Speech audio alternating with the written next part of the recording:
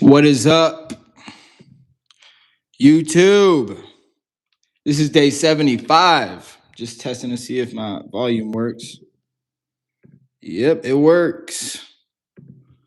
All right. Let's get into it. Day 75, calling Zillow for sale by owner leads. Just made 2 calls today. Just getting some reps in, getting some practice in. Today, I'm going to be trying to get out of my comfort zone as much as possible. I'm going to try to have as much enthusiasm on the phone as possible. And I'm going to try to, push the sellers as much as possible, not just sound like everybody else, because I feel like that's definitely something that, me and my team have been trying to, get better at, is just not sounding like the competition. So, yeah, I'm going to do my best to get outside of my comfort zone, say the word tracks I know, and, just sound enthusiastic as possible and, give the sellers an experience. Because at the end of the day, that's what these sellers need, is an experience. And they want to go with someone, they want to sell their house to someone that they know, like and trust, right? Because at the end of the day, they're selling their most valuable asset for a lot of them, which is their house. So on this live, I'm going to do my very, very best to stay out of my comfort zone, sound enthusiastic as hell, give them an experience, and make sure that they like me, know me, and trust me, so they could ultimately do business with me. If you guys get any value out of this, just make sure to hit the like button as soon as possible. Share this with anyone else who you think might get some value from it. Hit the subscribe button, turn on post notifications. And if you have any deals that you want to JV with me on, just fill out the JV form in the description. There's a link to that. Fill that out. I'll JV with you. I'll find buyers for you. And if you want to hop on Discord, where I usually always live stream on there too, and I always share my screen, and you could talk to me on there, ask me any questions. The link to that is in the description as well. All right, so let's get into it. I'm going to call this first lead. This is the lead that I called yesterday from Zillow, Ramsey, and this was actually a fucking banger deal. But he called me, so I'm about to call him back right now. Let's go.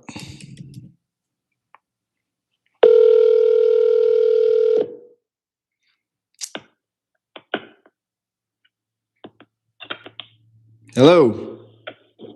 Yeah, hi. Hey, Mr. Ramsey. Good morning. Sorry, or good afternoon. Good afternoon already. How are you doing?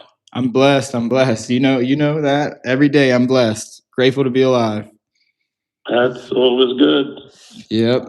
So yeah, sorry I missed your call earlier. I was just on the phone with somebody else. That's fine. It's very understandable. Yeah, I'm actually trying to get this one house to the closing table.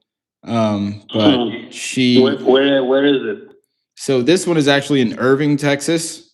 And yeah, she was seller financing it to some tenants. I don't know, you know what that is. So the deed was in the tenant's name for a while, but they never made any payments, and the tenant actually she foreclosed on it. Well, that's the problem. That's the big problem right now, is while they were not making any payments, she kicked them out and everything, but they went through a divorce. And so one of them got awarded the house in the divorce because the deed was in one of their names, so now we're going through this whole thing, and it's pretty messy, but hopefully we could get that to the closing table next week at the latest. That's good. Yeah, divorces can be messy, of course. No, yeah, it's horrible. The worst part is, the person who got awarded the house in the divorce, she actually wasn't even living there. She got awarded the house. Because usually the court give it to the wife. Right. Yeah. So now, but she's getting awarded the house, but she never even stepped foot in the house or even made any payments to the house. And now that the original owner is trying to sell it, that ex-wife or whatever, who got awarded the house in the divorce, she's coming back and she's like, I want money from the sale of the house. So it's very, very messy. Yeah. Oh, well, what can we say? Yeah. But I know last time we spoke, you did say, I gave an offer of 525, 425. It wasn't going to work for you. And you said you wanted, 525, I accept. you'll accept. No, no, no, no, no. Well, I was just, building on what you said by mistake with 525. No, I bet you would. But yeah, I know. And I remember I went down to 487, and I did use the word that I want you to remember, and that is it. Meaning, I'm not gonna waste your time nor mine negotiating back and forth and back and forth. It's 487, and that is it. If you're interested, you're welcome. If you're not, I understand.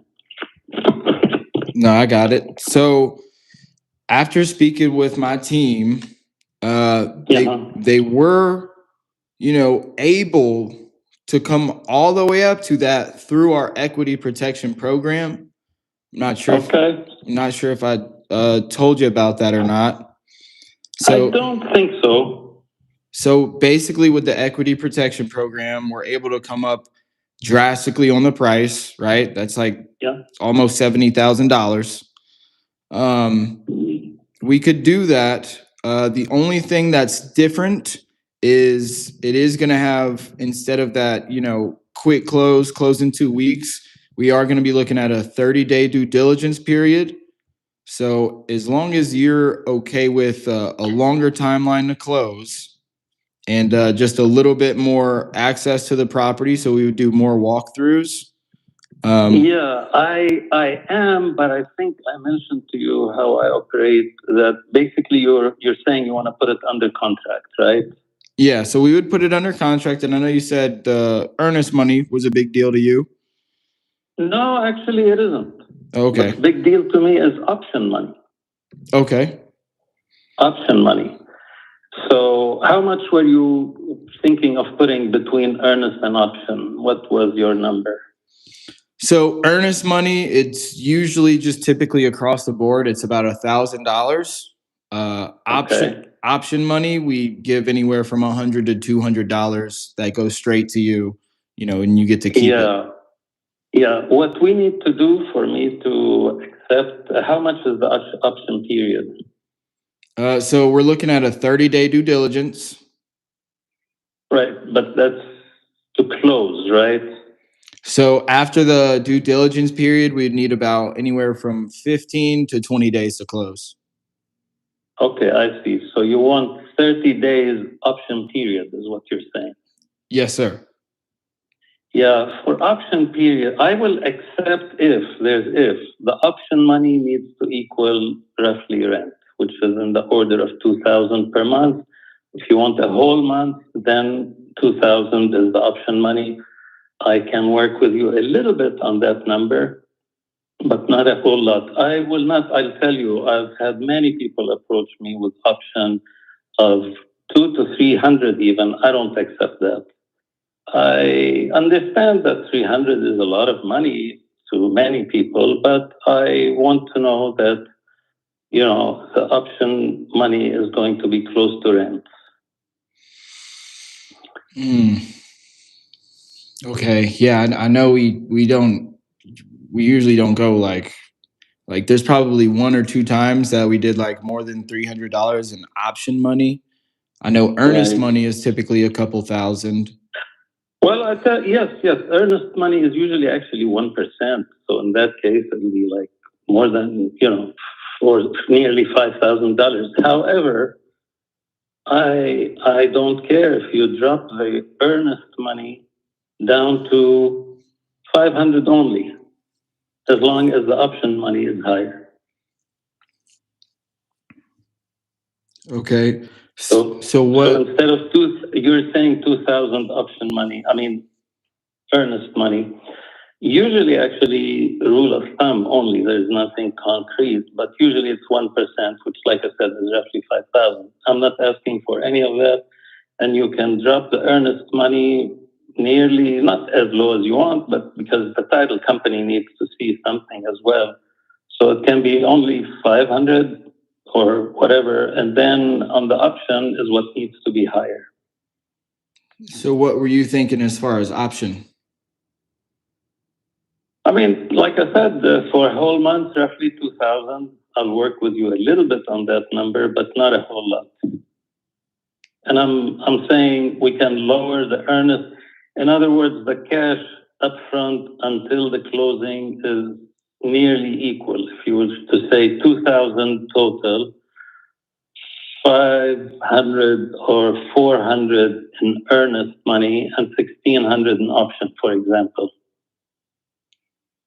Yeah, I don't think. Yeah, I'm pretty certain we've never done that as option money. Maybe max $500 in option money, because I mean that's going straight to you, and we don't get that money back. Right. I know. I know. That's why I'm saying that. Yeah. I understand. But we could have a receipt. Can you do better than 500? Honestly, Ramsey, no. Just to be flat out honest with you, Sure. No, I appreciate your honesty, and that's perfectly fine. I'm thinking of it as we speak, because 500 means a little bit better than 200 or whatever. What I want to see is like a serious buyer, and you sound like you are, because if I understood correctly, you're matching my 487, correct? Yes. Okay. And option 1 month, and option money, the max is 500, right? Correct. I have to confirm that with my team, though. That would be the highest we've done in earnest money, but I mean in option money. But I want to make the deal happen. I don't get paid unless the deal happens. So right. I mean, I'm gonna do my best to convince them. Okay. When do you want to get back to me after checking with your team? If you give me like 10, 15 minutes or less. Oh, yeah. I'm available till 2 today, and you can feel free to call after that and leave a message. But 10, 15 minutes for sure. Okay. So like you're saying roughly 1 o'clock. Roughly, yeah. Or sooner. Yeah. Yeah, okay, yeah. Make it 5 minutes if you like. I'm gonna be available. Okay. So if I could go get that approved with everybody on the team, you'd be willing to do that? 500 earnest. I mean, option, and you'll see a receipt at the title company for the $1,500 earnest money. And it'll be at 487 and everything, but okay. You're good to go with that. What you're saying, 15 is earnest and 5 is the option. Correct. 500. Yeah, I'm not thrilled with it, but yes, I will accept. Okay. 500 shows some seriousness. The 1,500, really, it doesn't matter to me if you put 5,000 or if you put whatever, because that, if you don't close, goes back to you. You know that, right. I'm sure. Right. Yeah. Okay. And usually I have a title company, which is not I don't have it, but I operate with them. It's Independent Title in Austin. I think we've closed with them before. Okay. Yeah, and I can give you the name of the escrow officer, which is Michelle Dimanoff and all that. But we'll cross that bridge when we get to it. Check with your team. But if it's less than 500, I can tell you from now, I'm not going to accept. So you need to discuss it with your team. I just accepted this, which is one of the lowest options. I know for you, maybe it's one of the higher options. For me, it's the lowest option that I've ever accepted. Well, I appreciate you working with me. Sure. Yeah. We both want to make this deal work, and let's hope for the best. Okay, cool. I will talk with them. I know some of them are busy right now, but I'm gonna call you back hopefully before 1, and then hopefully we could do business. I'll be available. All right, thank you, Ramsey. I appreciate it. Hope your day's going good so far. You're welcome. Let's hope for the best. Yes, sir. I'll talk to you in a bit. Thank you. Bye. Bye. Everything I'm doing feels outside of my comfort zone. Hey, Ramsey, how you doing? I think that's a deal, though. I'm not gonna lie. I think that's a deal. Let me just check one more time, make sure my sound is good. Test check one more time. Yep, sounds good. Sounds good. So let me do this.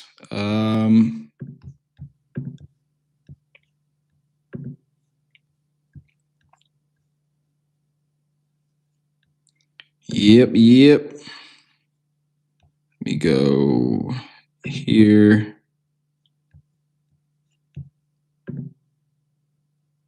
Okay, nope. Day 71. Let me go here.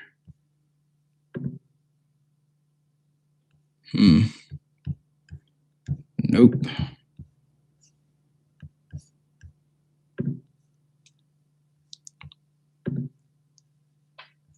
Okay.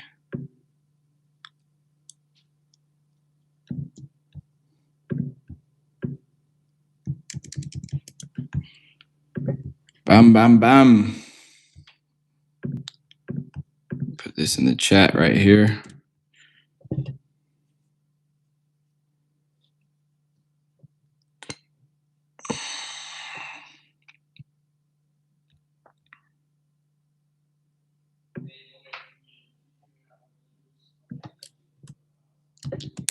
Fill out the JV form.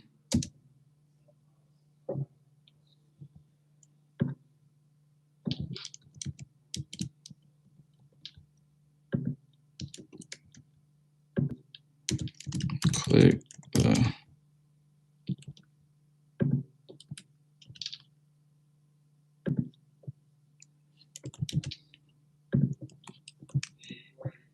if you have any deals that you want to JV,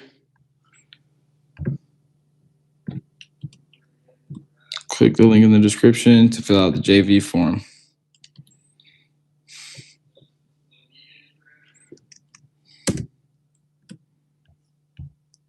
Yeah. And let's go on Discord.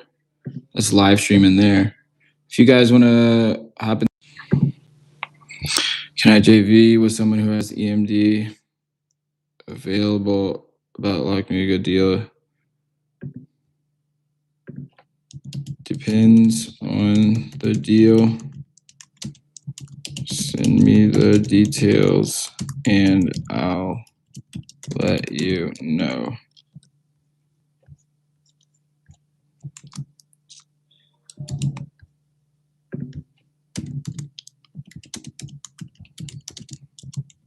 Zillow, Fizbo leads in the public classroom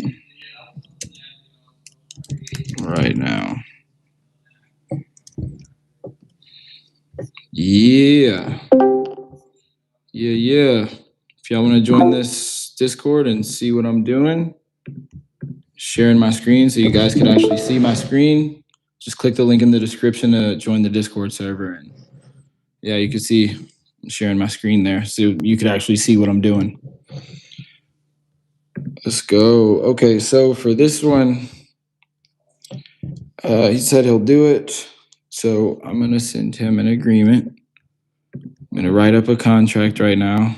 And again, if you guys want to see me write up a contract, just join the Discord. I'm in there live streaming right now, and you could see me sharing my screen. Yep. So let's do this.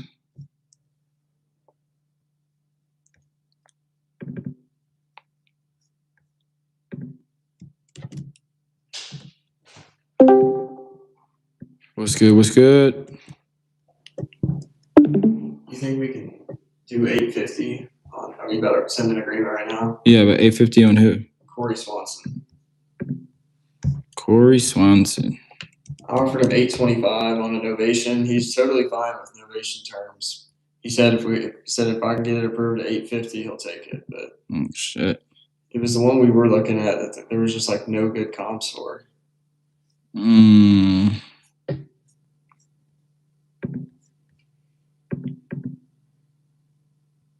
Those are all lots, remember? Oh wait, it doesn't bring you to the right place.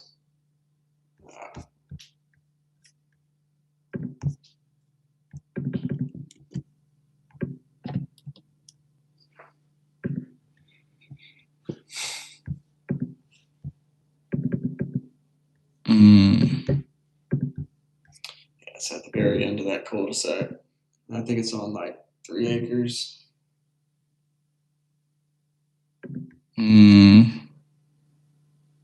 Doesn't look like. And his house is fucking huge too.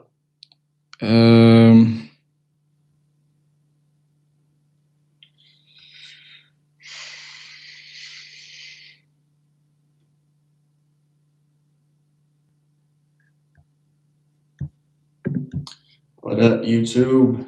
Yeah. I wish I could see price though.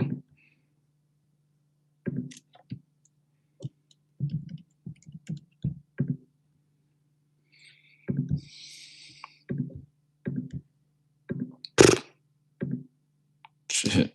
Yeah, it's just like it's hard to put a number on it.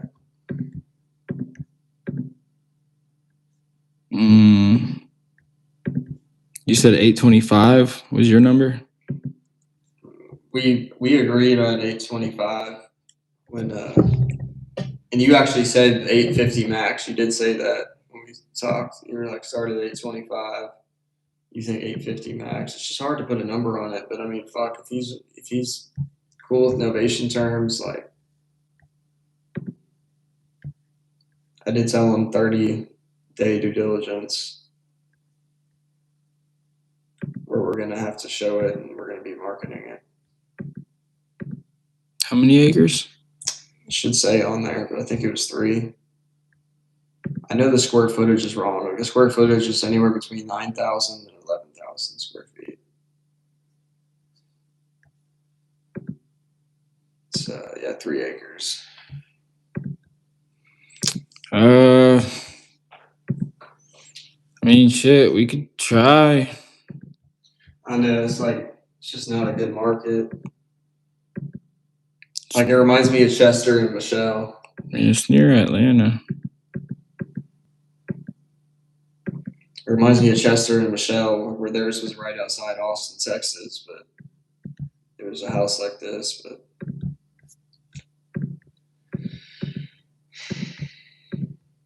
Chester and Michelle had like 30 acres. This only has 3. So, I mean, which is like better. I mean, people don't want 30 acres unless they're looking for that. I mean, fuck it. Can we do a 60-day due diligence? We're probably going to need that. We're probably going to definitely need a 60-day due diligence. Oh, I fucking hate that bathroom. I say we just go for the extension if we need it. I mean, bro, if we're not getting anything in 30 days. I mean, houses like this take at least 71 days. To sell? Yeah. Yeah. So, but I'm saying we should know if it's priced right within 30 business days. Bathroom just looks fucking I mean, that's like 40, 45 days. Like if you don't get anything on it, we don't want to have it any longer than that anyways, you know? Sure, yeah. I'd say fuck it.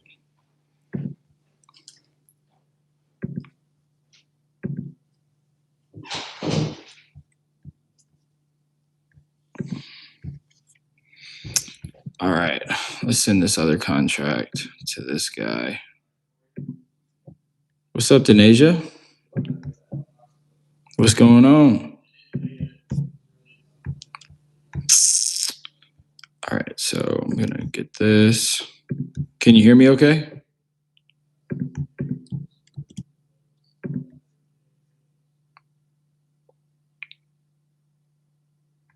What the fuck? Do we not have this? What the hell?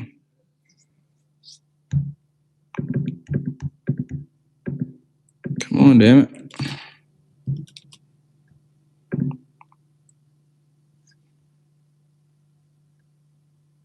Ours is 1702. Where's ours? 1702.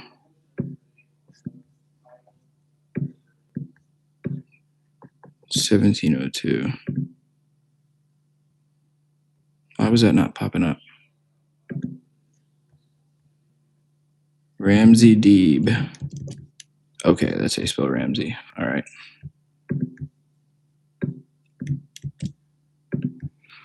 Let's send this contract out. So this will be June 1st. First of the month, baby. June 1st, 2026. And the price he wanted was $487. Okay, so $487,000. 487. That's all he needed. 487. Yep. Again, if anybody on YouTube, if y'all want to watch what I'm doing, see me fill out this contract, just click the link to join the Discord and you could see that I'm sharing my screen and you can see everything in here. $487,000. Deposit of 1,000.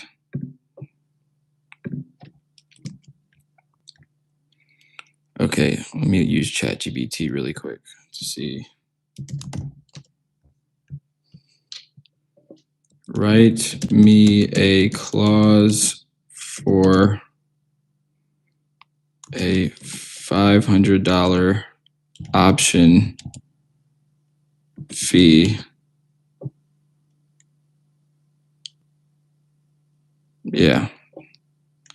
That the buyer will give directly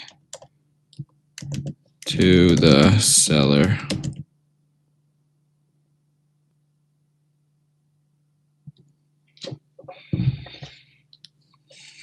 Within one business day after buyer shall deliver seller option fee in the amount of $500. The seller shall be non-refundable except in the event seller's default under this contract.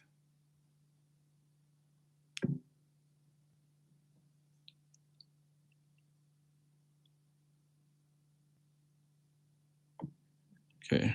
Yeah, we could just take that.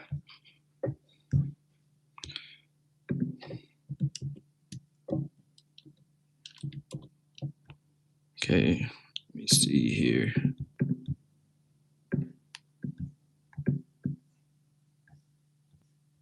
the fuck? Okay, format. All right, boom, that's Arial. Change this to Arial. And boom, boom.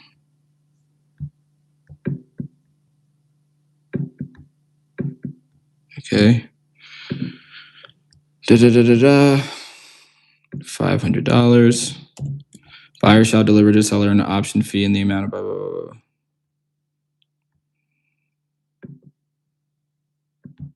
blah. Non-refundable. The option fee shall serve as consideration for buyer's option rights and any due diligence period provided herein. Upon closing, the option fees will be credited towards the purchase price.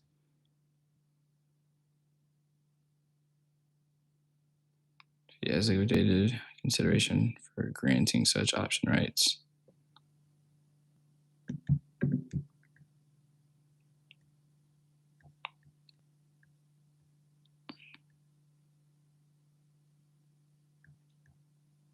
Okay, yeah, that's fine.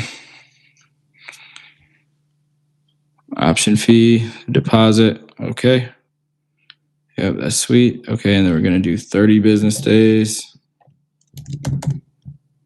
No. It's gonna be we're gonna have 60 business days.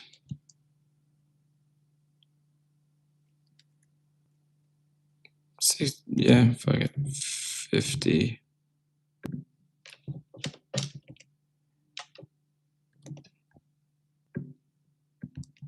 Let's do 60. Fuck that.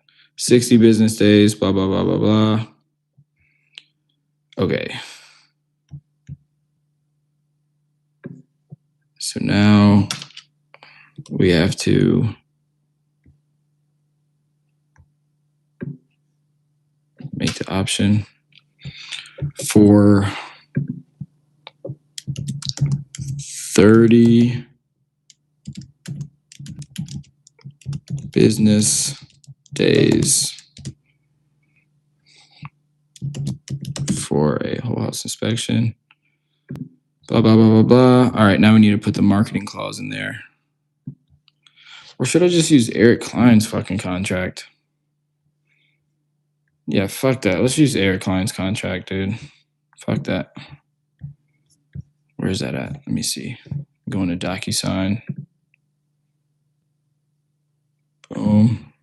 Let's go to DocuSign. Boom. Boom. What's up, Denasia? Can you hear me? Are you working?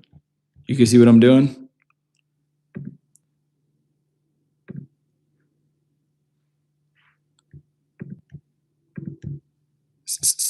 Let's see. Offer to purchase. Offer to purchase PDF. Okay, sweet. All right. So now let's add us, GCO Capital Ventures and Consulting LLC. That's right. And then we're going to add a recipient for Ramsey.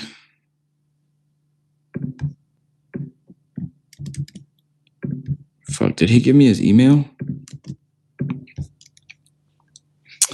Shit, what's his email? Damn.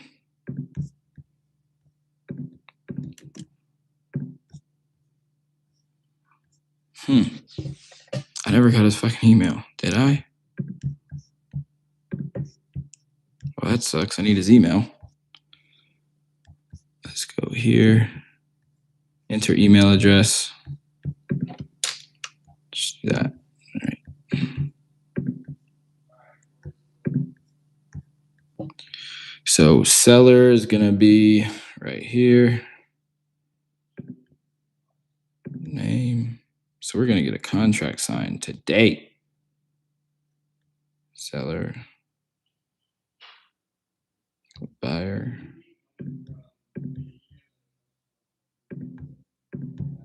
Property address. Again, if y'all want to see what I'm doing, just join the Discord. The link to that is in the description, totally free. I'm sharing my screen on there. Shh. Oh, what's up? Okay, you said, yeah, I could hear you. Didn't see that. How is your wholesale journey going so far?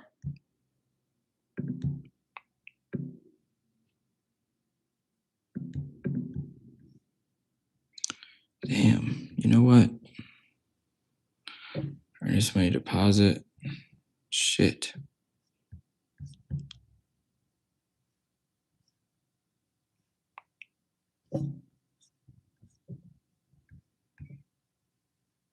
All right, I'm gonna fill all this out. So $487,000.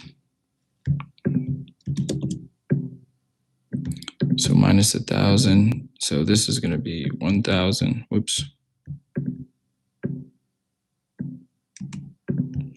And then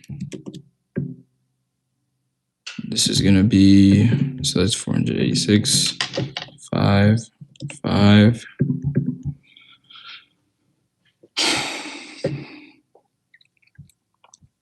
And then let's put a text right here that says,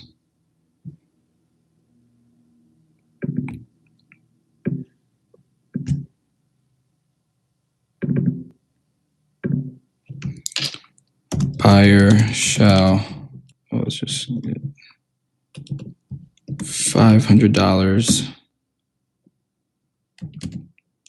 non-refundable option fee paid directly to the seller.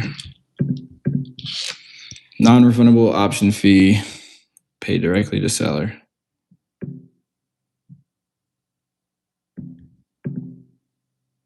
So that's 6,000. Boom, boom, boom. All right, sweet. Close of escrow shall be Close of escrow shall be 60 business days.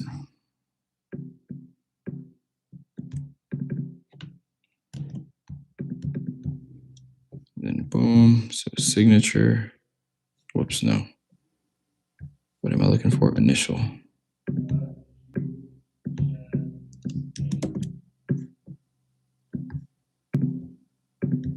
Whoops.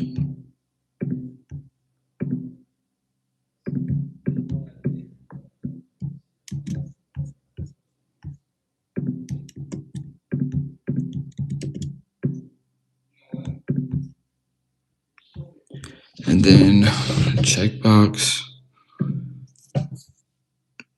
vacant.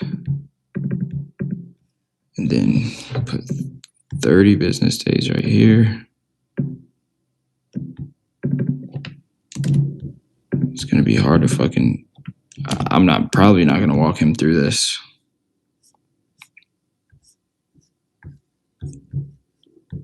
Yeah, I'm probably not gonna walk him through this contract because fuck, I don't understand every single thing in it. It's still a good ass contract though. Boom, boom, boom. All right, buyer. Just put my signature right there. And then name right there. And then date right there.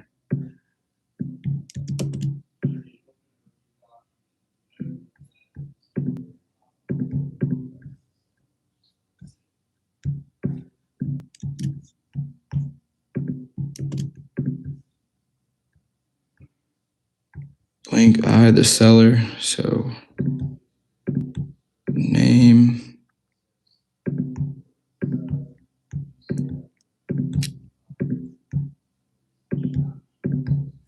And then take this, put it right here.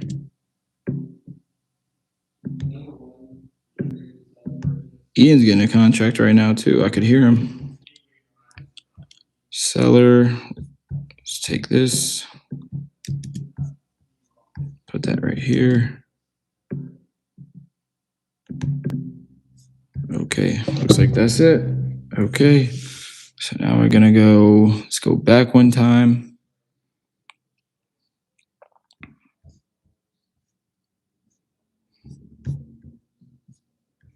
All right, I'm just gonna call him back. That was 35 minutes ago, about 15 minutes ago. All right, let's get this contract signed.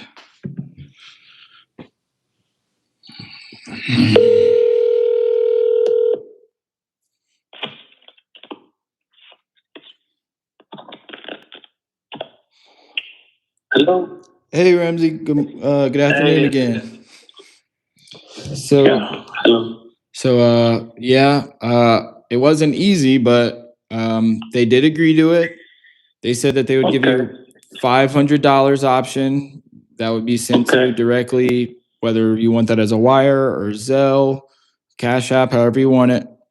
That'll be sent to you, and then we'll just record that receipt and send that along with the contract to the title company. That way the title company knows that we paid you option money. And then they said that they'll do $1,000 earnest money. That's fine. Okay. That's fine. I don't care about the earnest money, because if it's 1,000 or 5,000, it'll apply back to you on closing. And if it does, and if you don't close, you're gonna get it back. So to me, it doesn't make a difference. Right. I mean, yes, you need to do something like 1,000 because that's what we discussed, and the title company requires that to see a reasonable number. And the option 500, yeah, I told you I'll accept it, so I'm accepting. All right, awesome. So the next steps is I just have my underwriting team just prepare that agreement for you, and they would send that to your email through DocuSign. I just got your name, Ramsey Deeb, RAMZIDEEB. And then what's a good email for you? You can't just regular mail it. You prefer DocuSign, right? Yeah, DocuSign. That way I'm super low tech, and it will take me a couple of days before I get it back to you. Because I'll have, I can do it. I've done that before, but I usually need somebody's help. Okay. So, Do you have access to your email right now, like either through your phone or through a computer? nah, I'm too low tech to have all that fancy stuff. Quick question though, can you send it more as a PDF? I will need less help that way. Yeah. So when it gets sent through DocuSign, you could actually just download it as a PDF without signing it. Oh, really? Yeah. I did not know that. I could help you walk you through it, at least to open it and read it. But you don't have a computer at all? I'm sorry, what? But you don't have a computer at all?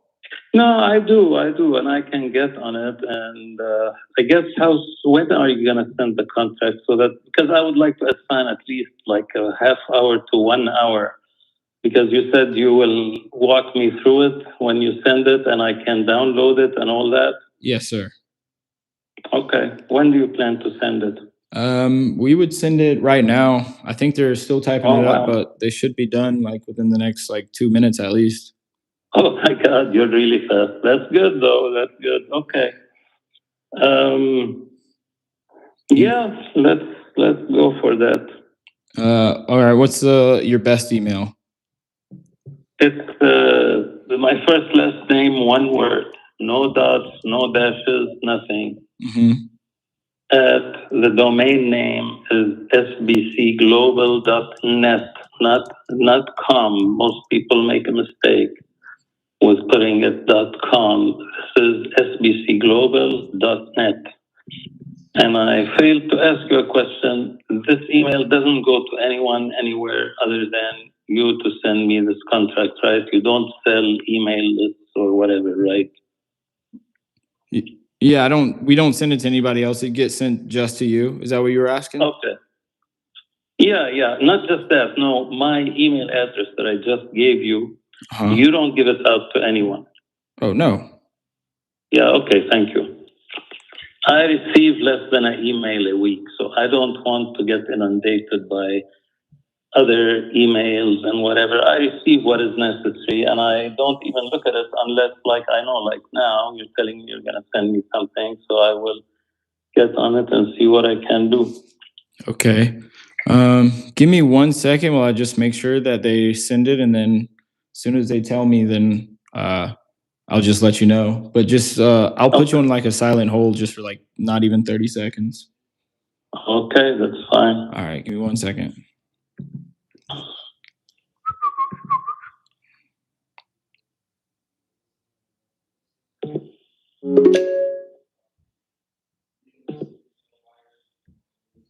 Okay, offer to purchase. Fuck. Okay, now I gotta go to my email. Damn it.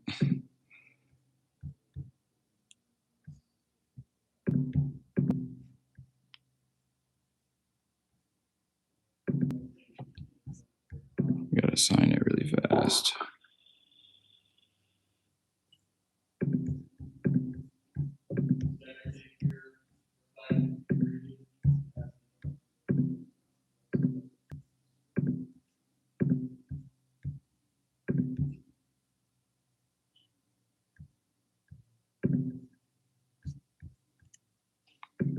Okay, yeah, they said it just sent. They said it sent through text message and to your email. Wow, okay.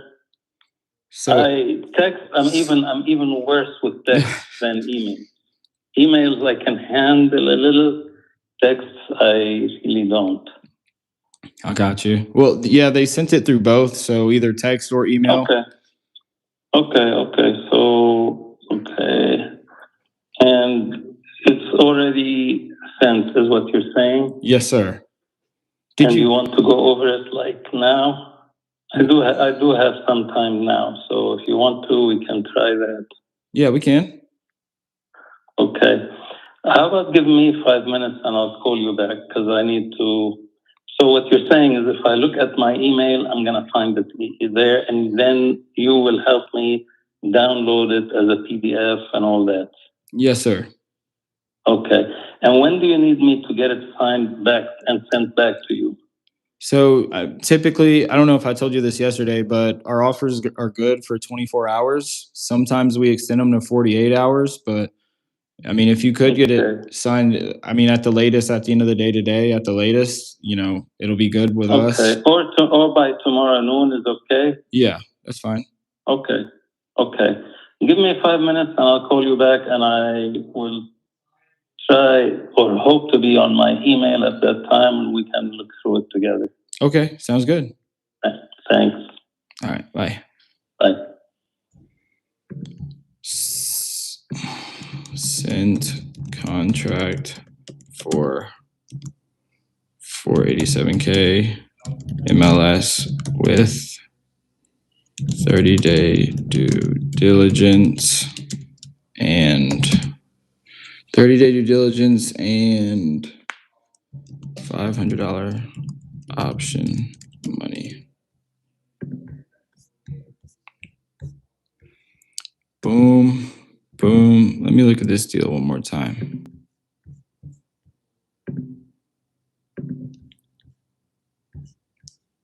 So it's been 3 days. It has 426 views and 22 saves. The fuck? Hell yeah, that's a deal. Fuck that. That's what happens when you're first. And I guess build rapport. I did build pretty good rapport with him yesterday on the live. Yeah, dude. I mean, look at this shit, dude. I mean, they're going for new builds are going for, yeah, dude, $1.5 million, $1.5 million. That's the neighbor. 1.1 million just for, what is that, a lot? Like, dude, fuck yeah. Let's get it done. Oh, fuck. What did I say? Oh, yeah. Yeah, look at this. This is a fix and flip. Sold for $715. Fuck yeah, dude. That's a fucking deal all day. We're going to risk the option money for it. We are going to risk the option money for that. And it's in my market. It's in Roy City, too. Like, what? Let's go. Let's make sure this is good. Let's go. All right, bet. All right, let's look at this YouTube chat. What up, fellow Christian wholesaler? Let's get it. Let's go. Kid Rock.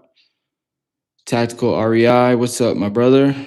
Eric Klein is a GOAT. I watched the podcast on him and see why you learn from him. He has similar come up as you. I have a question. Why don't you use Go High Level or SMS blasting? So for the CRM, we use Close CRM, CLOSE, and that does text blasting for us too. But we don't do text blasting as a marketing channel. We just do it if we need to, like texting buyers or something, or texting old sellers, a list. Any chance you could send me the contract to use? I believe I have that. If you go to my website, click the link in the description, it should be there. All right, this is Ramsey calling. Yes, sir. Yes, sir. Hey, on the email. Mm-hmm. It's weird. It says complete with DocuSign offer to purchase .pdf, but it's not. I don't see it as a PDF. So do you have when you click on it, so you clicked on it?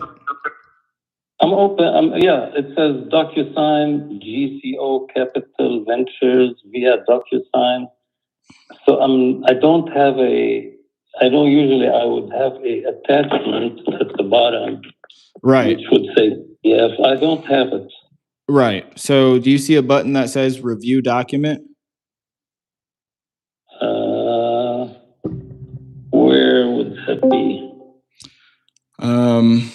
Okay, I see it. It's okay. Smack dab in the middle. Yes. Reviewed. So press on that. Yes. Click on review document. Okay. And then it should pop up. Purchase contract for real estate.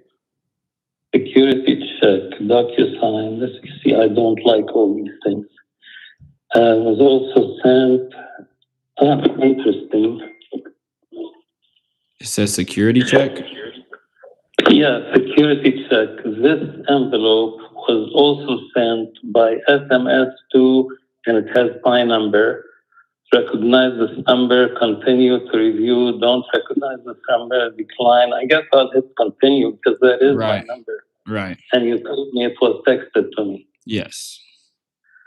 Yeah, I prefer the old-fashioned ways from days before, but okay, here's continue. DocuSign. I guess I have to click on I agree.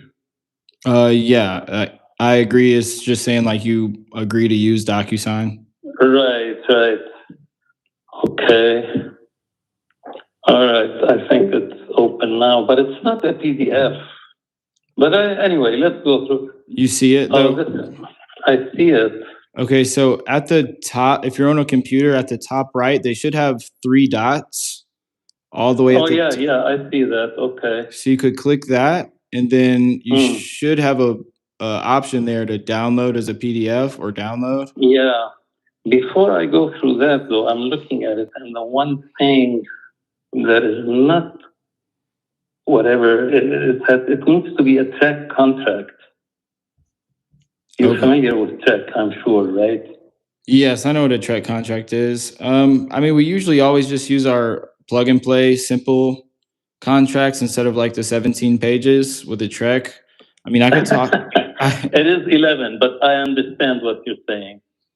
But I mean, I could review it with.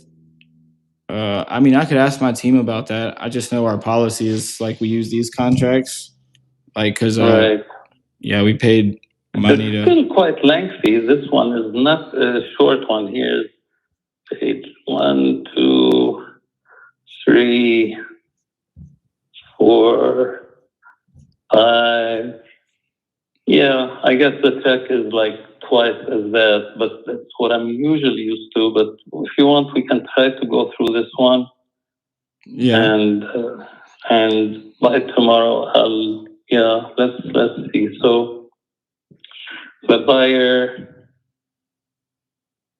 effective date, seller and buyers, LLP, okay. Yeah, as is condition, yeah. 85, cost.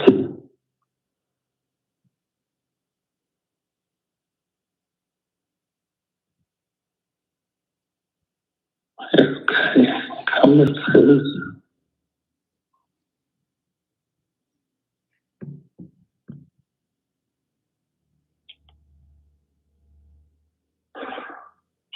Item 3 contradicts one a little bit because you're saying in one, all closing costs, title fees, transfer taxes, etc., paid by buyer. But item 3 says seller shall pay all real estate property, meaning previous years or the current year. Is that what item 4 says? 3. Yeah. So any back taxes that are owed or any prorated taxes. So okay. Yeah. Back taxes, there's none. I pay all my taxes, not even in January, in December, in each year. But item 3 is kind of saying that I have to pay the proration of this year. Yes. Not too thrilled with that, but let's continue. So for all the taxes up until June 1st or the time of close? Yeah, right there, that's about $6,000. And well, let's continue and see if there's anything else. And you said you can get this into a track contract, right? I mean, I would have to get that approved. I know we don't usually do that, but I mean, I could ask. Right. Seller close as soon as no later than 60 days. Okay, that's longer though. So where's the option? Well, I'll get to it in a second. Earn money deposit, held escrow, title, company or attorney. Okay, inspection period. The inspection period is what you mean by like option period, right? Correct. So we got the 30 days in there, like we said. Right. Yeah. And up there, though, you said like 60 days, meaning 1 month for option and another month to close, right? Yeah, in total, we want to close as soon as practical, like it says. So, like I said, after the option, it's typically about 15 days, but yeah, it's 60 days in total at the latest. Yeah, it doesn't say or sooner, but I guess it says but no later than 60 days. Yeah, closing as soon as practical. I see that as soon as practical. Okay. Inspection period is 30 days. But I mean, it is as is. When you say inspection, see, that's why I like to check contract better. It delineates it as an option period. It's not saying inspections. You're welcome to send, and by appointment, by the way, I want to be sure to say that by appointment, anyone can come in, and I could either myself or somebody will meet them there, but it's by appointment only, right? Correct. Yeah. So we give you about 1 or 2 days, typically 1 or 2 days in advance. 2 days is good. 2 days. I prefer 2 days, but yeah.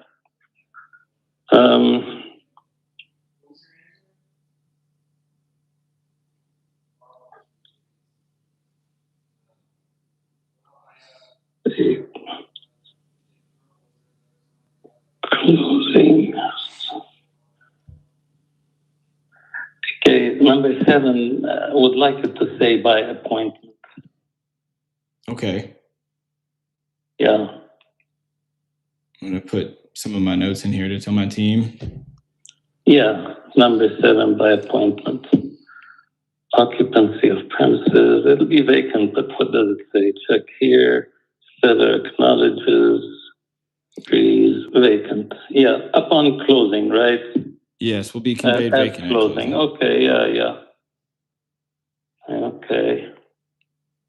And see, I mean, let's try. I'm still going through it, and it seems, other than the prorated tax, which was a surprise, it seems okay. But see if you can do it in a track contract. Other ones. Okay. Where does this go to anyway? So this goes straight to the title company, and so they'll. Which is where usually on the contract. I haven't gotten to it yet. Probably, right?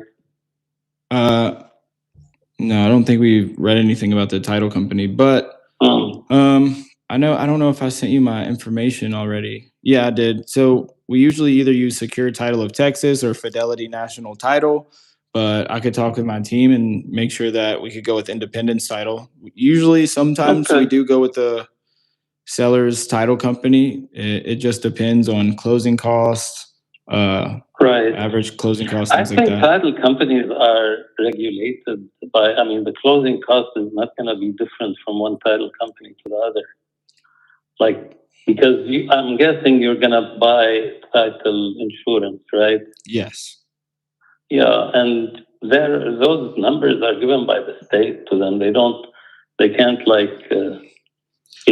fabricate numbers according to their whim. Yeah, usually title insurance is the same maybe, but I know that a lot of different title companies do charge different fees for different things, and some can be way more expensive. Yeah, they call it whatever legal, and it could be $250, it could be $300 or something, but yeah, I know. And then they add a lot of, courier charges, and they put a few dollars here. Yeah, they want to make a little money. You would understand that.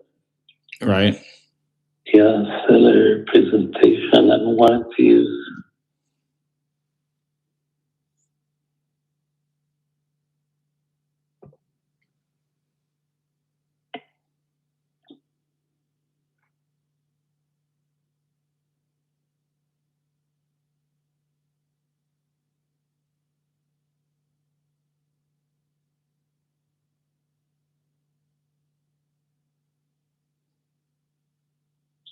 Okay, then notice to cure what is the question?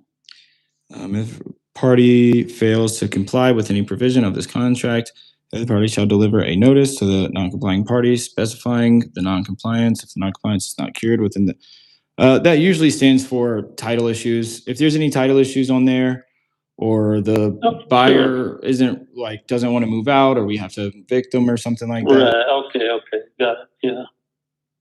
Default.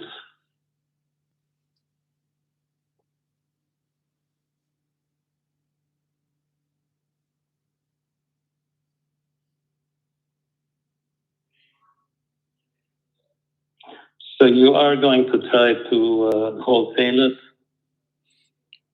You said what? Item 16 kind of indicates that you might be wholesaling it. So I'm all right with that. I don't care. I mean, if we're agreeing on the 487, you want to wholesale it, I don't care. But that's what I'm asking. Right. So for the pre-marketing, we are, this is with the equity protection program. So that's why it's a longer due diligence period. And it is to find someone that we would fix up the house for.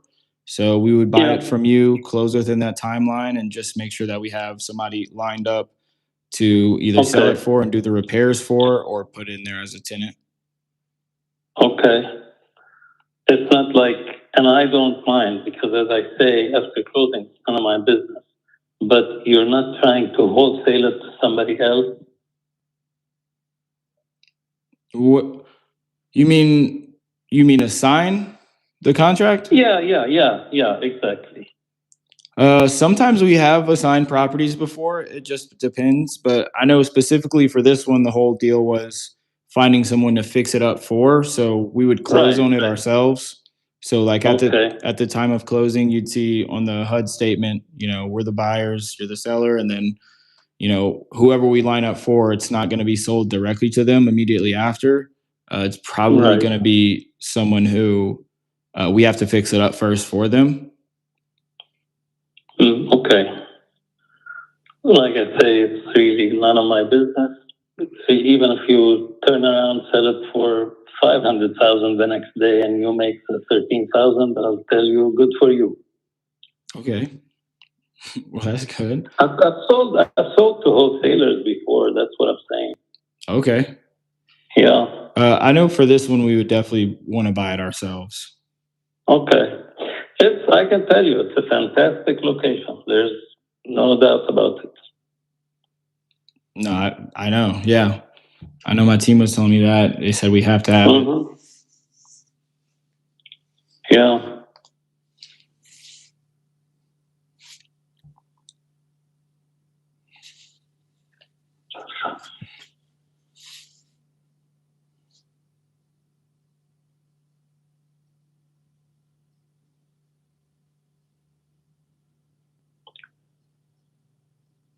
The authorization to sign listing documents and offers, I'm not sure I fully get the idea. So that goes into the pre-marketing. So let's say if we, use a realtor, or we have to utilize the MLS just to find that person to fix it up for, it'd kind of be like a coming soon. And so, if we accept an offer from them, we don't have the property's not in our name still, So I see what you're saying. Yeah. So it's just saying that, See, that's another big reason I prefer track contract, and then you can put GCO, Capital Ventures, and or assign, and I'm okay with that.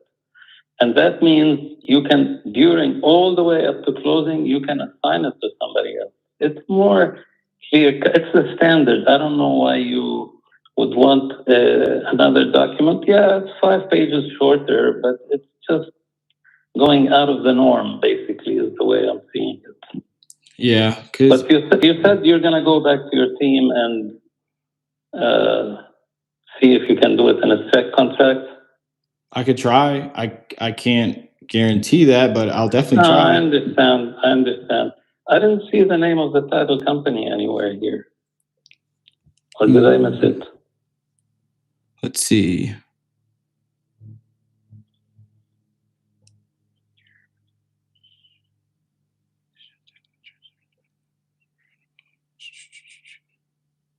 And did I miss the option money, by the way? I don't seem to have seen it either anywhere. So the option money is at the very top by the purchase price. Okay. Very top. I see the earn. Oh, option. Yeah. Non-refundable option fee paid directly to seller. Okay, yeah. Let's see here.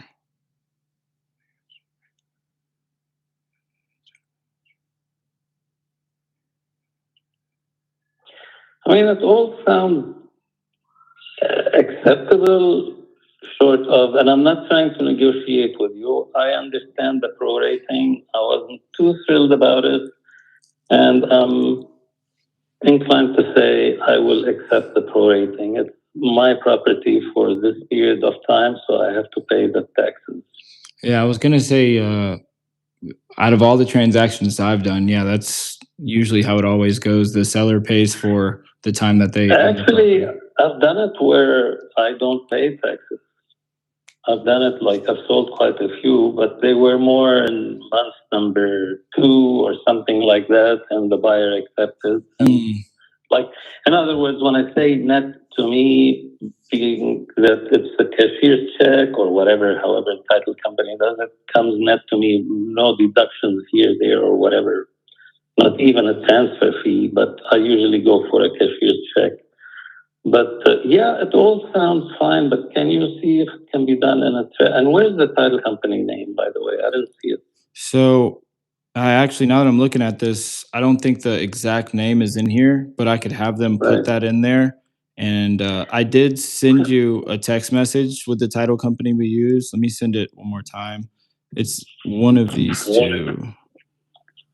I mean, I'm willing to kind of accept your title instead of I prefer mine because like I told you, I'm very anachronistic and I don't do much online. I actually go to the title company. I sign there.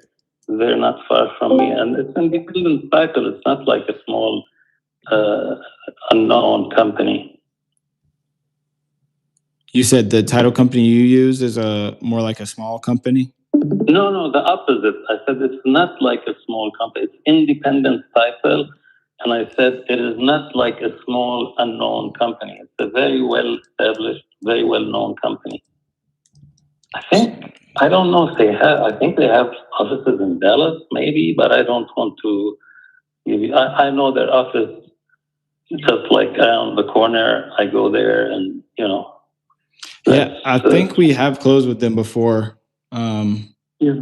But I did send you a text message. And so both of those are Fidelity. I know Fidelity National Title is a super huge nationwide title company. Do you know, I think Fidelity, I've closed with them many times, but I think they changed their names to DOMA, DOMA. Have you heard of that?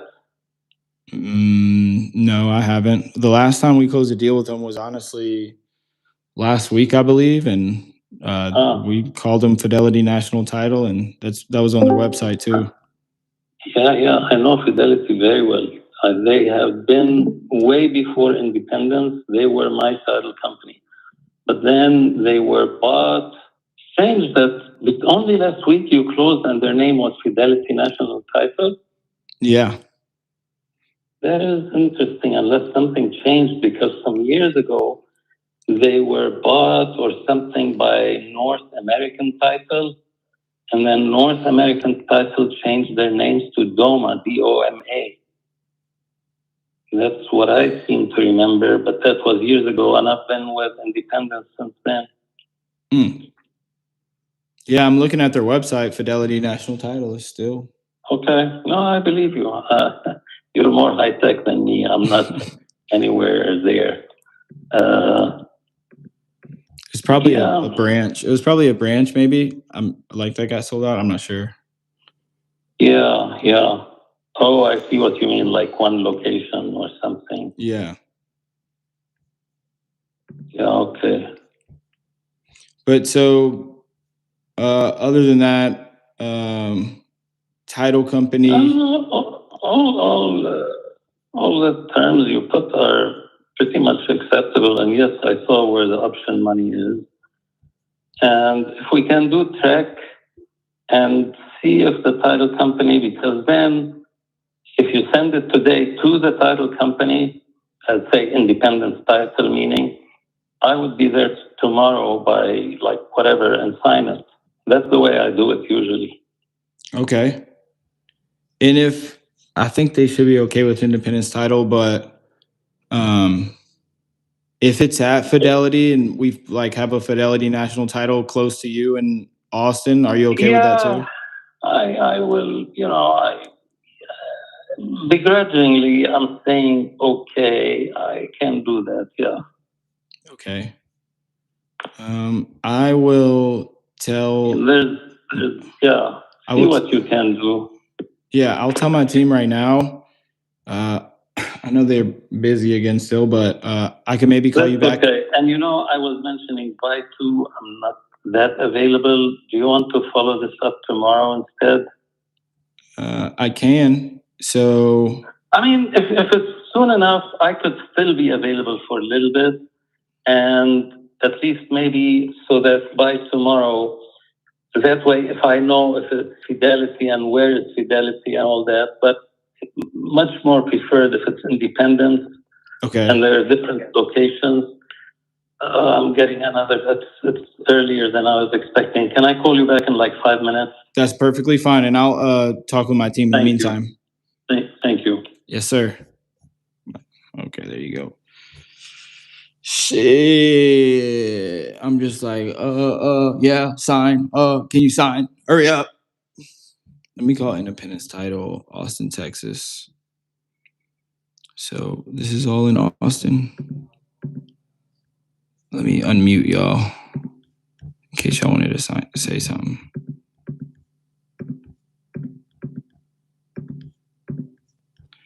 Let's see. That's San Antonio. No, where's Austin? Where the hell is Austin? That's San Antonio.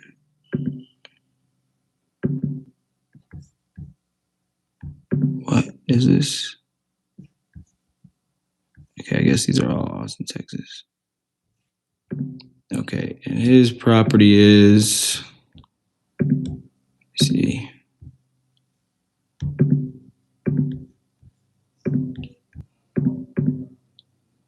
North Austin, Allendale, Brentwood.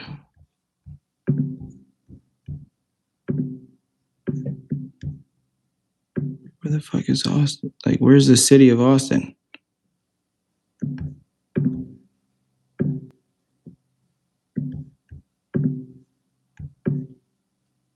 South Austin, North Austin.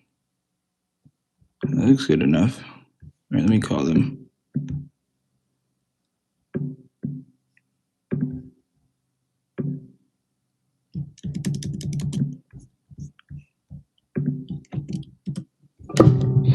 See if they do assignments.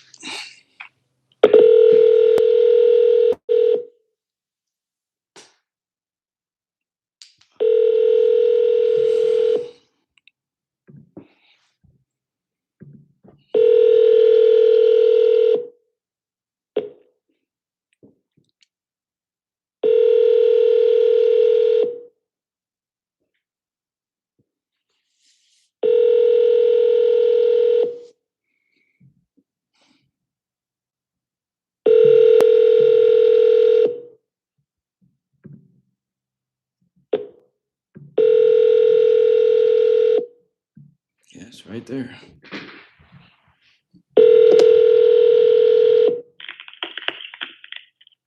Independent Title, this is Jose. Hey, Jose. I had a question. I have a real estate transaction that I need assistance closing. I just wanted to know, do you guys handle assignments as well? It depends. Typically, I know that it's something that we can do, but it's specific to the closer. May I ask who you're working with? I haven't sent you guys the agreement yet. You said you can or cannot do it. It just depends on like a lot of stuff, depending on like the actual assignment itself. Are you just doing like an assignment as part of the contract, like and or signs or something like that? Yes. Yeah, we should be able to. do you have a closer that you're working with? Or I guess you said you haven't actually seen the revised one yet. Yeah, we should be able to, if for some reason there's something specific that we need, then we would let you guys know. Okay. Okay, but I'm just thinking about like later on in the processing and whatnot. Sometimes it can be, if somebody's like assigning it to something, like an LLC or something like that, then we would still need those LLC docs. But I'm sorry, I just was thinking in my head, kind of further in my processing. Yeah, that's fine. Contract writing itself. Yeah, that's fine. Like we would assign it to LLC or individual, but you guys do handle assignments, right? Yes, yeah, we would be able to. Okay, and do you guys do double closings too? Yeah, absolutely. Yeah, if you guys wanted to do that, then if everyone agrees to it, then that's totally fine. Okay. It's not typical, but we do it. It's totally fine. Okay. Yeah. All right. That's good to know. I will should be sending something soon. Okay. Okay. Perfect. Just let us know. We'll be here. All right. Thank you. Thank you, sir. All right. Bye. Yes, sir.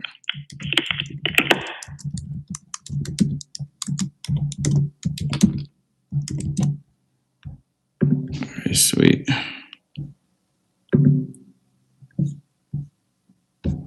8455. Let me see.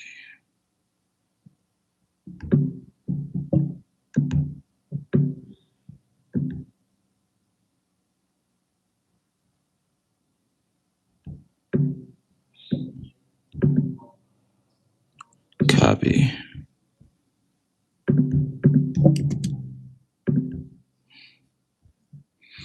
So I'm going to send him something saying that we can do it in independence title.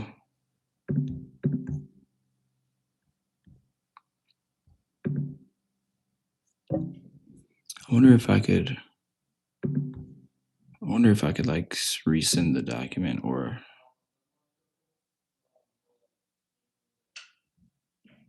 let me go to what the fuck? What the hell? Home. Let me see if I could. Yeah, I could probably correct it. Can I correct it? Shit. Copy void history. Download. Damn.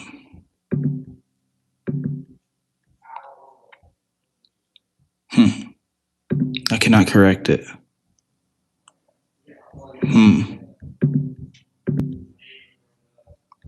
Does it say edit? No. Move. Blah, blah, blah, blah, blah, blah, blah. Oh, all right. Well, then I'm going to just go back to.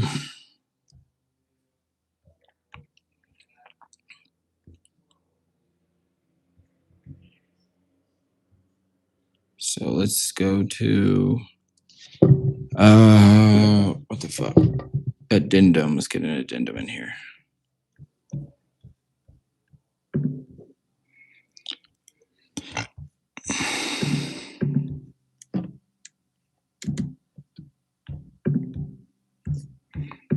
And we're going to call him, what was his name? Oh, Ramsey. That's right.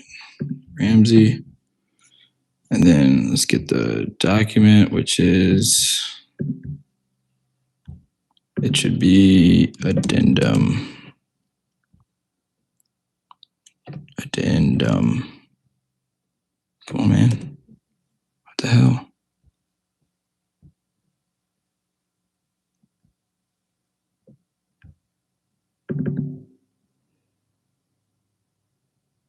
Okay, sweet.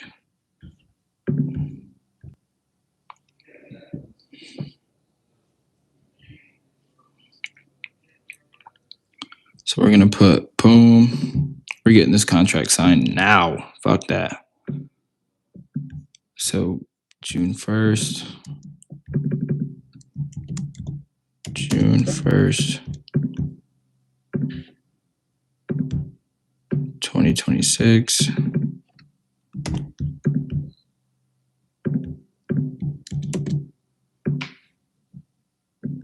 Between buyer. So put my name right there. And seller.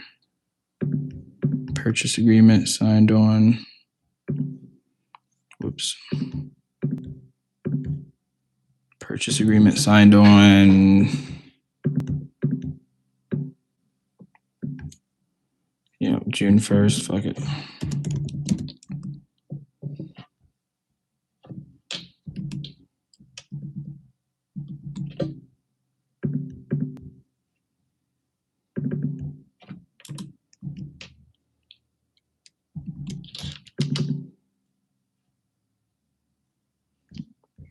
The property known as blank.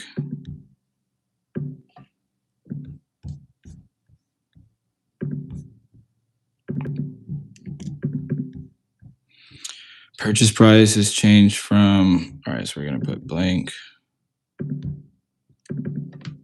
in a get this contract signed. Whoops. Okay, there we go.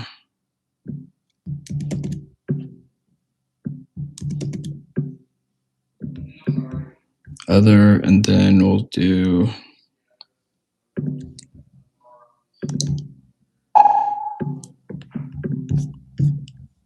that's him. Let's go. Yes, sir. Hey, yeah. Hey. It's a joke right now. Don't take this seriously. Let's get it under contract this second so that I can get off the phone with all these people. This was a call from somebody, but it's not. I do have a couple of serious people like yourself, but this was somebody just trying to get me to list it on MLS. And I told her, listen, I am not listing on MLS. I'm not signing any documents. And you want to find me somebody, you find and bring me a contract. I just had to end it with her because she kept going. Sorry about the interruption. It's okay. But so I did talk with my team, and they said that we can use. They found one, an Independence Title. Like I said, we're pretty familiar with them, so they said we can close with Independence Title, and they found. Fantastic. Let me, because there's about 3 or 4 of them in the nearby area. The one to go to is the one, and be careful, there are 2 of them with similar addresses. Bee Cave Parkway, not Bee Cave Road. The one time I was waiting there for somebody to come over and sign a contract, and half an hour later, he's like, where are you? I'm there. And I said, where? I'm in the lobby. He was at the other location. Oh, they said the one on Independence. Bee Cave Parkway. Okay. They were looking at one at Executive Center Drive. I think so, yes. I think so. They said that one was the one that was closest to you. Okay. Is the address on Bee Cave Parkway? No, it's Executive Center Drive. So that's right. No. That's right. Right by Crestview neighborhood. I know. That one is closer to me. Yeah, but the title escrow person had moved to the other, which is still very close to me. But you're right. There is one closer than Parkway. Yeah. But they did say that they're okay with doing that, and they did. Yeah, they just went with that one. They found that one because they said it was the closest one. It is because you're right. The one that's like even closer than the other, but the other is super close. And I know the person there. The escrow officer is Michelle Dimanoff. Okay. Yeah. And if you fill it as a track, because they will not. I think title companies. Nothing is wrong with your contract, but they only operate with track contracts. And if you fill the same conditions that we have spoken of, and yeah, I'm accepting to prorate my own taxes. Nobody should pay somebody else's taxes is the way I see it. But yeah, usually when I say not to me, it means everything, but it's okay. I'll live with that. Okay. That was the other thing I was going to say. They said that they would go with Independence Title and go with Mhm. anyone you want, whether it's this one or the one on BK Parkway. They said Okay. that we just don't change contracts though. And I Oh, mean, wow. and based off what you said, that Independence Title only uses Trex. I mean, we've always sent them our contracts. Okay, send them this, and I will call Michelle, and if she doesn't accept, we might have to use your title or something. This is not what's going on. Is not the deal breaker. Just so that you know. Okay, so you want us to send it to the one on BK Parkway, not the one that's closer on Executive Center Drive? Correct. And to the attention of Michelle Dimanoff. Okay. Michelle, you know the spelling. Dimanoff is Dimanoff.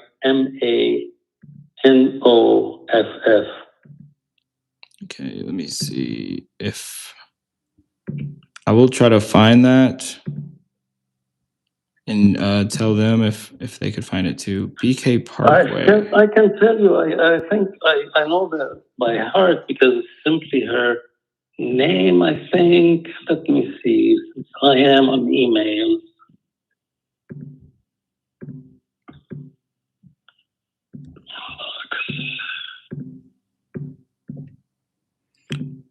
I see one on Midtown, which is north. No, that's going to be too far.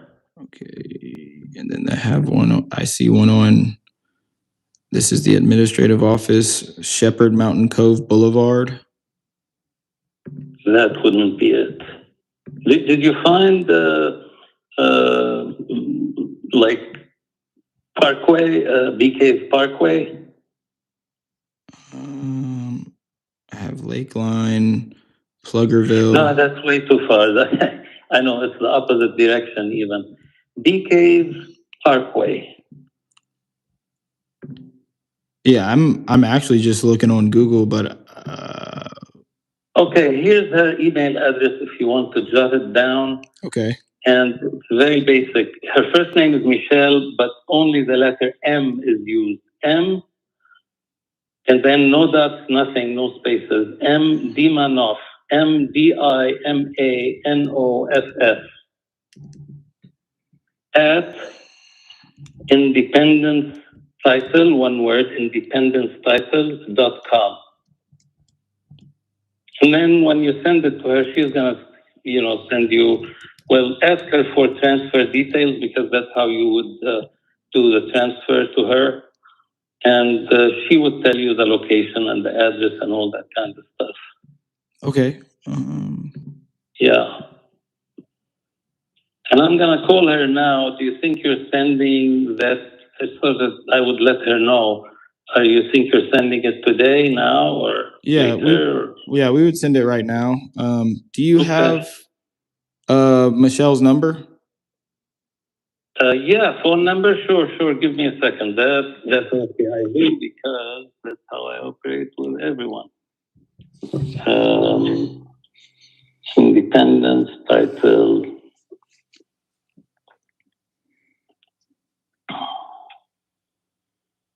Yeah, that's the best way to just call her or call the title company. Liana is the one who would answer, but that's only the receptionist. Most likely Liana, but sometimes they have somebody else. Okay. I'm looking for it as we speak.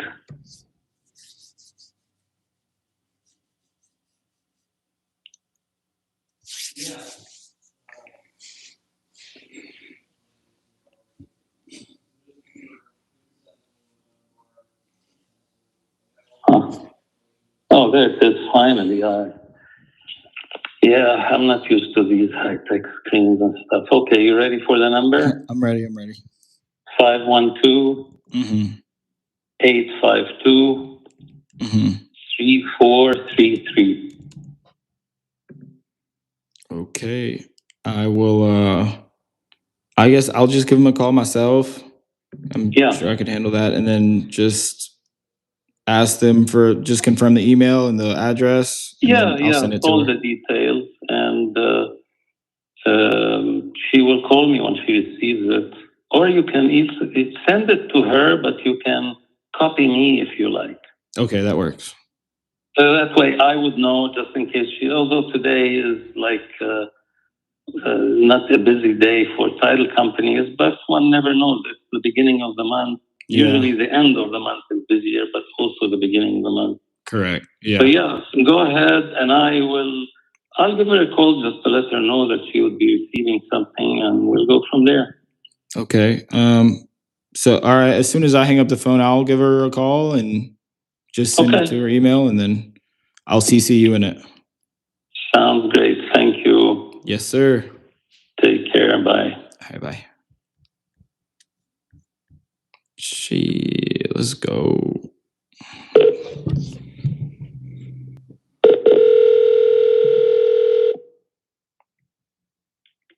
Hi, thank you for calling Independence Title at BK. How may I help you? Hey, I have a property that I am closing, and I just want to send it to you guys. I just wanted to know the best email to send it to, and also the address. Do you have the property address by any chance? Yeah, I didn't. You guys don't have it as an open file yet, though. But yeah. And was there anybody specific that you wanted to email, or you were just wondering? The seller says that he works with Michelle Dimanoff. Okay.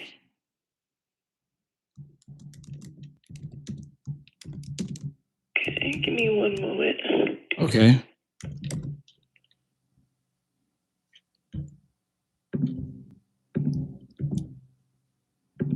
Okay, I have her email pulled up right now.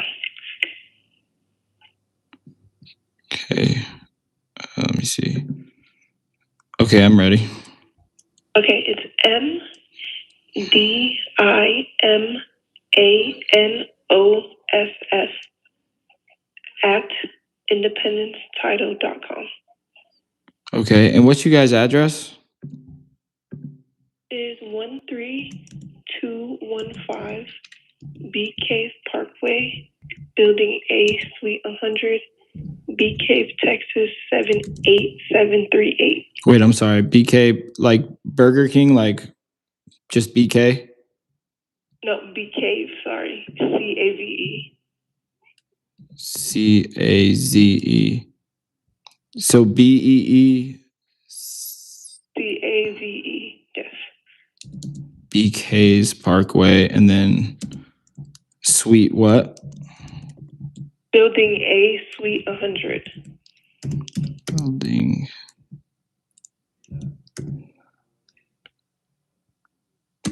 A, Suite. And that's in Austin, Texas. It's in Bee Cave, Texas. Oh. BEECAZE. Right? Yes.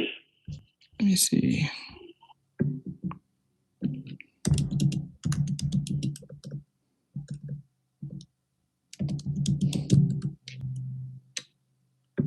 Okay, I see.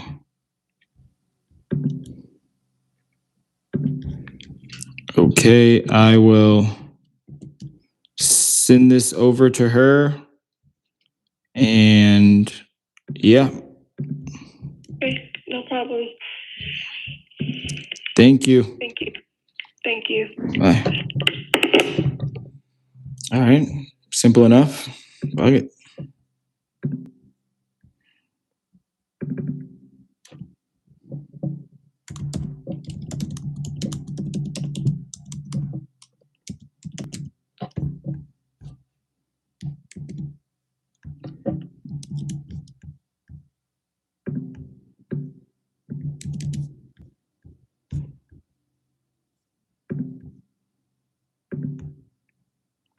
Let's get this fucking title. Let's get this contract signed, boys.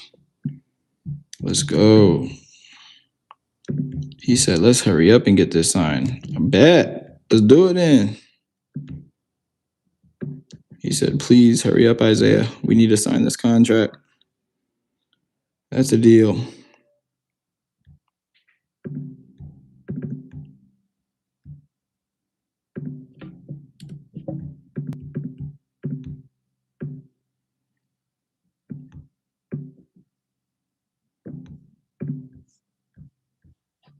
Okay, so can I save this as a draft?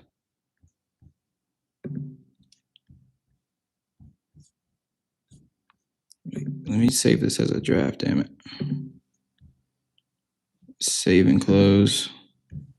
So let me go back to this inbox or sent. Come on, man. So let's download that. Boom. And then let's send this through my Gmail.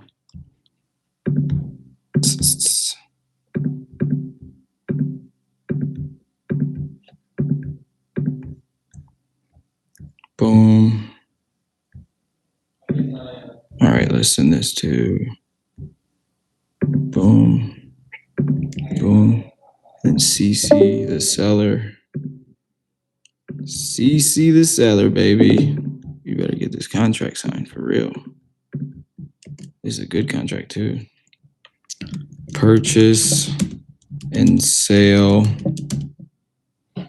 I don't like using sellers' title companies, dog. That's how I got fucked up in the last one.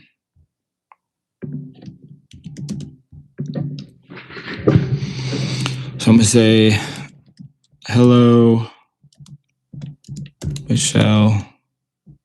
No, I'm gonna be like, hello. Below is attached a purchase and sale agreement for the property located at blank, blank, blank, blank, blank.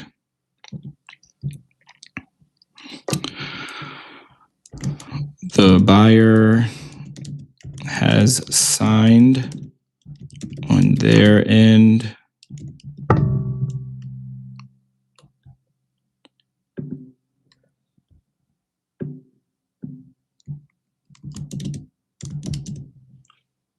we have signed on our end as the buyers. The seller is CC'd in this email and would like to sign in person.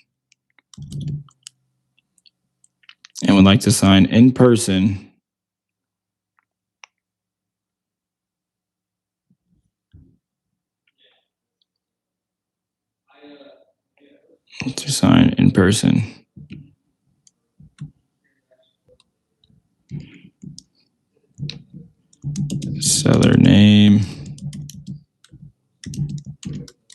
is shit. Fuck. All right, let me just type it out. No, nigga. Ramsey Deeb. Seller phone number.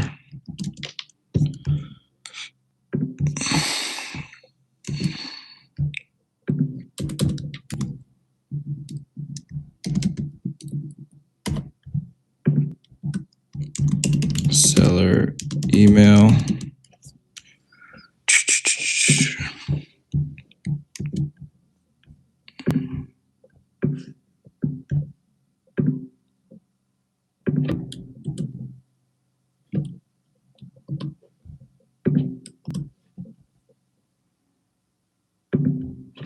Hello.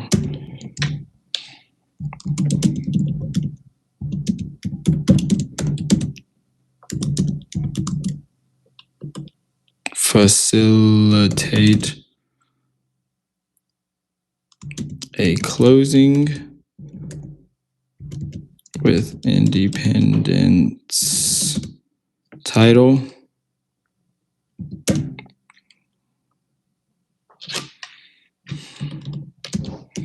for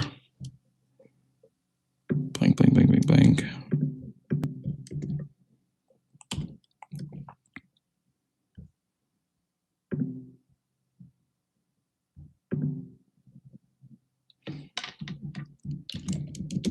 Once signed, please send us wiring instructions.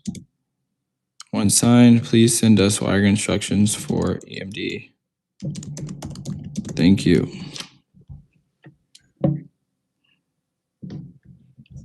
Let me see. Let's see fucking buyer's info.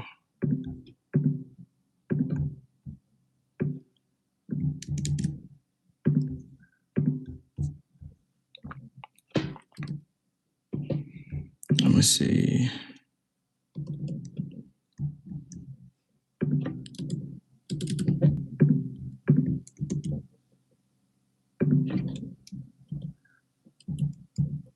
Oh shit, why is it so fucking...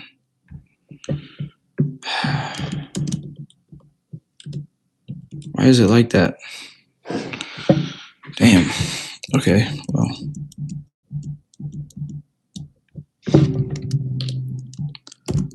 Buyer name. So,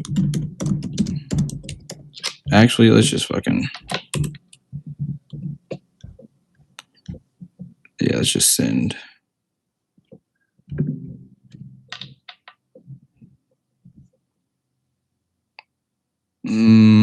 Yeah, that sounds right. Fuck it, send. Shit, he said he's getting his phone blown up.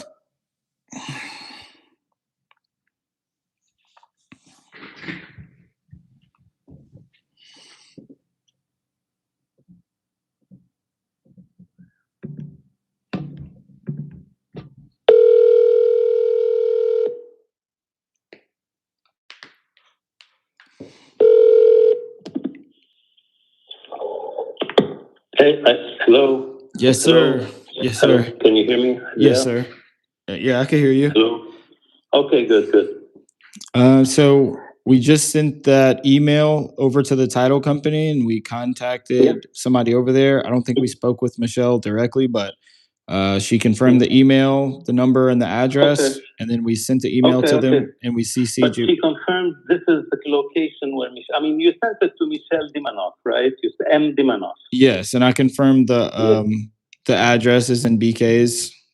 Perfect. Just so that you know, and all that, it'll be tomorrow, right around 2:00 is when I'll countersign it.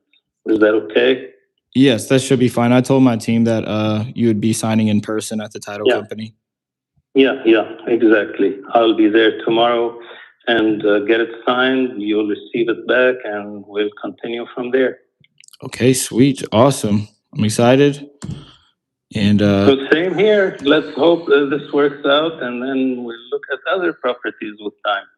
yes, sir. Yeah, I've done enough transactions at this company to know, like, I'm pretty confident in it, but I appreciate... Oh, yeah. This company meaning Independence Title? Independence Title and GCO Capital. Okay. Yeah, okay. No, because Independence, I have no doubt whatsoever about them. They're, they know what they're doing. Most title companies, they operate as regulated by the state, and that's even better. So, yeah, they can't put a charge of $1,500 for whatever, courier fees. They do. Everybody puts a little here and a little there. So, but no, you're gonna like Independence Title. All right, sounds good. Well, I appreciate your vote of confidence, Ramsey, and Same here, it's mutual, and thank you for working with me. And but remind me one question. I did not. We're all set, I know, but what is the? You said you were able to come up to the 487 because of equity something. Yeah. And what is that? What is that? I'm just curious. So it's just a program. We call it the Equity Protection Program. Right. And so that's just a name for it. It's a longer option period and inspections and exactly. all that, right? Yeah, exactly. Yeah. Okay. It's interesting, good to know, especially if we're going to go for anything else in the future. Well, let's cross each one at a time. But if we're going to go with anything else, I'm going to tell you, go for the equity. Yeah, I don't mind. I'm not in a big hurry, so I don't mind the fact that you said 30-day option and another 30. That's 2 months. Okay, no big deal. So yeah, I'll be at the office there, at their office, and it is you. You said you sent it to MD Manaf because I know exactly where that is, and I'll be there tomorrow. I'll get it signed by 2 o'clock or earlier if possible, and we'll go from there. Okay, sweet. And you could also just check your email to make sure that you were CC'd in that as well. Oh, okay. I'll look at it today now. Actually, yeah, I'm still where I can do it. And then we don't need to catch up on anything further today, right? Because at about 2:30, I'm not going to be available. Yeah, no, I believe that's it. Okay. And tomorrow, do you want me to call you after I get it signed, countersigned? Yeah, you could do that. I'd appreciate that. Okay, sure. I'll do that. I'll call you after I get it signed, and they will send it back to you or something. However it's done, they know what they're doing. All right, that sounds good. Yeah, they should be able to fax it to us. Yeah. Sounds good. Thank you, Isaiah. Yes, sir. Thank you, Ramsey. Talk to you later. We'll catch up tomorrow. Yes, sir. Have a blessed day. Have a nice. You too. Thank you. All right. Bye-bye. Bye. Sheesh. Sign contract at title company.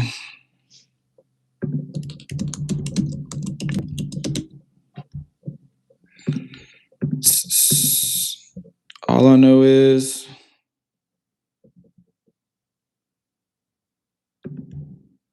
this title company better not give us issues. That's all I know, bro. That's all I know. Let's keep going. Who's in here? Just in Asia. Got a deal in San Antonio, ARV 160. Gonna sell it for 80. Cosmetic from Facebook in the process of scaling, in the process of hitting 200K a month. That's what's up. Let's go. Be back. Boom. Back. Okay, sweet. So, all right, we sent them that. Got that. That's a good deal too. He said, all right, I'm just reading the YouTube chat. Any change, give me the contract you use. But yeah, I would say just go to the website and there should be a link for the exact contract that I use. Boom, boom, boom. My bad. You did read YouTube chat, yet I had to go. I want to see the part where you're filling the contract. Are you live on Discord? Yes, I'm live on Discord. If y'all want to see me, like, and what I'm doing, actually me sharing the screen so you could see exactly everything I'm doing, you could just join the Discord by clicking the link in the description. It's totally free. Just click it and you could see me on there live and you could ask me any questions you want. It's so motivating. Thank you, Tactical REI. If you had to build one AI bot that solved one problem of yours, what would it be? So we actually do have an AI bot that is that calls buyers and sellers for us. So we do have an AI bot that we use. Hey everybody, could anyone recommend video of where I could learn offer calculations, which teaches repair costs, MAO, etc.?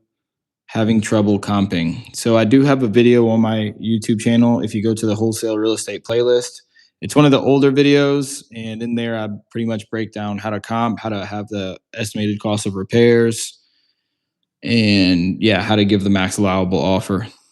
Isaiah, can you reach out and tell us about this deal? You said that you got it 3 days ago and it was fresh. So I'm really curious about it.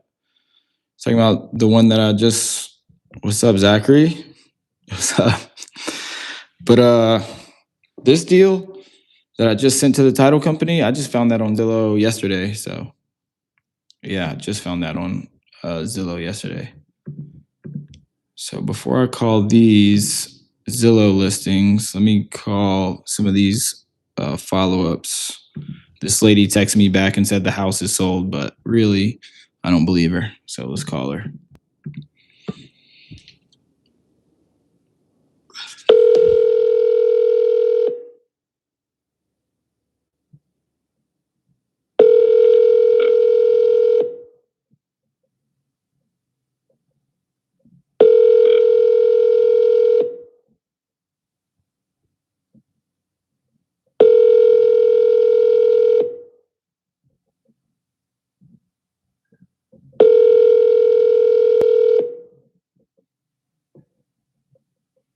Your call has been forwarded to an automated. Come on, let's go.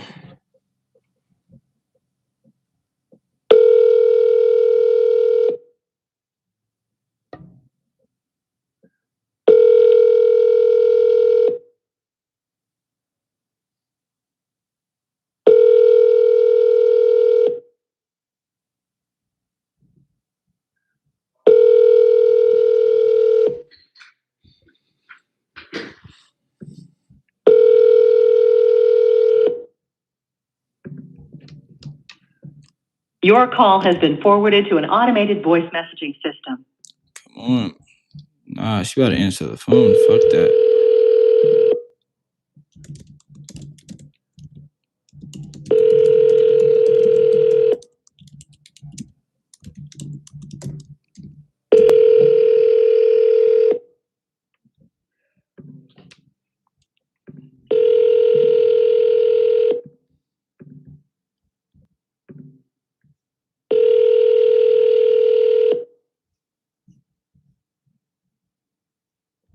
Your call has been forwarded to an automated voice.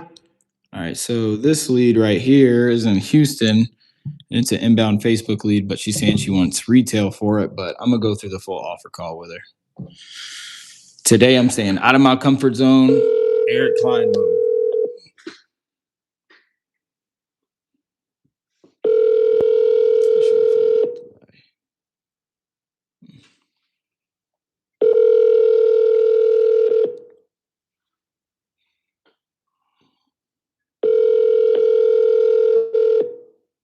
Donna Ashley. Can't take your call. Let's keep calling triple dial everybody.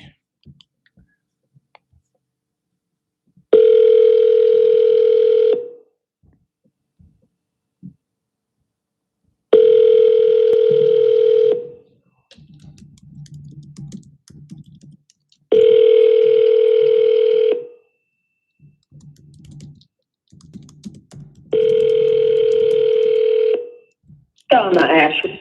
Can't take your call now. Triple dial, baby. She'll answer. She will answer.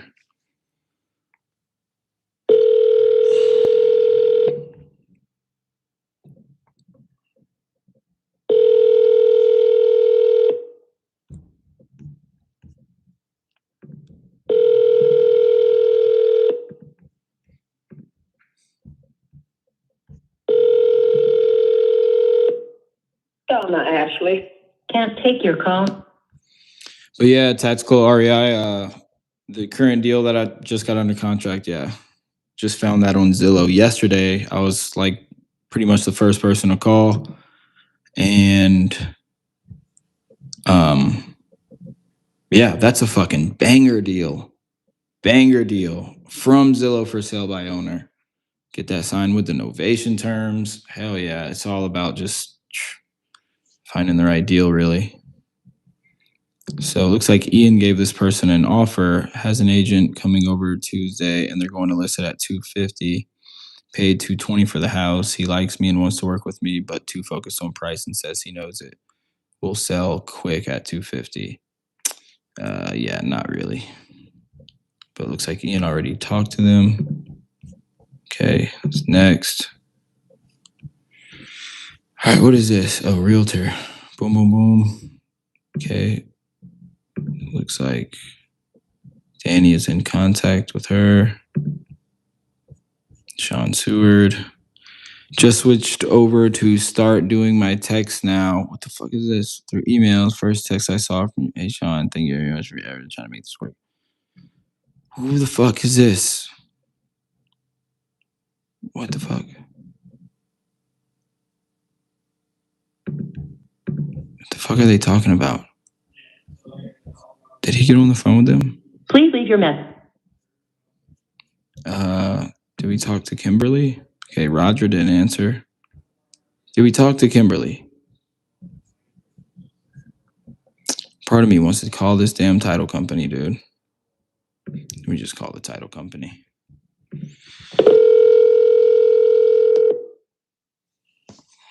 Good afternoon, your North. This is Lisa. May I help you? Hey, Lisa. This is Isaiah Malonson with the house over on East Westchester Court, or the condo in Tampa, Florida. Uh-huh. I was asking for an update. I know that we were waiting on the resale certificate, I think, from the HOA, I believe. I believe that, let me take a look, because Kimberly's working from home today, so let me see if I can. Do Westchester. Nicholas signing at St. Louis NNTG branch scheduled for Thursday. Waiting for attorney to provide payoff. Yeah, I have a note on here, need buyer approval for HOA. Okay. Do we Is know? the last note that I see. Do you want me to get Kimberly and give you guys an update? That would be great. Yeah, just if there's anything I could do to help, maybe. Yeah, unfortunately, on the HOAs, there's not a lot that can be done unless the buyer hasn't done their part, and we don't typically know that. But I think the buyer had already done that. So let me have Kimberly reach out to you guys and send an email with an update, and I'll ask her if there's anything that we can do to expedite. Okay, thank you. That'd be so great. Thank you so much. I'm on it. Thank you. All right. Take care. Bye. Bye. She's awesome. She sounds cool. Connie, okay, when is a good time to call? This is Zillow Fizbo.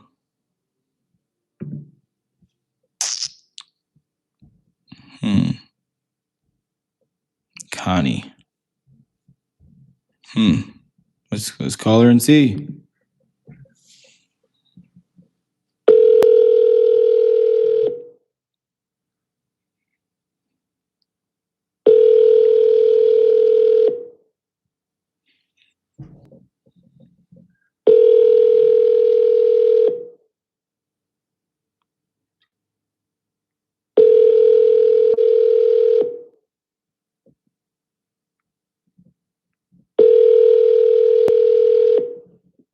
Hey, this is Connie. Leave me a message and I'll get back with you.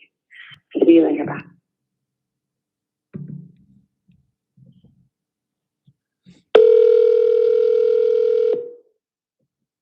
Hey, this is Connie. Leave me a message and I'll get back with you. She's hanging up the phone. She is hanging up the phone. Come on now. Hey, this is Connie. Leave me a message and I'll get back with you. See you later. Bye. Come on.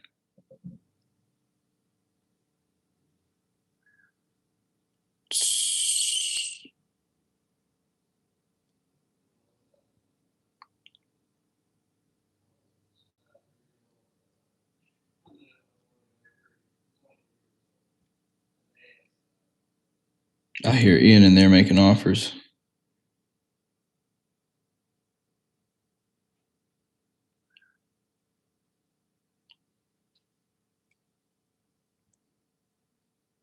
One second, chat.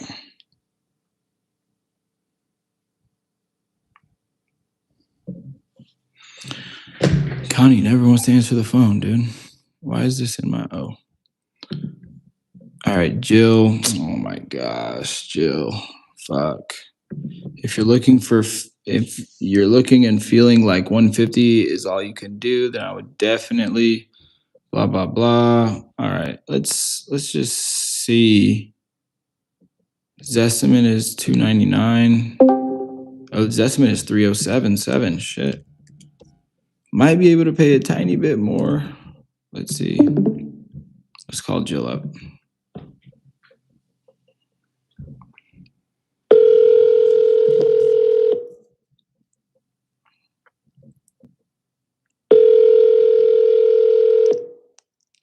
Your call has been forwarded to an automated. Let me call her one more time. Double dial. Double dial, double dial.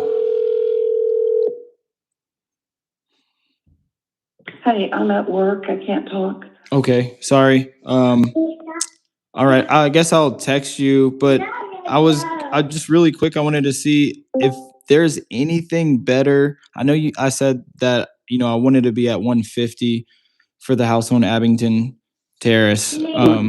Right. What do you think realistically is the best you could do if I do cover all the closing costs and take it, completely as is? Like, so any repairs you don't have to worry about.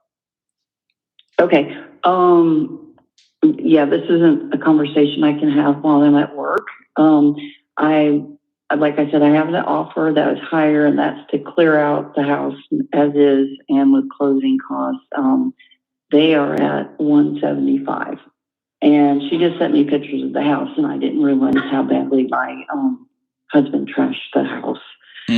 So I'm going up there Saturday, and I can make a better determination of what I'm going to do with the house, if I'm just going to sell it outright or if I'm going to try to rent or owner. I'm probably not going to rent or do an owner finance, but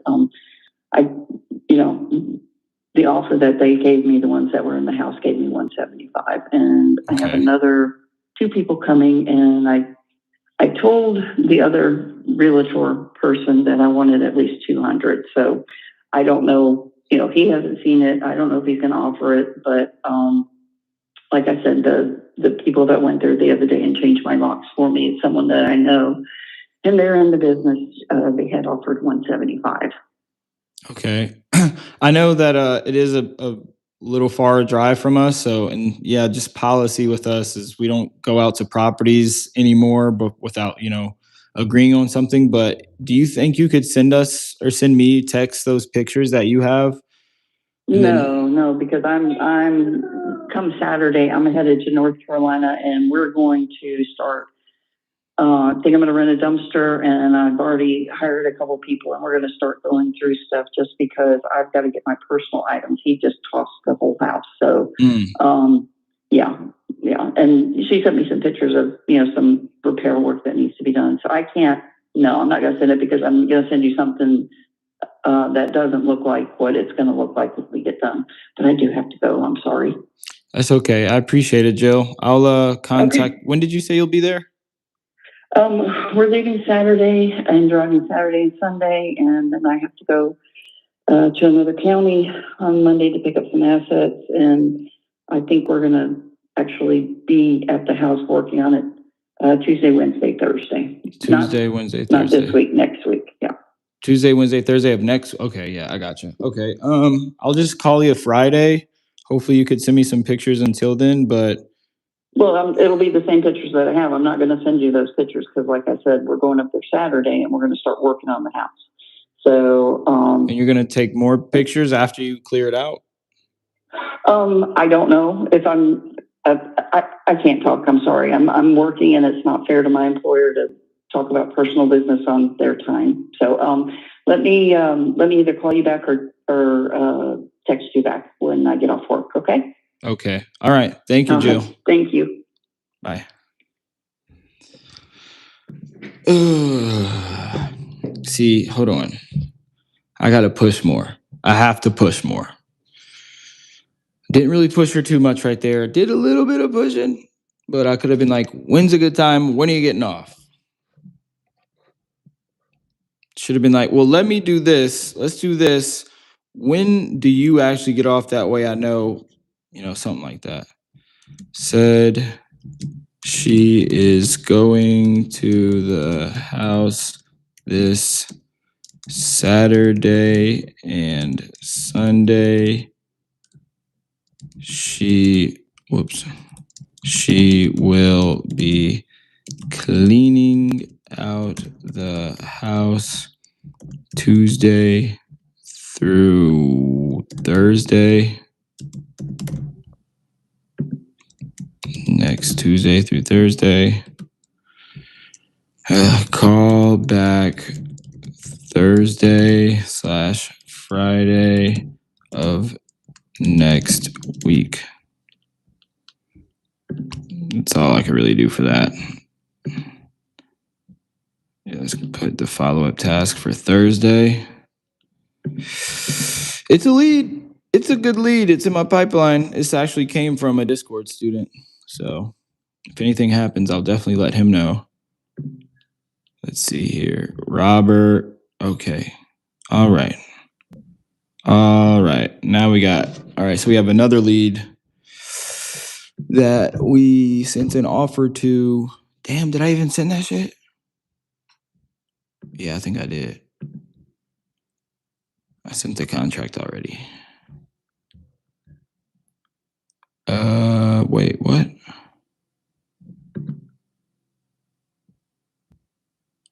Okay, yeah.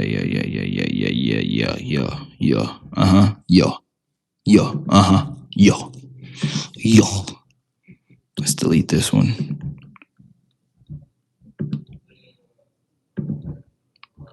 But, all right. Give me 1 second, chat. I'm about to grab a coffee.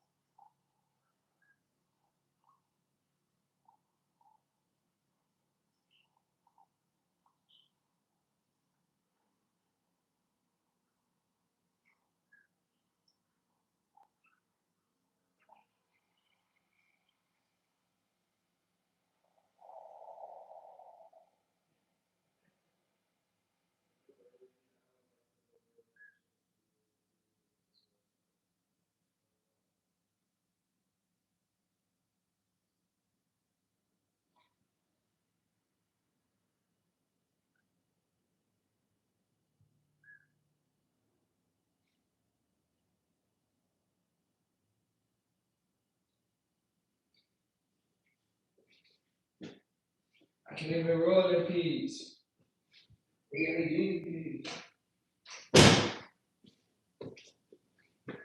Fresh coffee. Fresh coffee. Yo, if y'all want to send any JV deals or any leads that you want me to call, well, if you have leads that are not under contract that you want me to call, send them in the Discord. The link to the Discord is in the description. But if you have any deals under contract and you need help finding buyers, you could click the link to fill out the JV form, and I'll look at it and I'll help you find some buyers. Now, let's do this, chat. Let's do this, okay? Let's share this live stream with everybody that you know wholesales real estate. And yep.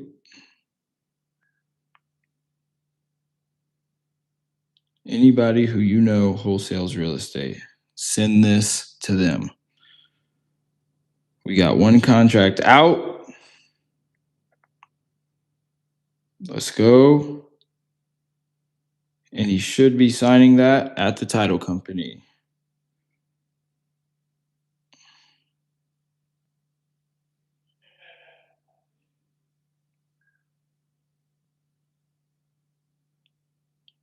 Yeah, and if you guys want to follow me on Instagram, I have a bunch of call videos on there as well. Awesome content.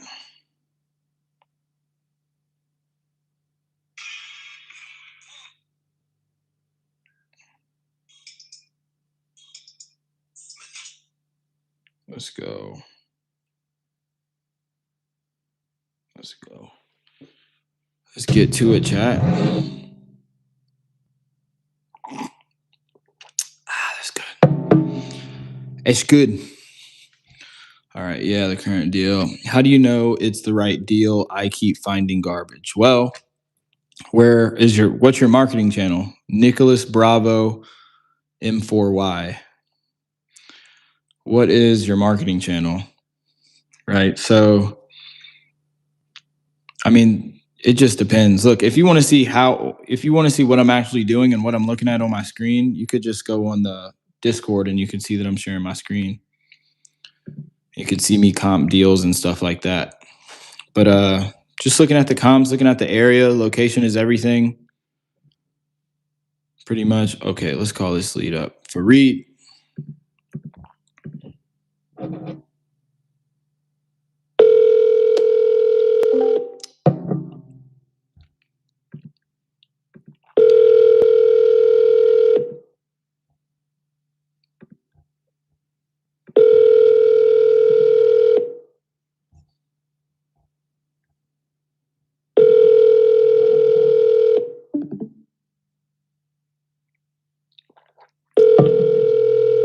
Your call has been forwarded to voicemail. The person you're trying to reach is not available. It's double dial, triple dial. Hey, Fareed.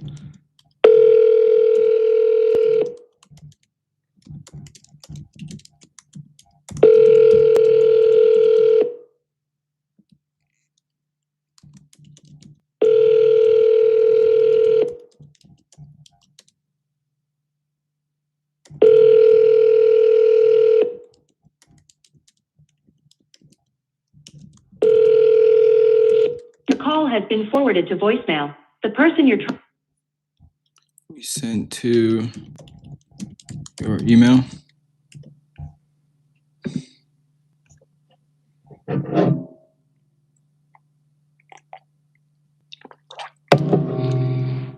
All right. Well, he's not answering, but let's call him again. That's why we triple dial.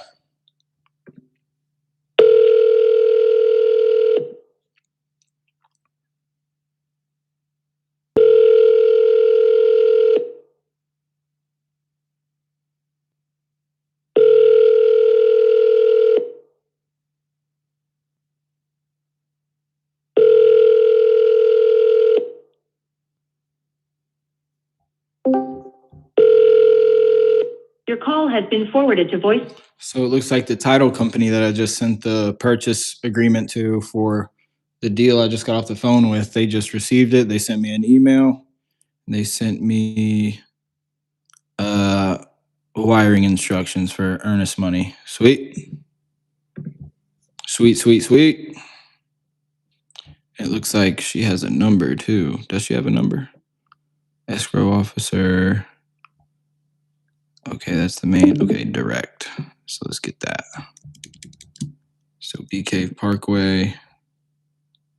So that's office. Let's do this. Direct. So there we go. Let's. I mean, we could keep that, I guess. Sweet, sweet. Then Bev said yes. I'm gonna just say, okay, nice. When are you set to close?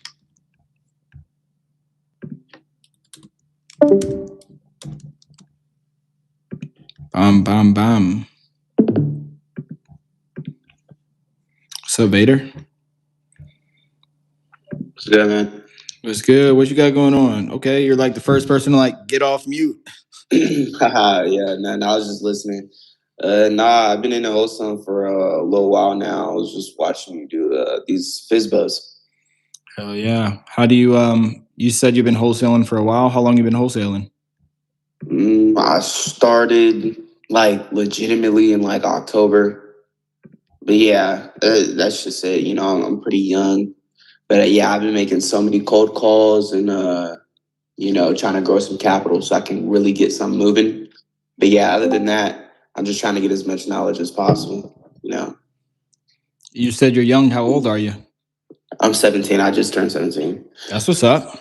And Yeah. So you've been trying since October. Have you closed a wholesale deal? No, I actually have some in short sale. I went to this like networking event and I started working with people from over there. We actually kind of got some under contract.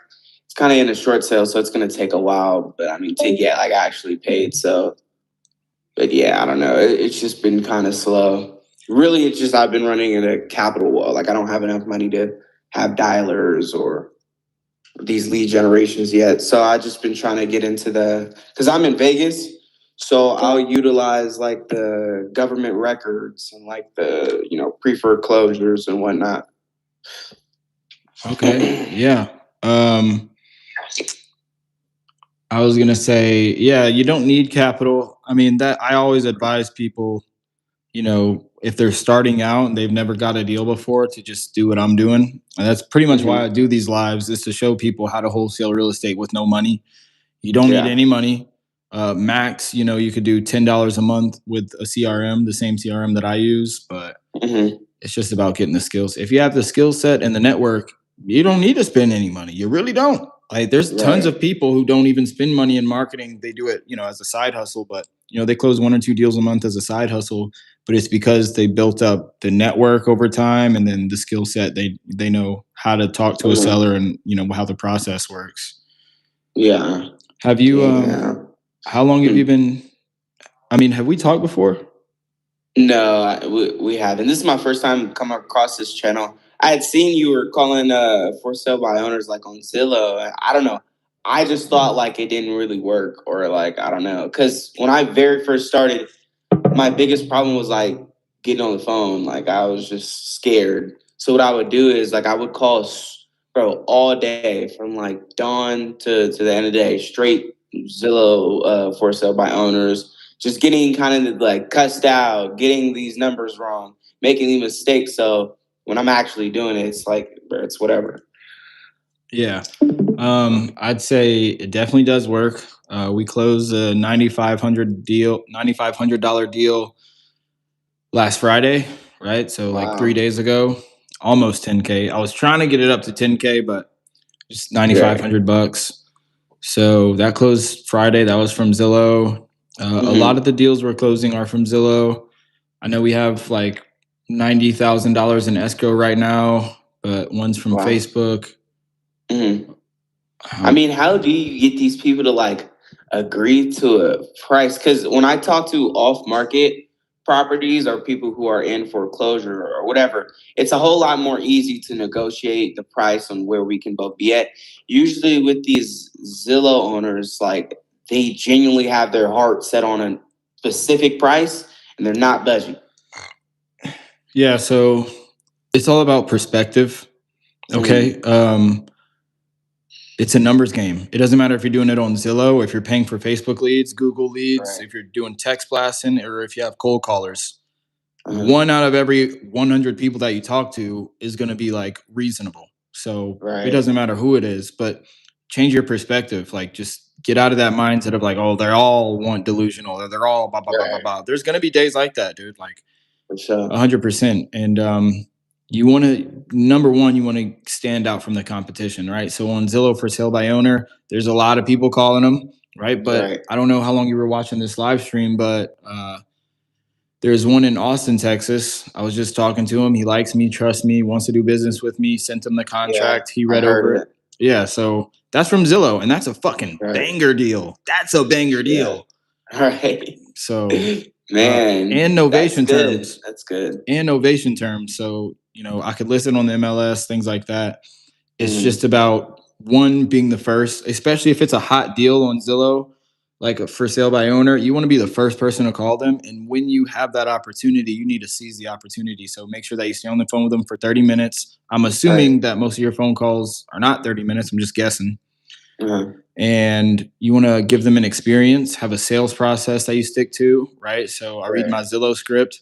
I use the 5-step sales process by Eric Klein: intro, fact find, pitch, offer, and close. Just stick into a process, building rapport with them, and just being someone that they could, trust. At the end of the day, that's what it comes down to. And it's just a numbers game. So if you watch any other videos on my YouTube, you said you just found this, but if you go on my YouTube playlist of wholesale real estate, I break down pretty much everything you need to do, bro. Like the whole process, the KPIs that you need to hit. You need to talk to 20 different people a day, make 3 cash offers a day, and get 1 contract signed a week. And if you do that every single day, you are guaranteed to get a wholesale deal within 90 days or less. Right? It's never taken anybody a full 90 days to get a wholesale deal from doing that. It usually takes anywhere from 60 to 75 days. By that time, you're making like 20 bands at least. Right. So it's just about changing your perspective, having a strategy that you stick to, right? So a sales process strategy that you stick to, and a process as far as like how your work day is, how your workflow goes. 20 different people a day, every single day, and 3 cash offers and 1 contract a week. Just make sure you do that every single day, every single week. It's going to happen. And bro, if you think that's why I'm saying just change your perspective, because if you think Zillow is bad, you're going to start paying for marketing. You're going to, I got the money now. Now I'm going to get these off market leads and it's going to be awesome, bro. It's the same shit. It's the same shit. It doesn't matter what leads you're paying for. Yeah. How do I know what's good and what's bad when I'm on Zillow? So typically, rule of thumb. So let's just go on Zillow right now. All right. And if anybody on YouTube is watching this and you want to see my screen, just click the link in the description to join the Discord and you could see me share my screen. It's free. But okay, so this right here, like this, obviously, actually, no, it looks like a townhome. But anyways, what you want to go for, how do you know it's a good deal, is the asking price is right here. And usually the Zestimate is going to be right here. So if it's less than the Zestimate, that's a green flag. That's good. Green flag, okay. So when you're making an offer, you want to shoot for as close to as possible, half the Zestimate, max 70% of the Zestimate. But that's where you want to shoot for as far as an offer price. Right. And that's just like a good rule of thumb. I see. Yeah. So wait, can you click on one with the Zestimate? Scroll down maybe. So this one's 129, 130. Zestimate's 210. That looks insane. That looks really fucking good. That's in Lufkin. Holy shit. Okay. And then that's a really good one. So that's what I'm saying. Like, I think back then, like very first started, I didn't really know much. I would see something like this, like where they would have the listing price way under the Zestimate, and I would just think like, okay, maybe the Zestimate is wrong. Maybe if I underwrite it, it will be close to what they're asking. But I don't know. I think I used to second guess myself a lot when I first started on Zillow. Yeah, don't second guess yourself. Don't have a pessimistic perception. It's your perception is going to get you through everything. Having perception and a process. Like, just know what you're doing every day. So on the days, Jocko Willing talks about this, like when you get unmotivated or when you get discouraged, there's 2 things. There's logic and then there's emotion. When logically you can't see the light at the end of the tunnel, and logically you're like, man, this is too fucking hard. This is going to take too long. You use the power of your emotion to be like, nah, I'm doing this for a reason, and just push through.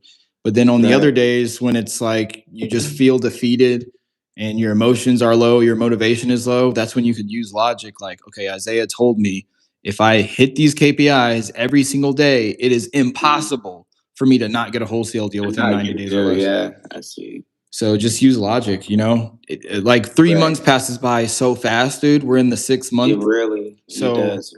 If anybody watching this is hit those KPIs every single day for 90 days, like they would have had a wholesale deal by now. The thing that stops them is they make 10 fucking calls and they quit. Right. Yeah. Yeah, that's what a lot of people do. Because, I used to have this triple dollar.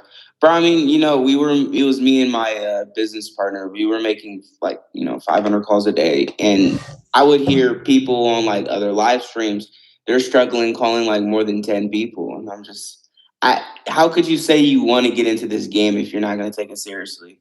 Like, you really got to really dive deep into this, bro. For real. And another thing I wanted to talk about. So you would call this property, for example, say you get on the phone with them. Is your offer around like just 110, 100 because it's just like 50% of this estimate? So for this, I could have pictures right here. It looks pretty neat, a little outdated, definitely outdated. Right, yeah, and it's like definitely got kitchen. Yeah, it's like log cabin-ish. But based on the rule of thumb, yeah, it works. So here's what I don't like about this house. I don't like that it's a 1 bed, 1 bath. Yeah, that's what I was looking at too. Yeah. You typically want to always, the 1,000 square feet is good. That's great. but you always want to shoot for a 3-bed, 2-bath minimum. I don't like that it's built in 1910. That means like the plumbing and shit could be really old. And then the other thing is it's on an FM road, right? What are those?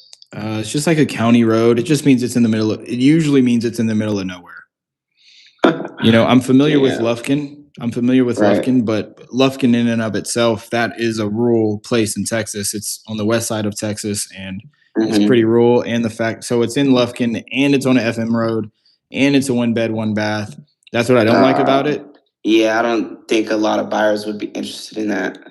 Yeah, the second thing I don't like is this description. Like, so these question marks mean that they put emojis. When they have shit like that, or if it says investor special, or they're trying to sell it, it usually means that it's a wholesaler or an investor who maybe just bought it not that long ago. Right. So that's what I don't like about it. And just because it's a 1-bed, 1-bath, and it's on an FM road, and it has this. I just don't see how that would sell quickly. Like, I don't. That's a very specific person that would want to buy that. Actually, Lufkin is not on the west side of Texas. It is over there.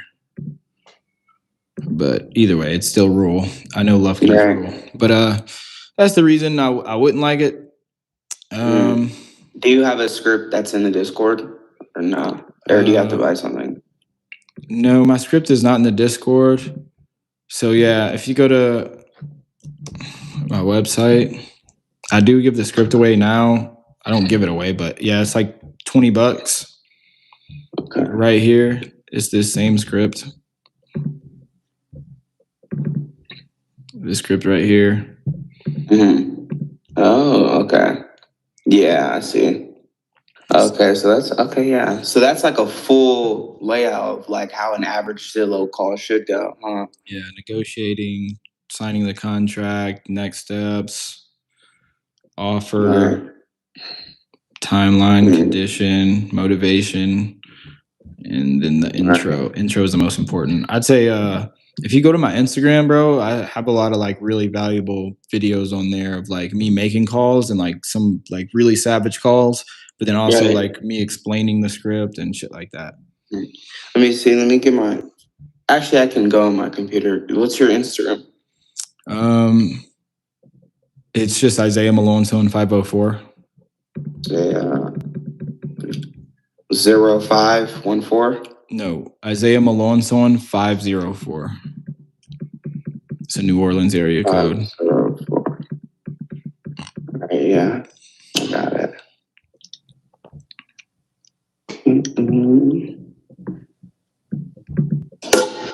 Let me see. So you've been doing this for 75 days, I see. This is just the 75th day of me calling Zillow for sale. But this is just 75 days of me doing it on live stream YouTube. But I've been doing this. I've been doing it full time since September of 2023. So you don't even spend like money on marketing for real. Like you don't need to. No, I do pay for marketing too. So we have Facebook ad leads.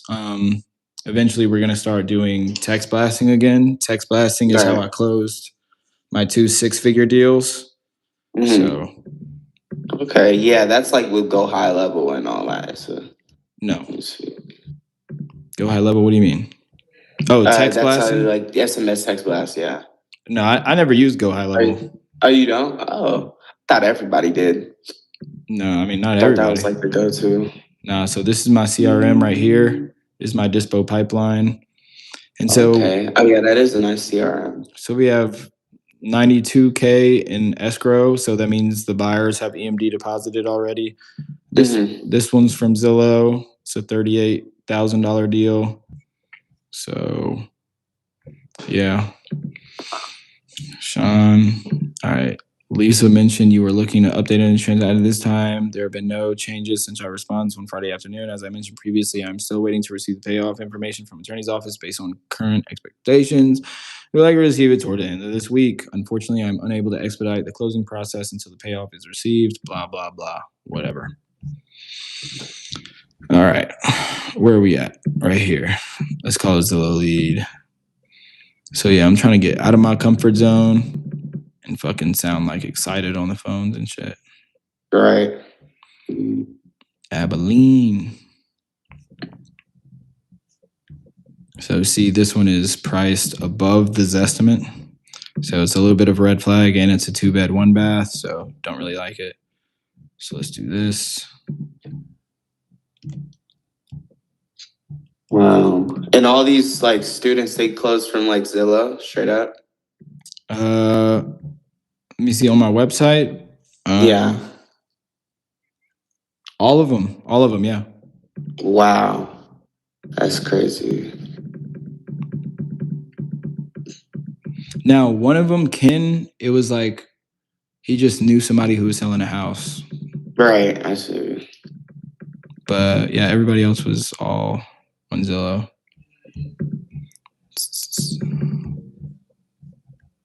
Hey, Isaiah, where you calling from? Like, where am I at physically, or where? What? Yeah, physically. Physically, I'm in Scottsdale, Arizona. Okay, gotcha. Yes, sir. Where you located at? I'm in Sarasota, Florida, man. Nice. That's a good market. Yeah, I guess. It is. Sarasota? Yeah, I would say my viewpoint on it kind of crap, but yeah, kind of how you were mentioning that the mentality thing, like, you know, I feel like I was kind of doing land for a decent amount of time. So I got a deal back in 2024, and 2025, I was hoping to get my next one. I think like January, I had this partner who I was working with, and yeah, the deal just kind of fell apart, and he kind of put it all on me. And so I never had a deal close in 2025. It's crazy, man, because like I was trying really hard. Kind of how Vader was mentioning that he was calling a lot. Like I was making 3 calls a day. And yeah, what is that with triple line dialer? Yeah, so it's like, dude. So I was just gonna say, I don't mean to cut you off, but so I'm born and raised in Louisiana, like New Orleans area, and you know I leveled up, got my first 4 deals from Zillow for sale by owner. But when I moved out to Houston, you know, I barely had any money, but that's what I was doing. I was using a dialer. I was pulling lists from softwares, calling with a triple line dialer. And yeah, same thing. I would be making 500 dials a day.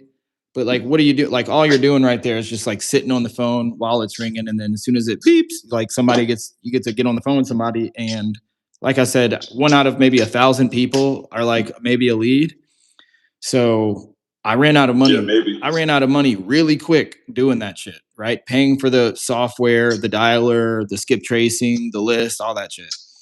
And, you know, I was looking at the numbers and I was like, well, I did get my first 4 deals from Zillow.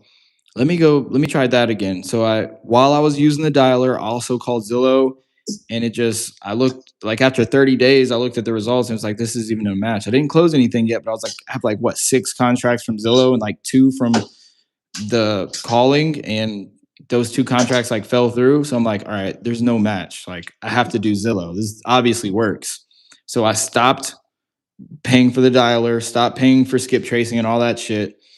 And I stopped making 500 dials a day, and I just started calling on Zillow. And all you need is 20 dials, 20 conversations a day. So it's a big ego hit, right? When I was figuring it out, how to be consistent and make money every month. But I put my ego to the side, right? Because it felt good to say I was making 500 dials a day. Like, no, I'm doing so much. But put that to the side. I made 20 conversations a day, except these conversations are way different than the cold caller. Yeah. These people want to sell their house. They took the time out their day to list all their public information on the internet. Like, it doesn't get more motivated than that. So yeah, that's when I just started making $20,000 a month every single month. And then I paid $5,000 for my first mentor. He showed me how to actually pull city code violation lists like the right way, and how to text blast. And that's how I made my first $100,000 like in one deal. As soon as I got that shit, I moved to Dallas. I paid for my next mentor, Chandler Sane. That was like $12K. And then, it wasn't long before I closed another 6-figure deal, you know, but Yeah, Zillow for sale by owner is the way to go. I mean, a lot of people say that they work or they're making so many dials, but it's like, are you actually making traction? Are you being productive? I don't mean to cut you off, but like that is it's common between you and Vader, like 500 dials. You say you're dialing a lot, but calling Zillow for sale by owner is the number one way to improve your sales skills and get a deal fast, right? As long as you have the right perspective and you say, hey, this is an opportunity. This is a free opportunity for you guys to make 20 bands in like 90 days or less. So yeah. Wow. Yeah, I don't think I've ever tried that yet, to be honest. I had this other mentor. His name is Zachy, and you probably heard of him. He always mentions that for sale by owner sucks. And he apparently makes a lot of money. And when he said that it sucked, it was like kind of like my ego got shot because I really wanted to try it. But when he said don't do it, I was like, all right, fine, I'll listen. So but it's funny because my wife started dialing, and she actually had somebody who was interested. But because that mentor was free, by the way, but he was mentioning that it sucked. I just stopped, and I ended up getting a deal. Kind of how you were mentioning, like paying for the software and the leads and.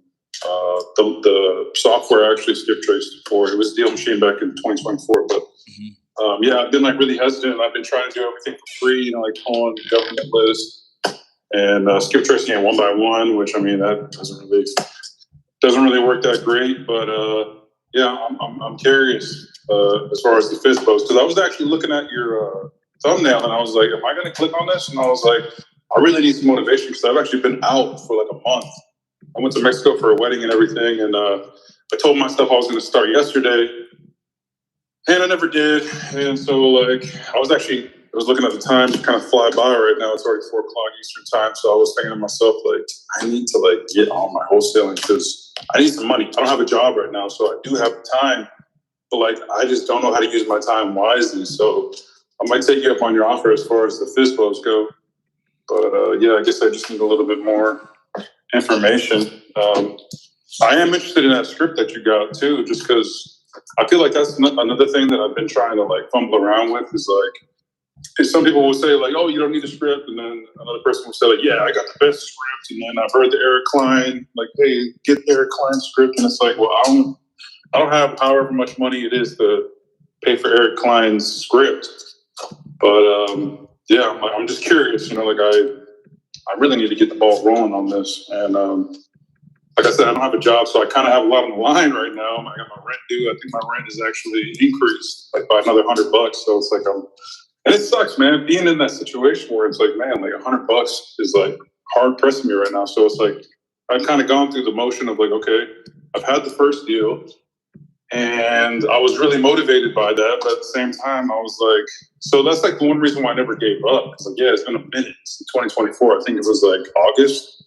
And so I've had mentors and stuff that were really cheap, but obviously it never delivered. But I'm trying to just keep my mental, because you mentioned something about your mindset, change your mindset. It's that's one thing that every single mentor that I've had has ever told me was get your mindset right. And it's just kind of hard when you're doing those dials and you're thinking that you're what is that? It's like when you're treading water, you're trying to move in the ocean, but it's what are you really doing? You're just Let me answer this phone call and we can finish that combo. This is a lead. Yeah, you're cool. You're good. Right. Hey, Fareed. Good afternoon. Good afternoon, Isaiah. How you doing? I am doing blessed, sir. I appreciate you asking that. How you doing today? Oh, doing pretty good. That's amazing. I talked to my ex-wife, and we counted back. We want to count it back to you at 350. Okay, I appreciate that. Okay. All right. So you can take that to your people and see what they think about that and get back to us.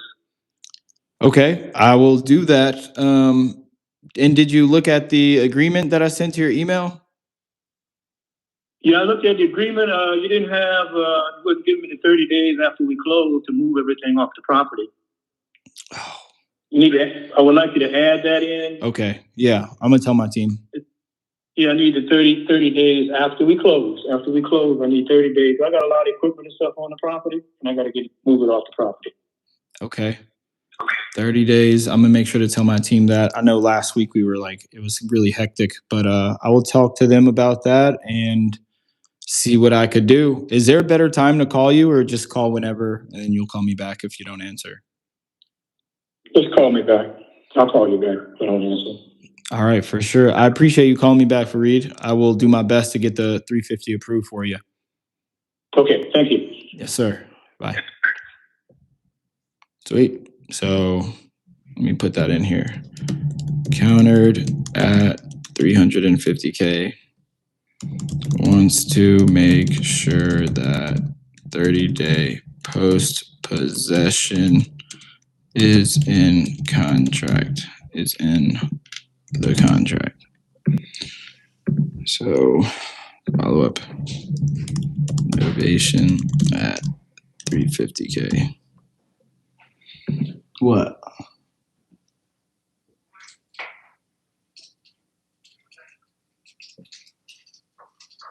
Yeah. No, 100.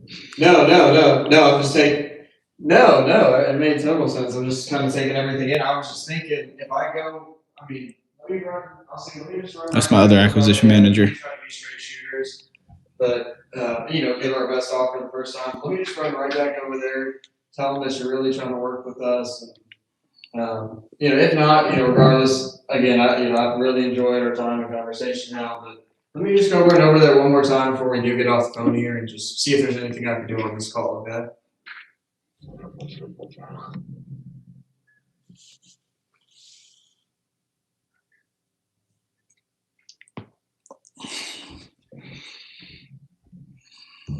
How? Is that the North Carolina lead? That one? Okay.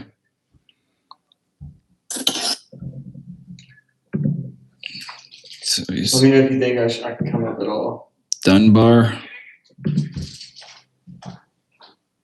210. Oh shit! Let me just go on Zillow. Yeah, so he was saying 350 is like the what we think we can resell it for on the market after. Okay, so this is Zillow lead. 21 hours.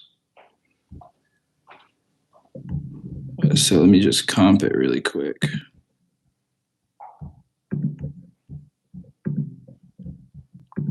What part of Florida is this? This is the Panhandle. Next to Pensacola. Okay.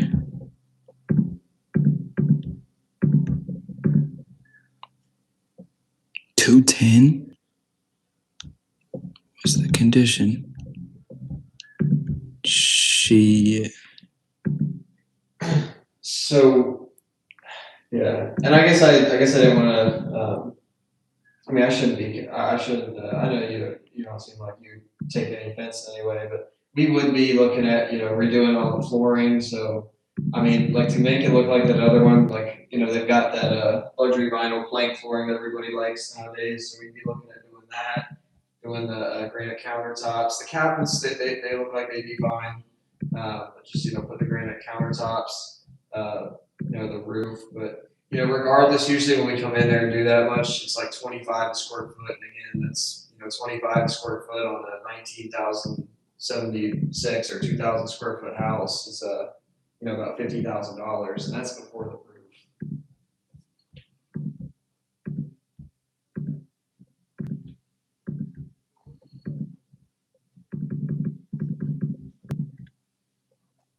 Wait, 210?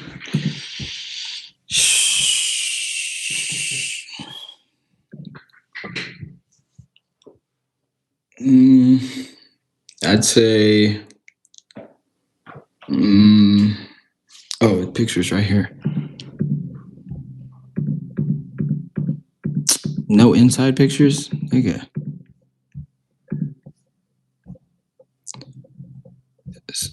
How long has he been on the phone with him? I guess an hour. What does he want? Well, yeah, that's a good point. That is a good point. Look, bro, that's a little deal right there. And we actually did find some pictures online on realtor.com, which we know to take those with a grain of salt, but it still gives us a good idea. But we used to come look at every property before making an offer, but we ended up doing a lot more driving than buying houses at that point. We try to pick up at least 3 a month, between the two of us and our other partner Lewis. So we would come look at the house and confirm everything, but we 95% of the time we're right on their numbers, and we don't do that until we do have an agreement in place.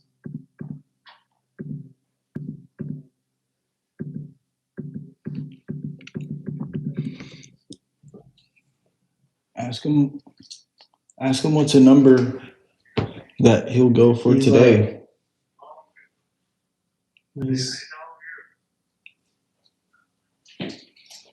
I'd say maybe max 230, 240. 230, 240 max. 230, 240 max. Really? I was thinking like 215 max. It's got to be a cash deal. It can't be innovation. Oh. He's a broker. Well, if you think so, I agree. All right. But yeah, that's a good little deal right there. What was I going to say, though? Oh, yeah, you said you were unmotivated and like, you're low on funds, don't have a job, got to make it happen. Yeah, the script that I use, it's just $20, bro, on my website. Just go on IsaiahMolson.com or click the link in the description of this YouTube live, and it'll bring you to there. And then also, if you have any JV deals that you want to JV or like you need help finding a buyer, you could just send that to me, fill out the form on the website or click the link in the description. But yeah, dude, just start calling. It's just about being consistent with the calls, being consistent with the KPIs, having 20 conversations. That means talk to 20 different people every single day. And having 3 script offers, and you're gonna make it happen, bro. But it just comes down to you being consistent. That's really all it comes down to. Can you be consistent? Are you consistent with it? When you get unmotivated, when you get discouraged, all that stuff, you just gotta push through. Let's see. Rail nestled in a quiet neighborhood. Does that make sense? 100%, man. Oh, and then yeah, as far as Zach Ginn or whatever saying that for sale by owners suck. I mean, the honest truth is everything works. Cold calling works, having the dialer works, mailers work, PPC works, Facebook ads work, Zillow for sale. They all work. They just all require different metrics. So of course, anybody who tells you that something doesn't work is just fucking lying straight up. It just means that they haven't done it. They haven't got good at it. When I started out, I was broke as fuck and I had no money. All I had was like a lot of willpower and drive to fucking make it happen. So I persevered, bro. But that's with any marketing channel, Zillow, texting, whatever, cold calling, doesn't matter. It's going to take perseverance. Everybody has their own opinion, but all of them work. They just require different metrics. And if it's anything other than Zillow or referrals or JVs, it's going to require money, a certain amount of money, so fuck when anybody's telling you if they're saying Zillow doesn't work, that means that they probably suck and they haven't done it, straight up. This obviously works. Closed a deal last Friday, but I'm continuously closing deals and I'm recording all of it live on YouTube. So fuck what anybody's talking about. This looks good. I appreciate that, man. I was actually just recently in Texas, and I kind of noticed that they had a lot of stuff going on. But how do you maneuver around like what's that term, non-disclosure state? How do you do that? Yeah, so like I said, I'm from Louisiana, so that's where I closed my first deal, and that's a non-disclosure state too.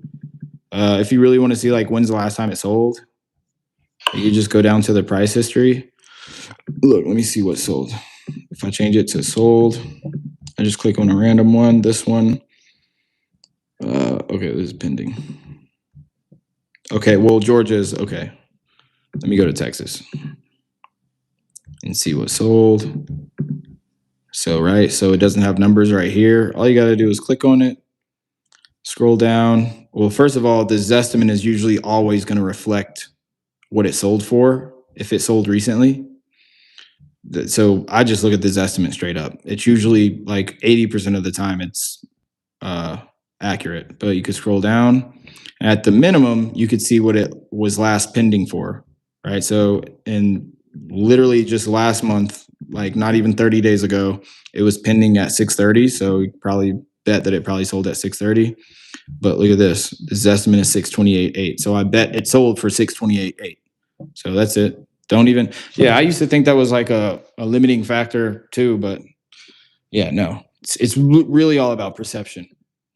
Like, how can you make the most out of what you have? Like that, man. I'll write that one down. Let's see. So what are these? Okay. Ooh. Damn, 19 hours. Huh? Damn, why do you think you didn't sign?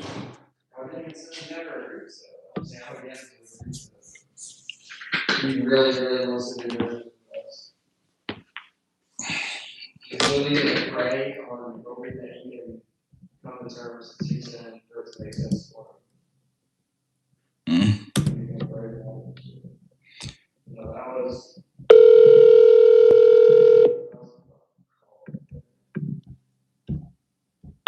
I'd say get the best calls and we can review them later.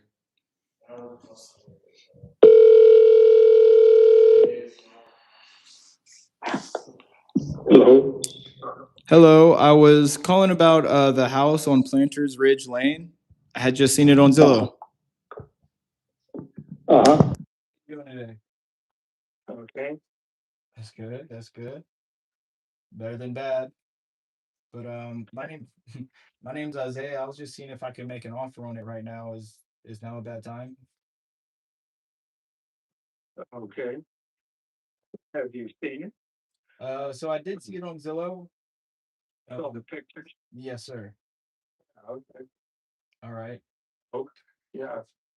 And by the way, my name's Isaiah. Sorry I didn't say that earlier. What was your name? Ralph. Ralph. Nice to meet you, Ralph.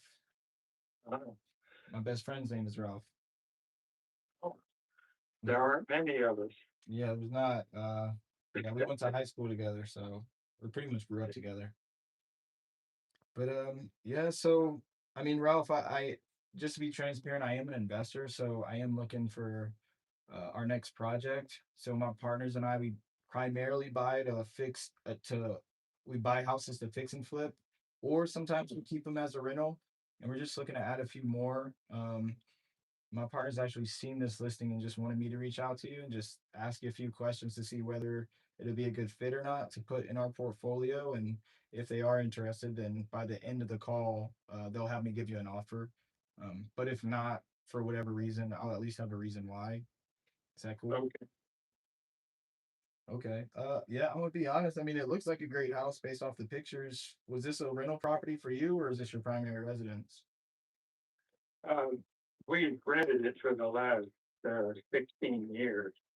We used to live here 20 years ago, but we moved about 16 years ago and we started renting again.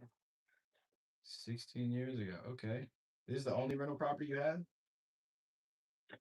We have another one in Mississippi. Okay. What part? I'm kind of near the Gulf Coast, or that's where I'm from originally.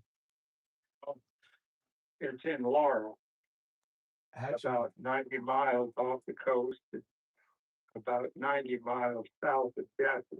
no, I actually know exactly where Laurel is because we actually have a rental property up there.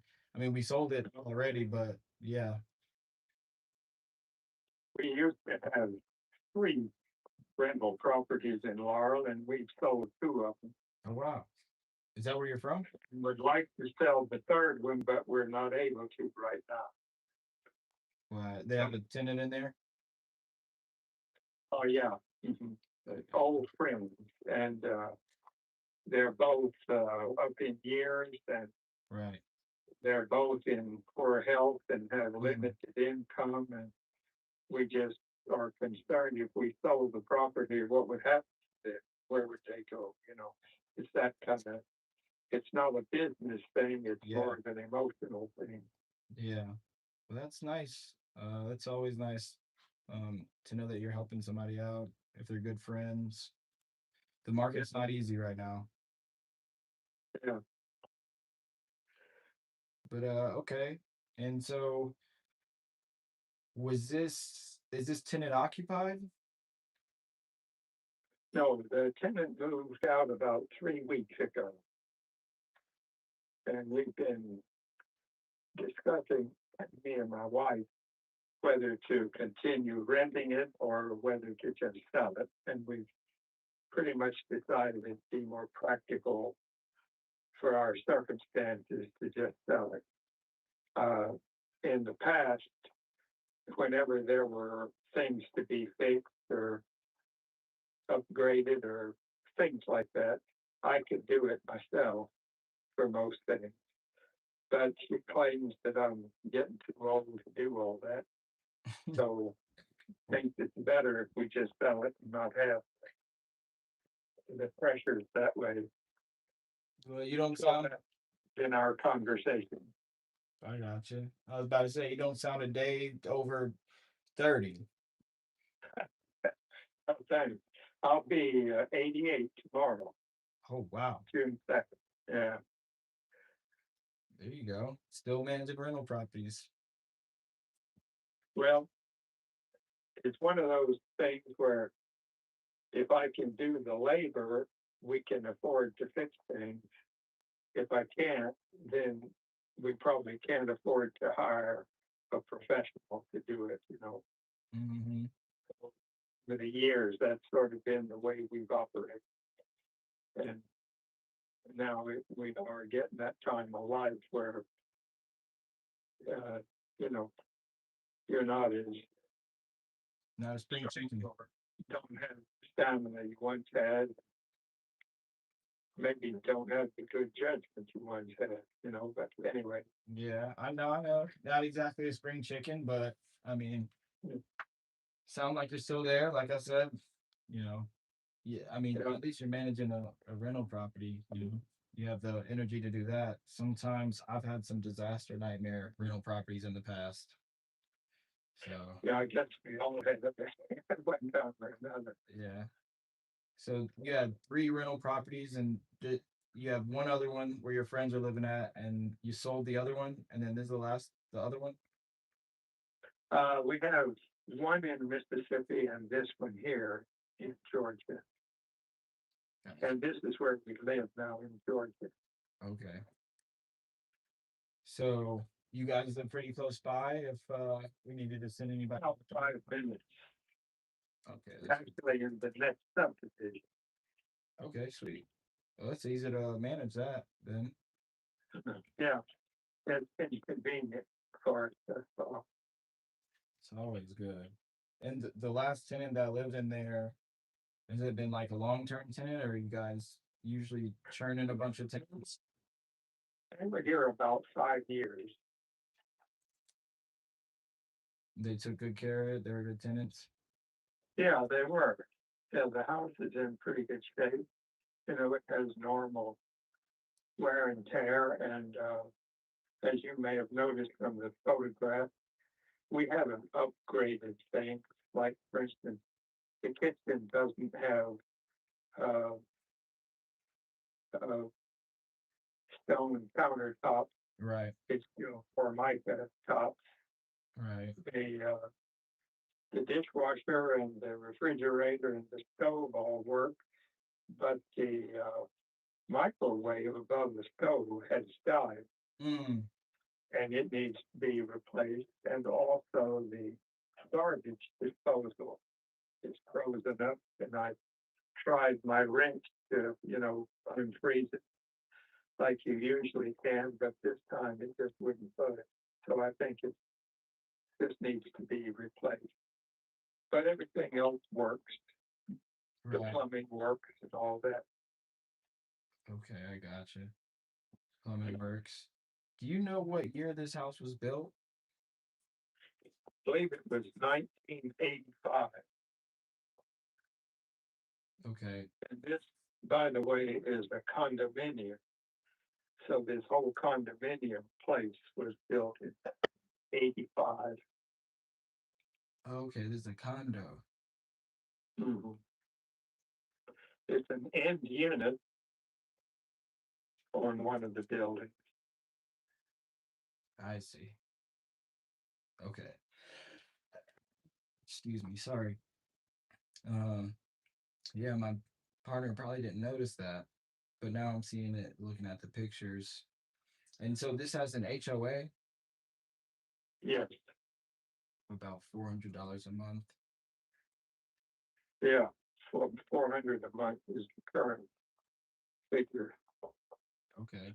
That includes trash pickup, landscaping, outside maintenance, and it includes an insurance policy on the building itself, not the contents, but the building itself. Right. Okay. So how much were you getting in rent for this right here? Well, the lady we were renting to is a friend, so we had reduced the rent to $1,400 a month. Mm. I noticed from some websites I checked that in this subdivision, the more average rent for these houses is more like $2,100 a 21. month. But anyway, we were just charging for $1,400. Okay. Yeah. I mean, God bless you. I mean, you're help. Yeah, I could tell you love to help people out. Not in a bad way, but choose your friend, right? That's part of the way it is, you know. No, totally. I actually don't have the best experience renting to family or friends. They usually find a way to take advantage of me. Yeah. Yeah. Well, there's certainly that possibility. Yeah, so I try to steer clear of that. But hey, it looks like it worked out for you. Yeah. Yeah. Did when do you know when the last time, Ralph, that the roof was ever replaced? The HOA handles that. That's part of their thing. And I'm trying to think. I don't really recall. I think it was maybe 8 or 10 years ago. I know where we live now is also a condominium, and they replaced our roof there, I think about 4 years ago. They have a program based on the age of the roofs of the different buildings, and they just periodically replace it according to that. Okay. And I think this place does also. It's a different company and different HOA, but seems like they maybe replaced it maybe 8 or 10 years ago. Okay, so it's probably 8 or 10 years old. Probably. It looks good, but we haven't had anything like hailstorms or any other weather calamities to really damage it. It's just the ordinary age of the material. Okay.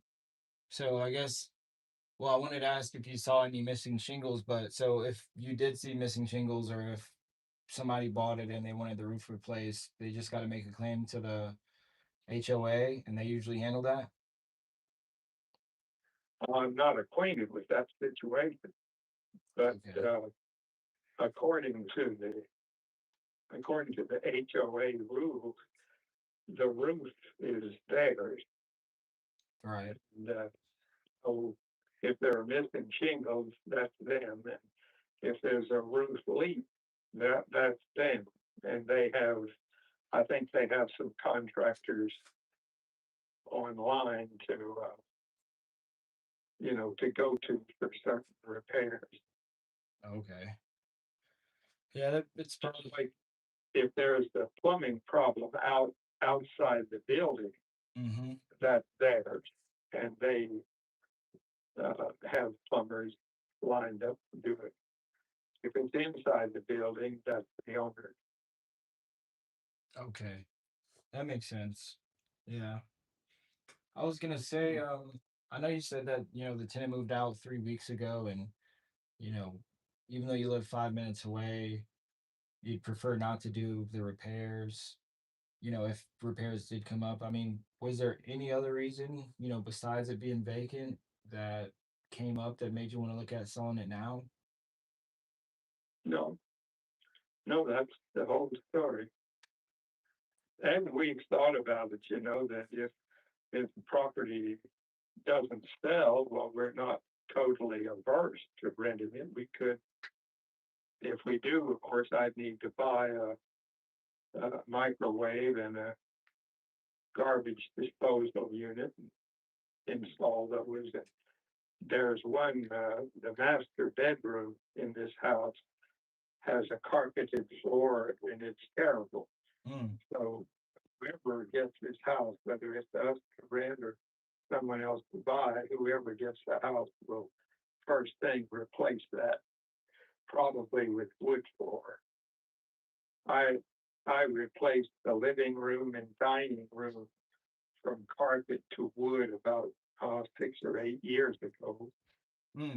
But at that time the master bedroom is on the main floor here.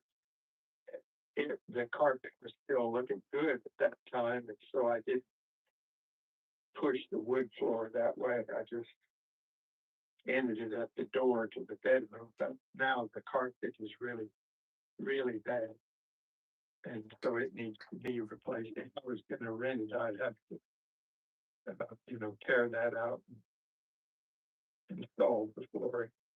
Yeah. Little five that would do that for sure. Yeah.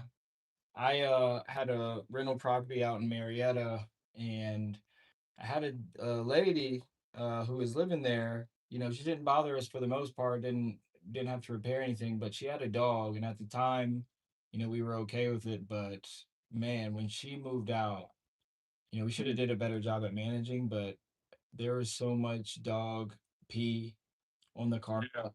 It was so bad. So yeah, after that, we're like, no more carpet. Yeah. Because it stunk the whole house. Yeah. I don't know how she did it. I've noticed I was looking at some of the properties in this subdivision that have been sold in the last 6-8 months or so, and I noticed those that have been upgraded, none of them have carpet at all. Yeah. Everything is wood flooring nowadays. Now the upstairs in this house still has carpet, and the carpet still looks good. But I imagine most folks, if they're going to upgrade, would want to remove that also. The stairway is also carpeted. I'm sitting on the stairs right now talking to you. Oh, really? And it's in good condition. But I think nobody wants carpet, period. Yeah. No, that's true. Yeah. Because unless you're taking your shoes off every time and you don't have pets, it is the easy way to start smelling, Yeah. or get a stain or something, versus, if it's hardwood or something, you can just mop it up, sweep it up. Yeah. Okay, so you're at the property right now. You're over there just cleaning? Beg pardon? I was saying you're over there cleaning, or just like to chill over there? I was doing some cleanup, and I repainted the master bathroom yesterday and cleaned up the grout lines on the tile around. I did that yesterday, and today I've mainly been entertaining visitors who come to look at it, talk about it, and so on. But I'm just winding up. I don't have any more cleaning to do. I gotcha. Is it has that been going good with the people that you've been coming to show it, or how's that been going? Well, I guess it remains to be seen. One lady called me back and said she'd like to come back at 6 o'clock this evening and bring someone with her to look at it a second time and see if they want to make an offer on it. So, Okay. Now, is there still a mortgage on here? Or is there any other like or liens or anything other than just the HOA being paid every month? nothing except the HOA. Okay, so you own it free and clear. Mhm. That's good. Um, okay, and the neighborhood, like it is a condominium. I'm looking like from an aerial view, they have a neighborhood pool. They do. How And the sport. Okay. How would you say that condominium area is like as far as you think it's safe to raise a family? Is it low income or It's been a long time since I've lived here, but it's sort of a middle range group of people. There are some who are retired and some who work every day. Uh, Not a ton of children, but some children in the neighborhood. I guess from my point of view, sort of average. average middle income? I guess, yeah. The prices, like when I looked at the prices that have been sold, where they've done all of the upgrades, uh, so the prices they sold for were like 323,000. Really? Yeah, several were sold for that. They were floor plans very much like this one, and they had all of the bathrooms and the kitchen, all the countertops were upgraded to stone or whatever, and there was no carpet to be seen, and everything was wood floors, and of course they have brand new refrigerators and stoves, all the utilities and appliances. They did all new. When they have all that done, their selling price 323,000. I think one of them was 320. Yeah. But then, I saw one, excuse me, one that was sold that was like ours. It was in good condition, but it had not been upgraded, and it sold for 260 something. Right. Yeah, I'm looking at that one right here. And but ours is an end unit, and we thought an end unit was that there was more value to that being an end unit, and that's how we viewed it. So we asked the 279. Not that's what we put on the Zillow ad.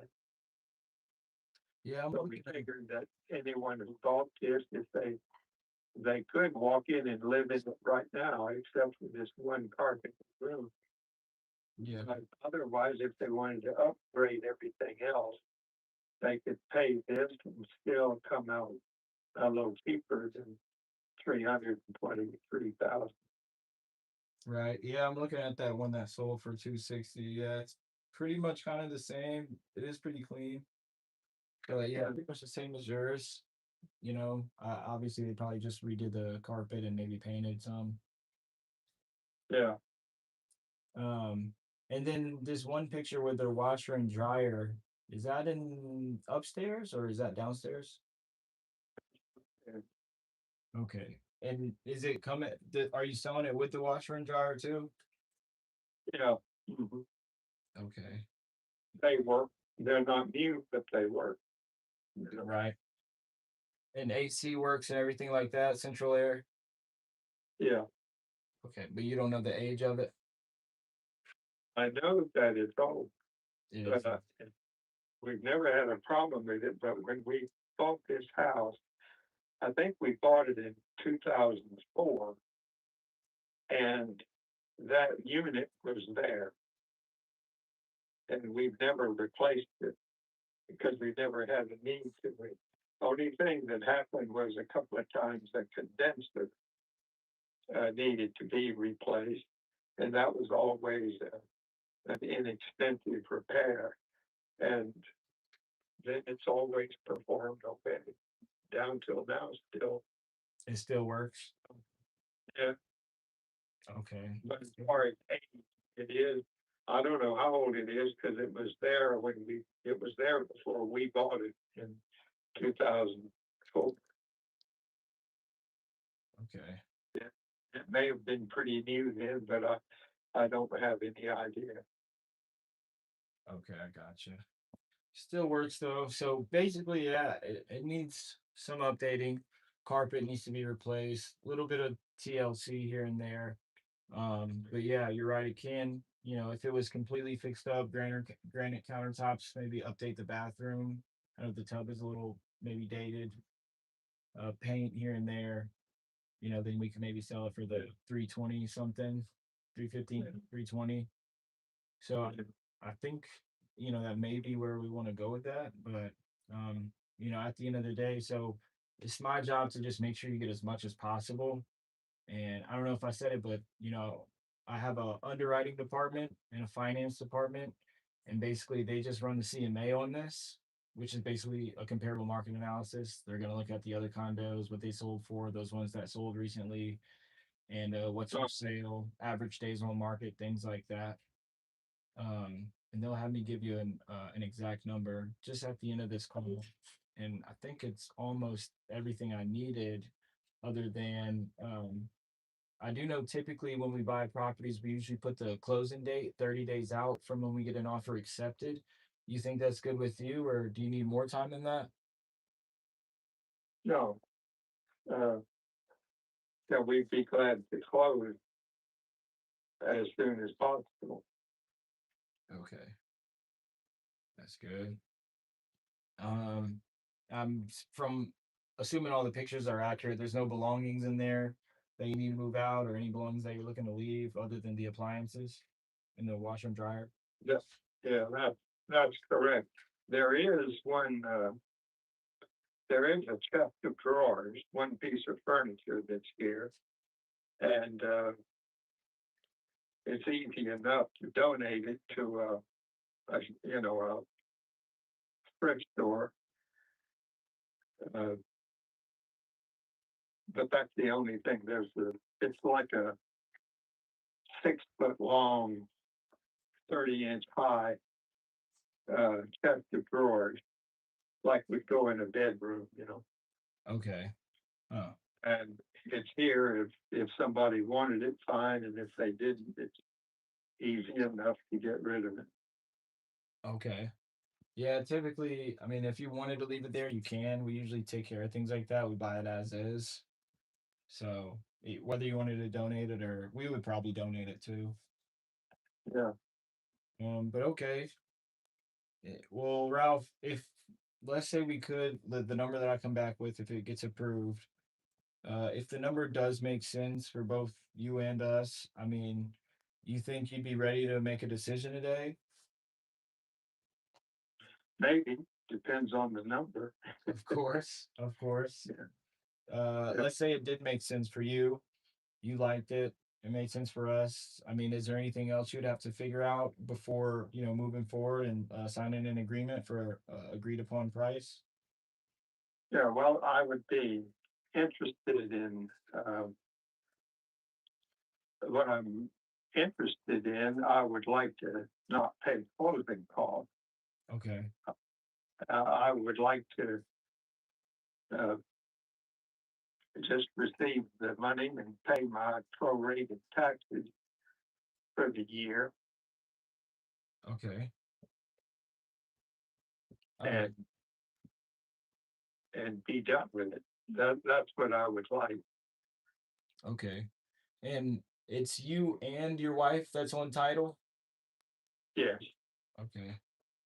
And I'm assuming your wife isn't there with you? she's not here. No, she's at home. Okay. Harder than that. Well, I hear you. Well, hopefully, I mean, if it makes sense for you, we could send something to your email, or you and your wife's email, and just get started today and close within 30 days or less. Um, is there anything else about the property that maybe if you were in our shoes, you think we should know? I can't think of anything. The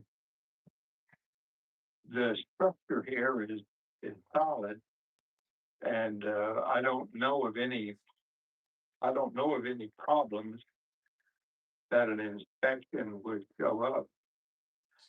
But of course, you may want to make it. Maybe your standard procedure is to make an inspection. Yeah. Yeah, I can understand that. I'm not aware of anything that would show up. Okay. Well, I think that the only other question actually now that I'm remembering is, do you know the age of the hot water heater? Sort.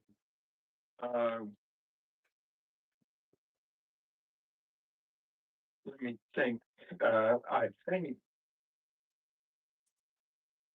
it was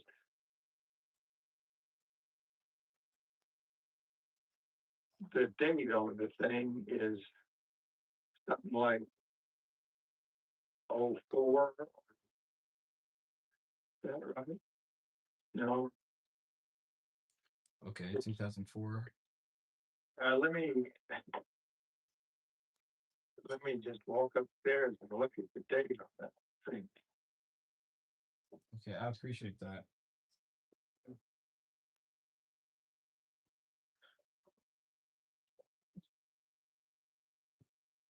But you said nobody else has given you any offers yet? There's a couple of folks that say, one says they want to meet me at 6 o'clock and look at it again and then make an offer or not. And another person said, let me see, this says, this was manufactured in 2002. But we didn't install this until about 2008. We didn't buy the place till 2004, and we lived here several years before we changed out the water heater. So I would say 2008 or maybe even 2010.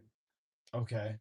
But the manufacture date I'm looking at it says 2002.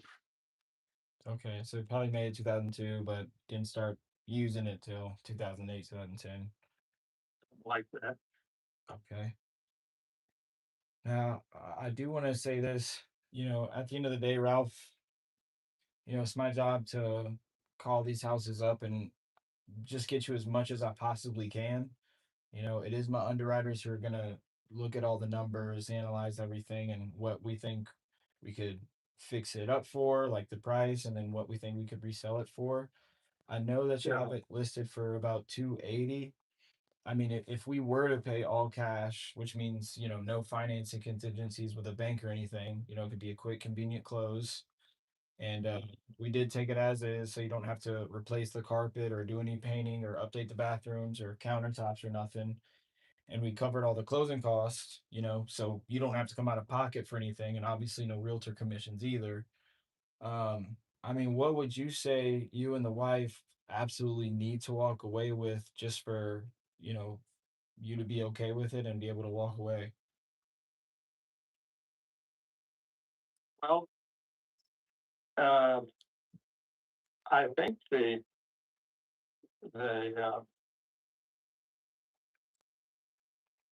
27.9, I think is a fair price for it. We might take a little bit less than that, but not, we wouldn't like a lot less than that. Yeah, because I'm seeing the one that sold for 260 was actually sold with a realtor. The one that was in the same condition as yours. Um, that was sold with a realtor, so they likely paid about 6% in commissions and some closing costs. So I mean, with us, you wouldn't have to pay any commissions at all. It's just you and the directly with us, the buyers, and we'd cover all the closing costs for you. Um, I mean, keeping all that in mind, 179 or 260, 279, I'd say it's about fair. Um, but I gotta compare it to, this other one that sold for 260, keeping in mind that they did pay realtor costs and everything. I mean, if you were to sell it for something similar, I mean, would you say that that'd be a deal breaker for you? I probably would, yeah. Yeah. So you're saying 260,000 would be a deal breaker for you? Yes. Okay. What do you think is the main difference? I know you said it's an end condo, end unit, but I mean, That means something, or I think it does. And I think it's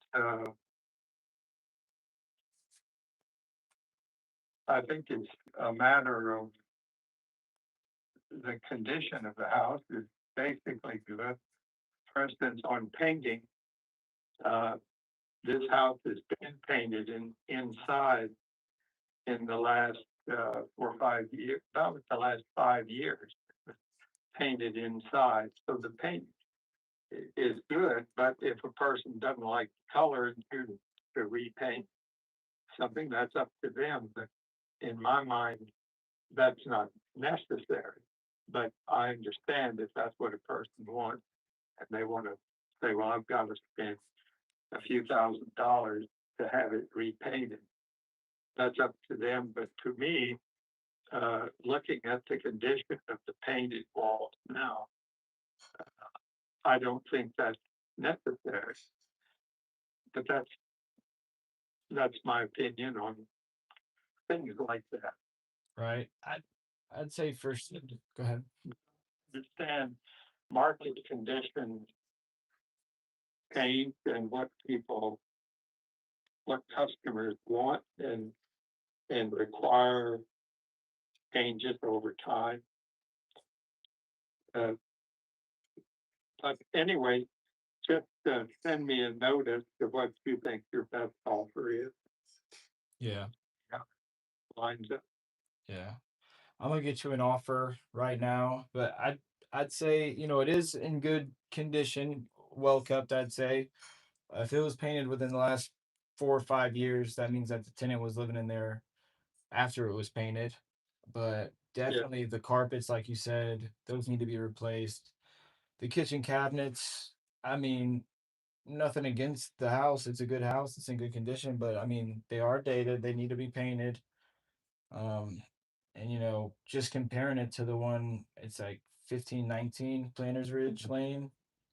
I mean, that took 8, 9, 10, 11, 12, about 4.5 months to sell at 260, and that's with realtor commissions, closing costs. I mean, with us, you're not having to pay any of that. I mean, are you willing to, let it sit for a little bit longer? I mean, just to maybe get close to the 260? Because I mean, I feel like everybody in the market is going to compare it to that one, right? Perhaps.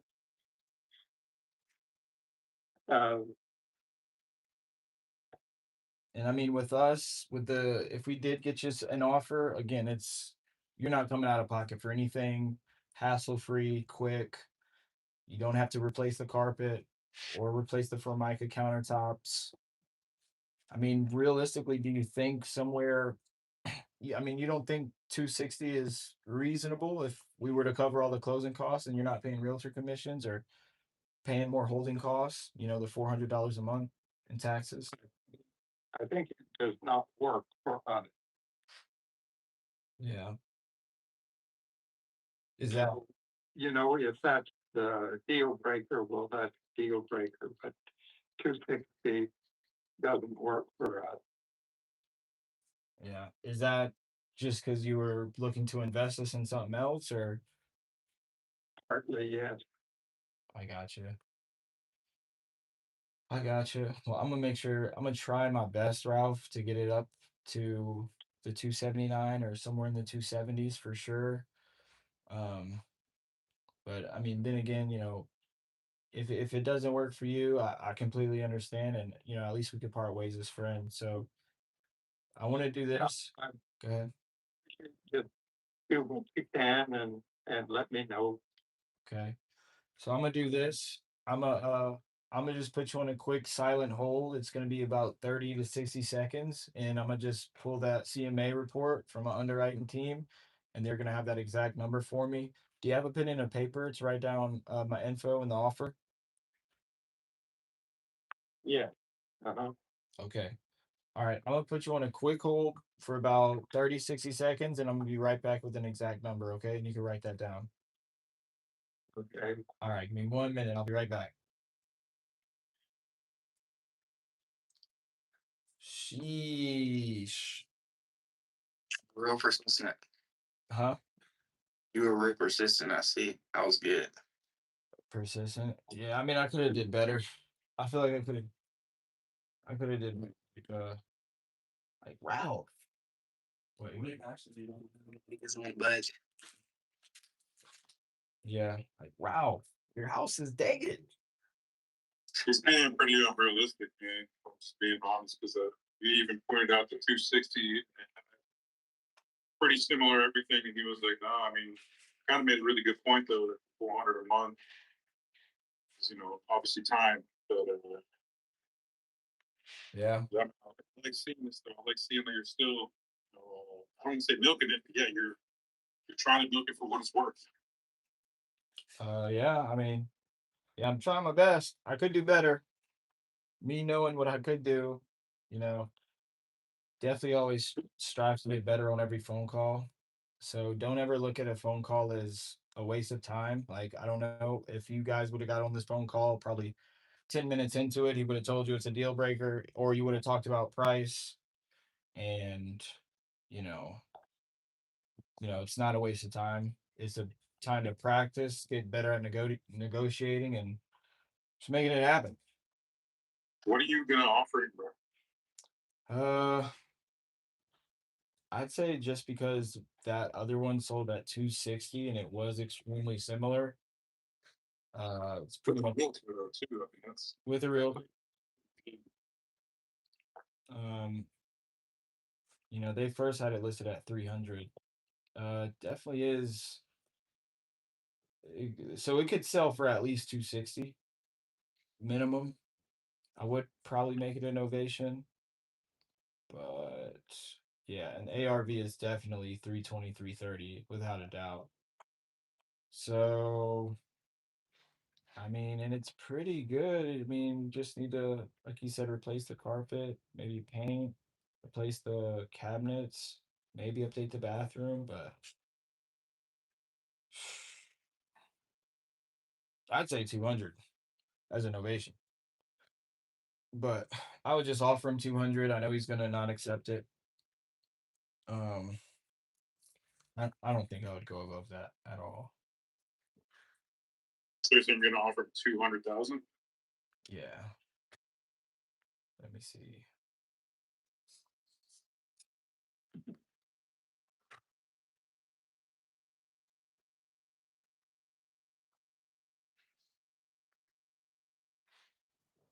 Oh shit.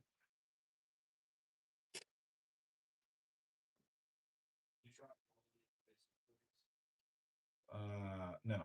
So 323.3 times 75 is 242. I'd say the repair costs are definitely 40K or 30K. Well, 20 to 30.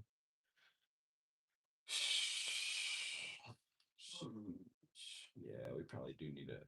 Actually, I think an investor would pay 240 for it, anywhere from 220 to 240. Yeah, yeah, for sure. So 200 is probably the MAO. So I'm gonna give him a lower offer. And I'm gonna just pivot with the Novation script pivot. Like, if you guys go on my Instagram, the last Instagram video I posted, you'll see what I'm talking about. Like how to give an offer when you know it's not gonna work for them. But I'll just say it right here. Let's go. All right, let me see what offer I'm gonna give them. I'm gonna put it down. So I'd say 192,568.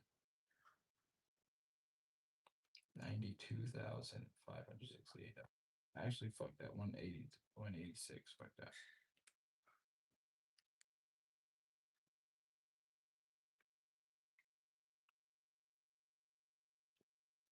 Hey Ralph, you still with me? I appreciate your patience. So my team did have a number for me. Um, so it did get approved. They did say that they're interested, they'll buy it. Keep in mind that this offer is all cash. So like I said, we don't have to go to a bank and get any financing contingencies or anything like that.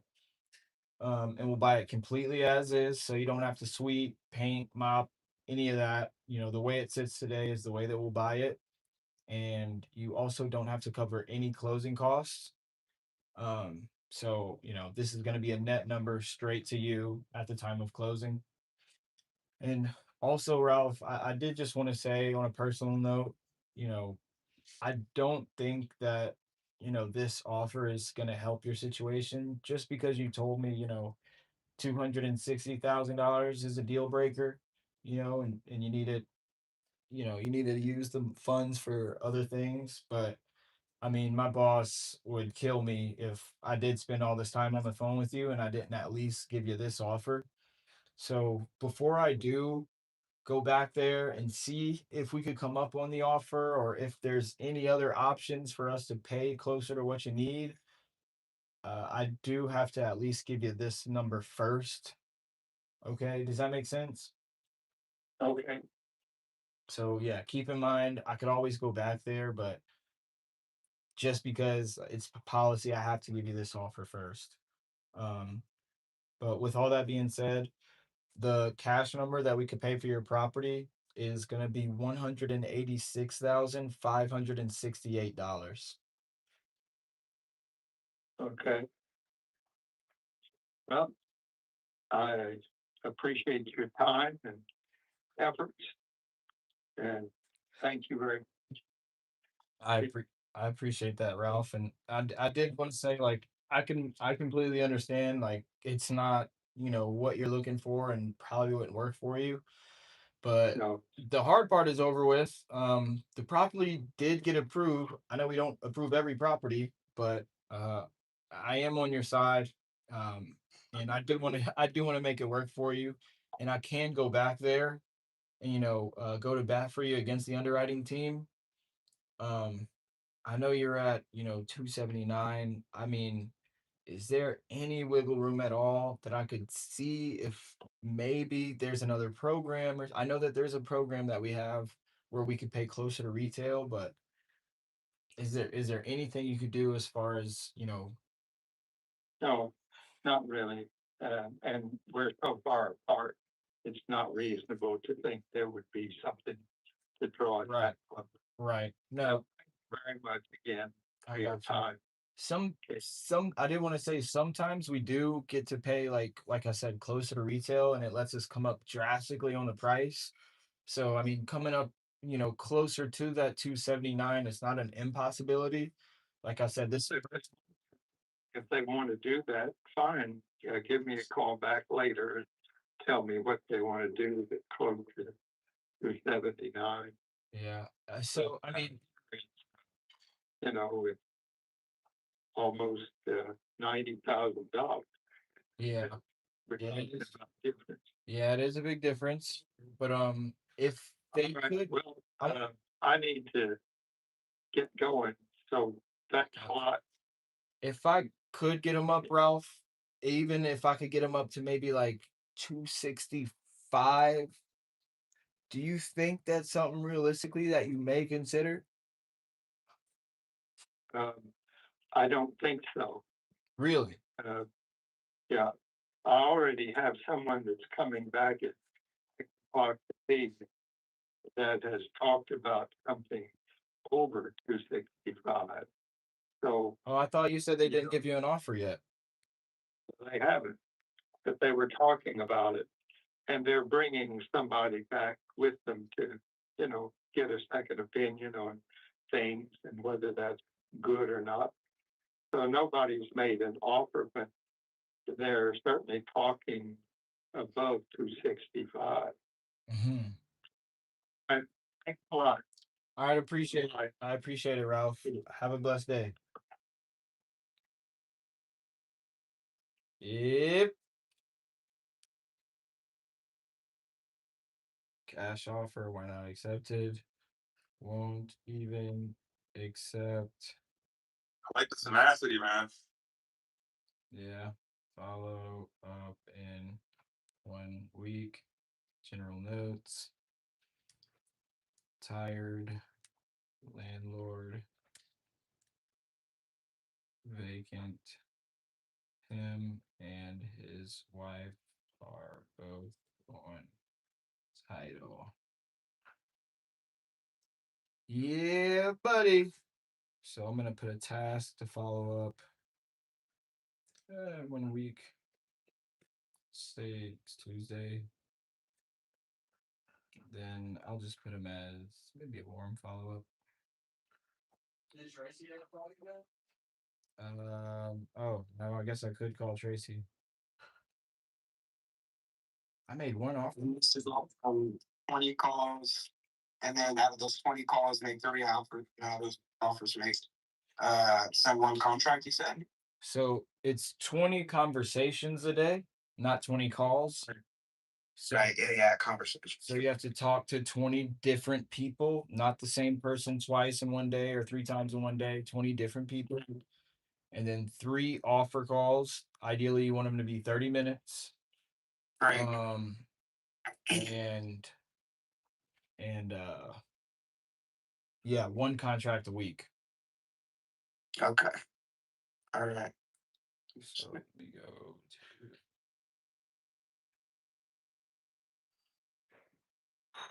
go to what's his name? Ramsey.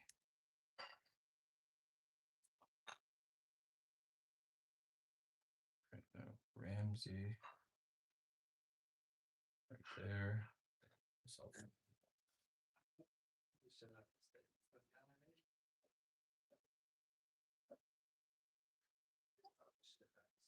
On your website, do you sell any contracts? Yeah, so if you just buy the script, I'll send you the contract too. Okay. Offer call 487. K. Innovation. Accepted. 30-day due diligence.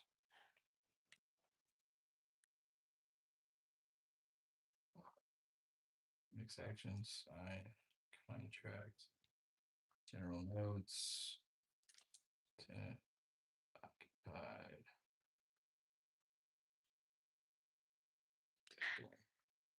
That's tomorrow. So, okay. What the fuck else was I about to do? What else was I about to do? What else was I about to do? Oh, yeah, that's right. Call Tracy. I think you said. Yup. Let's go. Tracy! He does that every time though. Like every time you think you got him, he does that. Isn't probably better.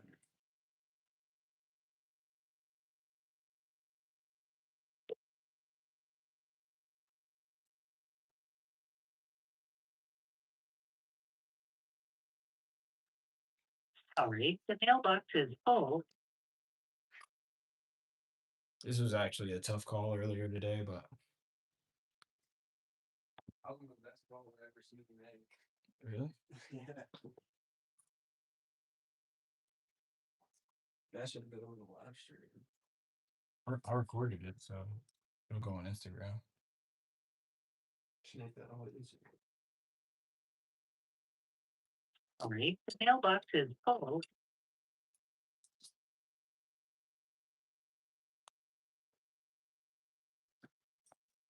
Oh.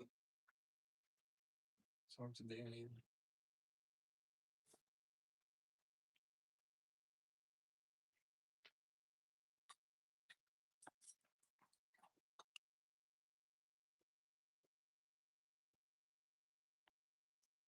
Sorry, the mailbox is full. Danny was saying that he wants to cancel David Blogger for Iris. I mean, he just said David's not a good realtor. He said he's really bad at communicating. Yeah. I told him, I said just cancel with Iris at that point. But I told him I'd ask you first before giving him the green light. Yeah, I'd say, canceling with David is definitely. No, I'm saying cancel the whole contract though with Iris. You can. You can? I mean, yeah. I think you should have done it a month ago. But you want to keep Longview. Yeah. Elvira, let's call Elvira.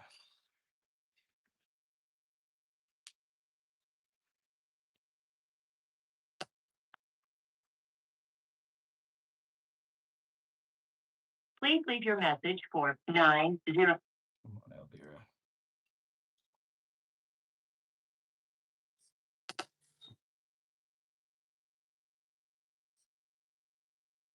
Please leave your message for 9.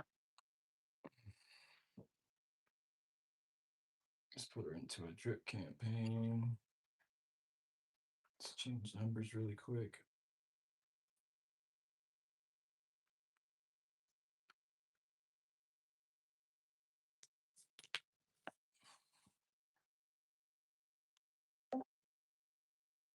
Please leave your message for 9. Yeah, she's just denying the calls at that point.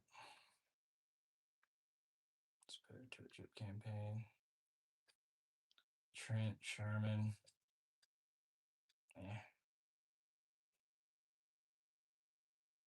Free Robert. Let's call Rob up.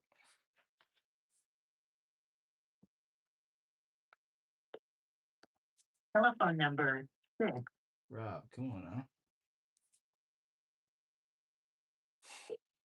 Telephone number 6. Damn. Why is he getting denied? See this?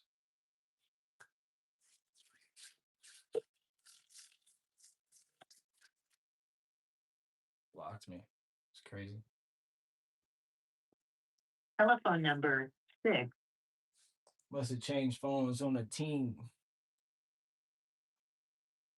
Remember when she let me in between? That was 2017. All good. Chubbs look around. Found one that seemed my type. That my dog, and he know what I like.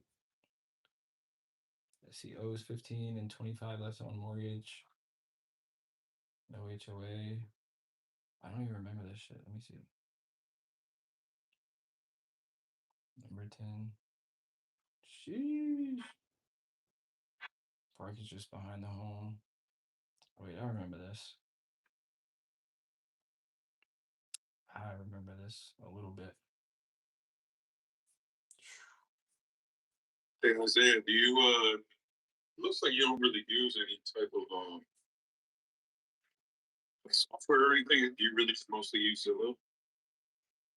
The only software I use is my CRM. That's what you're looking at. That's everything I need is my CRM. What's that called, by the way? It's called Close, so CLOSE.com.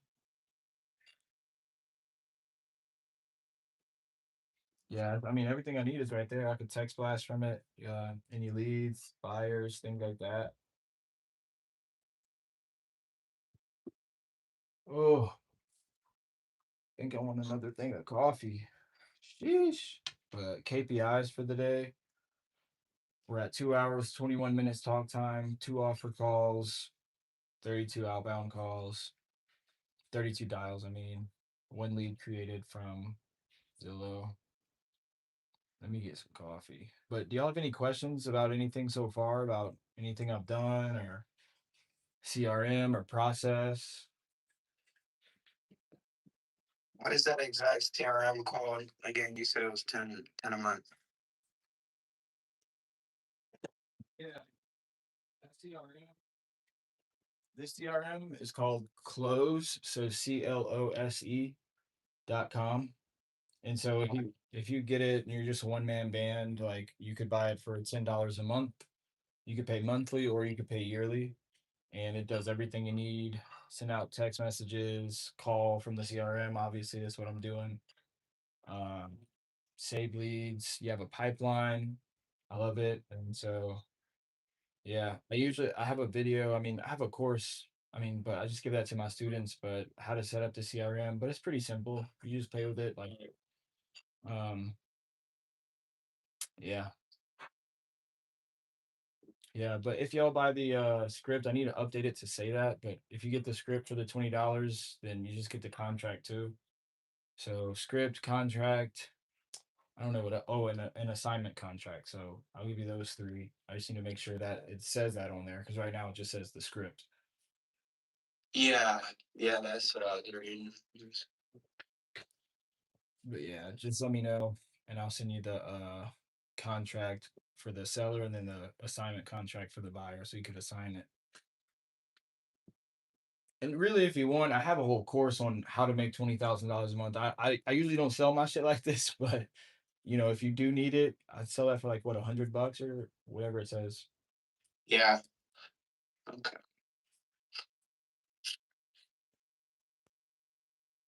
Okay, $200. $200 for the Zillow.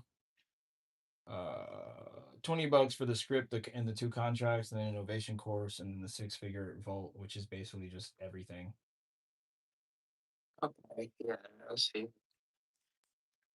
Yeah, it's pretty lit. And then if you have any JV deals that you want to send me or you want a JV with, or you need help finding buyers, it has to be under contract though, but you could just fill out the form and then I'll JV it for you, find a buyer for you.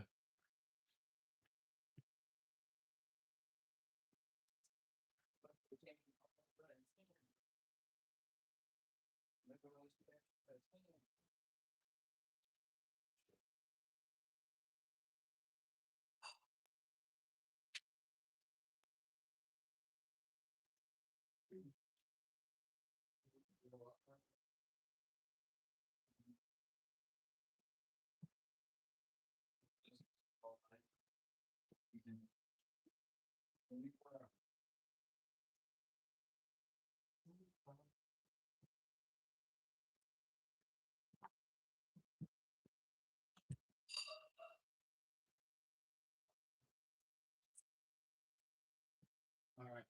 Well, that coffee is brewing. All right. Y'all don't have any questions. On to the next. That was a good little lead, though. Where's that? Planters. That was a good little lead, though. I mean, it was decent.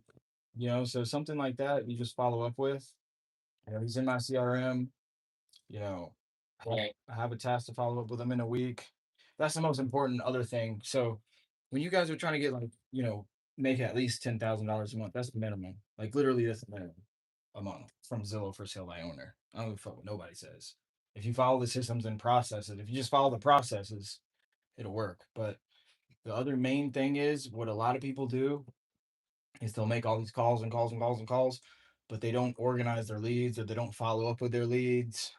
So having a CRM like Close or any other one, I used to use Podio, but the one that I use now is just as cheap as Podio. It's actually cheaper, $10 a month. But having those tasks, right? So if I go to, what was his name? Either way, I could use this one as an example. This is from Zillow too, right? So I have things over here like condition, motivation, price. I don't know where the timeline is, but it's from Zillow, and I have a little link right here. You could go straight to the Zillow link. 3 bed, 2 bath, square footage, Zestimate. I get to mark my offer calls. So what's the last offer I made? You get to send text. So it was a text I sent him. But see, I have a follow-up task for today, right? Address right there. I remember his name is James. He's in cold follow-up, but just organizing your leads like this is like 50% of the game, right? There's the front end and then there's the back end. There's the acquisition new leads, and then there's the lead management, nurturing the leads, right? So same thing with the guy I just talked to. I'm sure he's gonna remember me, even though I know I'm not his higher offer. The most important thing is that I stayed on the phone with him for 30 minutes, right? I was on the phone with him for like 50 minutes and built rapport, gave him an offer, a good offer, right? I didn't overdo it. And that way when I come back, I still have that offer leverage. If I wanted to do an ovation, I could come up. But if you're given the highest offer up front and it's an ovation offer, it's like you don't have any low offer to leverage.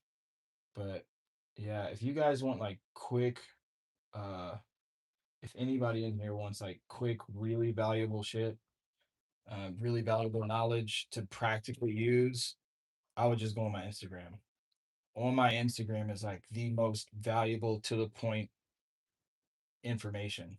Like on here, the lives are like very good for you guys to like tune in on every day and just see me do it in action live.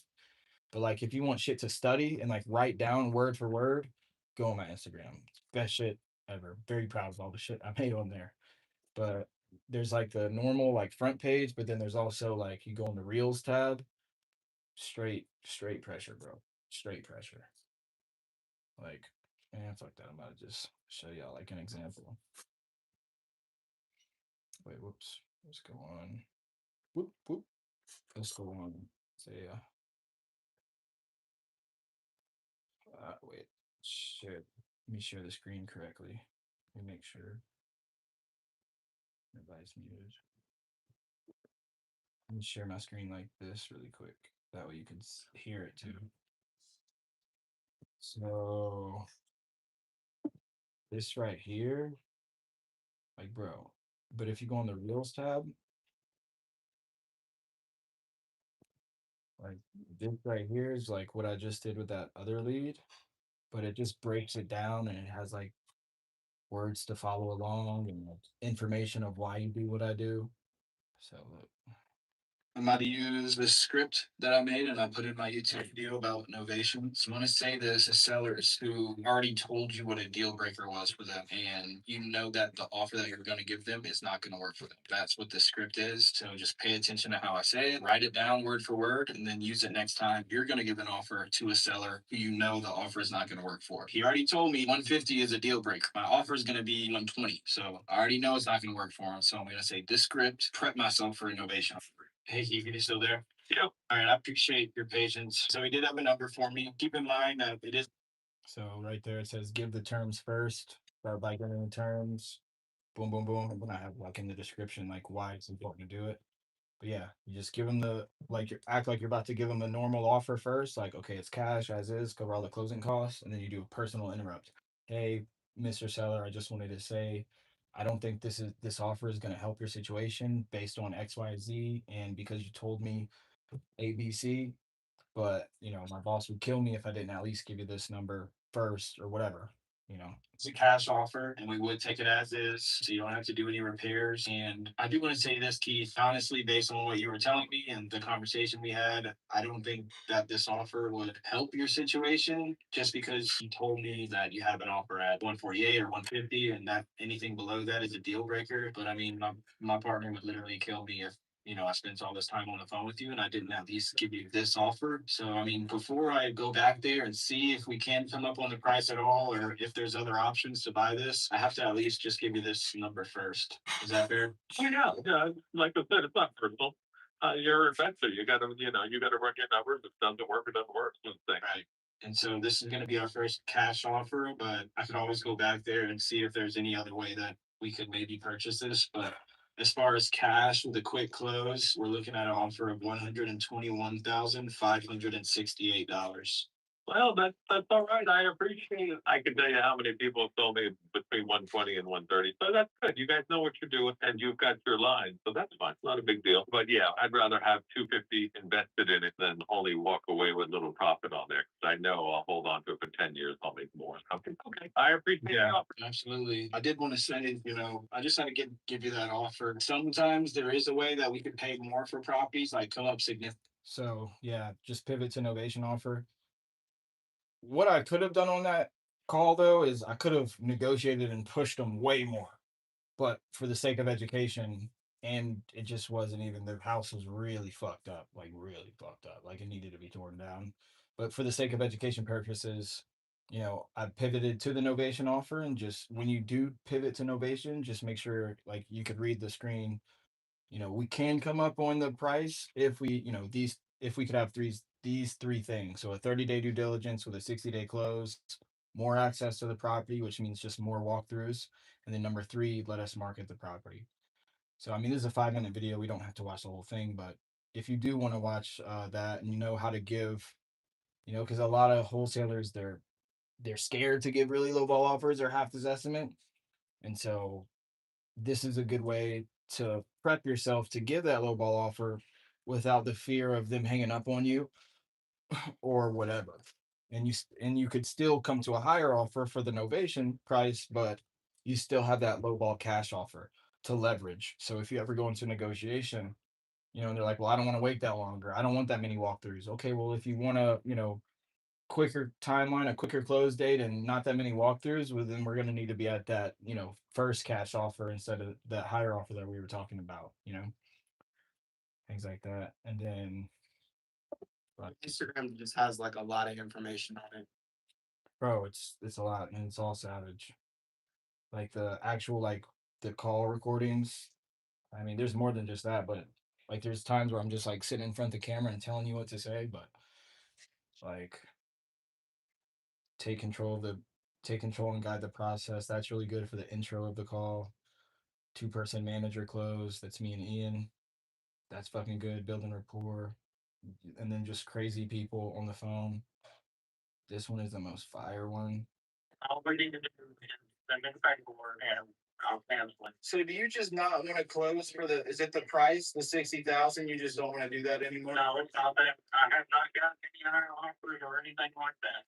I've never dealt with the process that you guys are doing, and it makes me too nervous, so I want to cancel my contract. Right. And I do have the right. So this guy, he's from Zillow. We actually closed this deal already. We made 5K. It wasn't that big, but still 5K from Zillow. That closed like 2 or 3 weeks ago. But he was trying to cancel the contract. I was like, fuck that. Let me call him. Called him. And then this is everything I said. But I got him back on track. It's just a matter of just getting good on the phones, really. Like if any of y'all are like, feeling whatever about Zillow for sale by owner, like I said, it doesn't matter what marketing channel you use. It just comes down to your skill set and like just getting better at it every day. So yeah, you're gonna suck on the first few phone calls, but just keep going. You hit the KPIs. It accomplishes two things. One, it guarantees that you get a wholesale deal. Guaranteed. Like you hit the KPIs, 20 conversations, 3 offers a day, 1 contract a week, guaranteed to make it happen. But two, you do that many reps every single day, you're getting stronger, you're getting better, you're increasing your skill set. So yeah, but I'm not gonna play the whole thing, but if you guys want to, just go follow me on Instagram. You can watch this whole video. It's a shit ton of value on here. Like this one, I don't work with investors. Got her back on track. Mastering the intro, all this shit. Very powerful shit. All right, let's go back to Zillow. Okay, that one, what you called that one. What is this? Okay. All right, yeah. Follow up with this little lead. Let's go.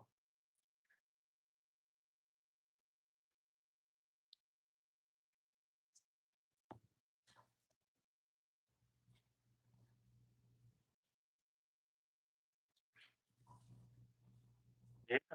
Hello? Mr. James, good afternoon. Yeah, Jim. Yeah, I'm not available right now. I'm at a visitation, a home visitation. Give me tomorrow between like 10 and 2 o'clock. You mean at the house that you're selling in Lumberton? Yeah, will call me. Yeah. No, I'm talking about a passing. Someone passed. Oh, I'm sorry. Yeah. Yeah, no problem. When did you? It's not my brother. It's Dang. somebody else now. Lord have mercy. I'm sorry to hear Yeah, that, man. yeah. Dang.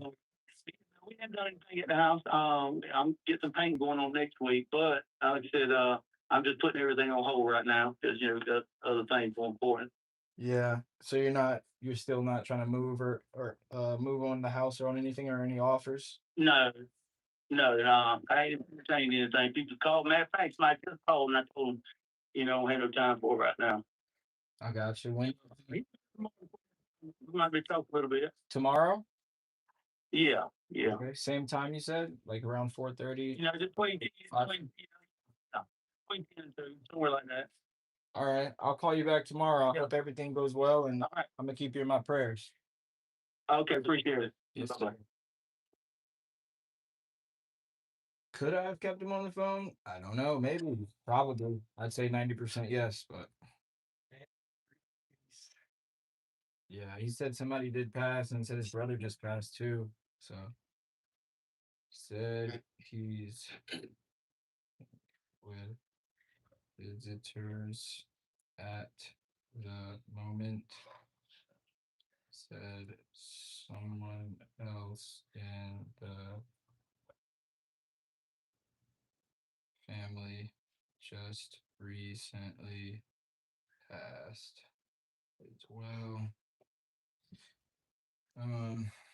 He said to call back tomorrow anytime from 10 a.m. to 2 p.m. EST. So we'll just fucking put a task to follow up tomorrow. Idiot what idiot. As long as I'm at the top of their mind. Can you please send us your contact phone number as well? Isaiah, yes. Yes.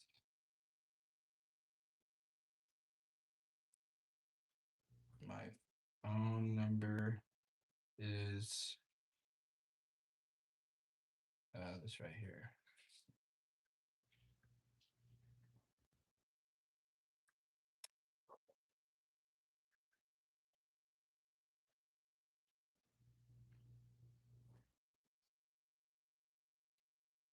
There. Cool. Rob, he didn't answer the phone, but sounded like he blocked me. Oh shit. Let's call him one more time.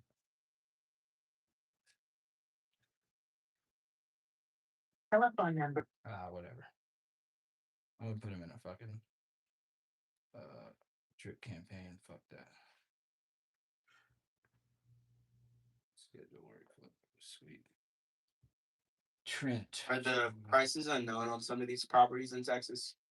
Unknown? Yeah, like, can you do anything about that? What do you mean? Like, I'm on Zillow right now, just looking at some things, and I was looking at Texas, and a lot of these prices are like dashes, or it'll say price unknown. Oh, yeah. So I said that earlier. So am I sharing my screen still? No, I'm not even Yeah, sharing. you can stop scaring that. Okay, so you go on Zillow and just take a random lead. Okay, boom. Just take any one of these. Oh, this is in North Carolina. Sorry. So let's just go to non-disclosure state like Louisiana. All right, let's just click on a random one. This one. So the Zestimate for one that sold recently is usually always going to reflect the sale price. So this is sold already. So that's what I go based off most of the time. But if anything else, if it doesn't have Zestimate, just go on here and you could at least see what it was last listed for or what it was pending at. So it says it was pending at 129. The Zestimate's 127.3. So there you go. Yeah, like the Zestimate's probably going to reflect what it last sold for. Okay. All right, thank you. Yeah, that's perfect. Yes, sir. All right, so no other new leads. Oh, wait. Oh, fuck. Okay, got some fucking leads in here. Let's call these people up. I'll give my realtor your number and have them reach out to you. Fuck that. Well, let's call her up. Let's see. Sherry, what's going on, Sherry? Your call has been forwarded to an automated. Damn. Your call has been forwarded to an automated voice messaging system. All right, whatever. Leslie. Let's go, Leslie.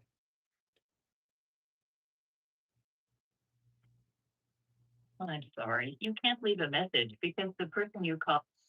Leslie. Come on. I'm sorry, you can't leave a message because the person. Fuck. All right, let's try from a different number.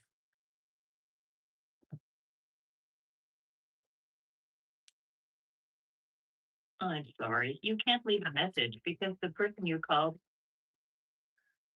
Damn. She just ain't answer. Well, we'll keep going. Ooh.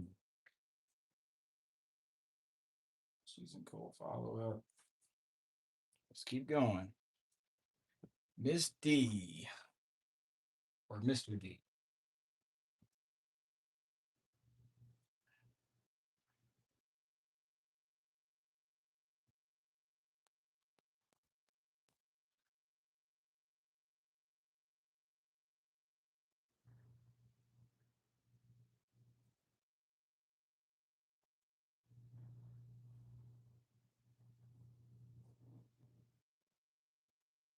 Your call has been forwarded to voicemail. The person. Come on, D. Mrs. D.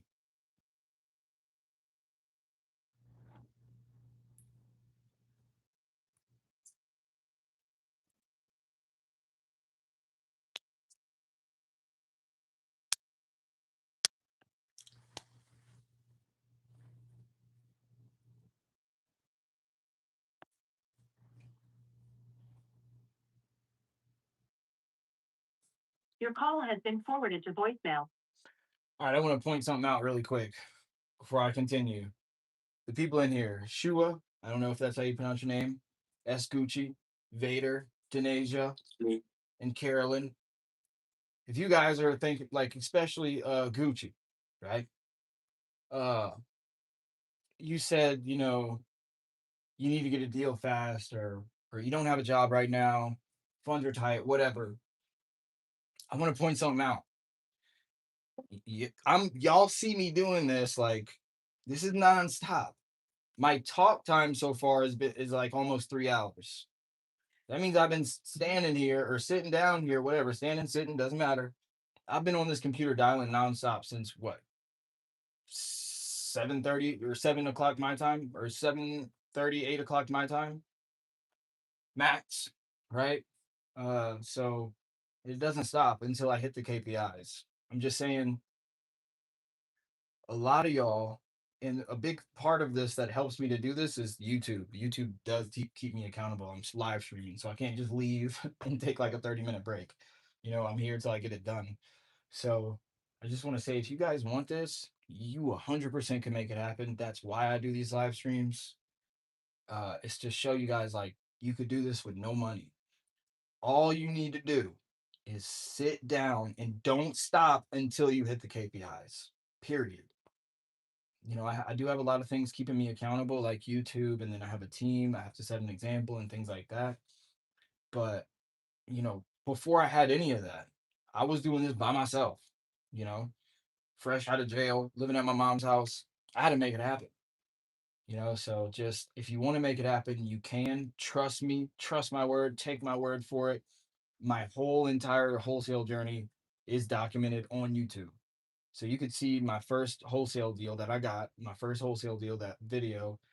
I was holding it in cash, right? I felt like I manifested that shit. But you guys could get $10,000, $20,000 a month. On average, it's $20K a month from Zillow for sale by owner. All you have to do is sit down Don't go walk the dog. Don't go take a ride. Don't go do errands. Don't go buy groceries. Sit down at the computer, call nonstop. And just don't stop until you're done. Like, don't stop for the day until you're done. And when you do hit the KPIs, then you could go do whatever you want. You don't have to go above and beyond. You don't have to overdo it. Just hit the KPI. 20 different people, 3 offers, 1 contract a week, right? And if you're getting to and it doesn't matter what contract it is, it could be a shitty contract. Just hit those KPIs, and I promise you, it will work out. It will happen. You will get a wholesale deal. Oh shit! Damn, I'm trying to put this.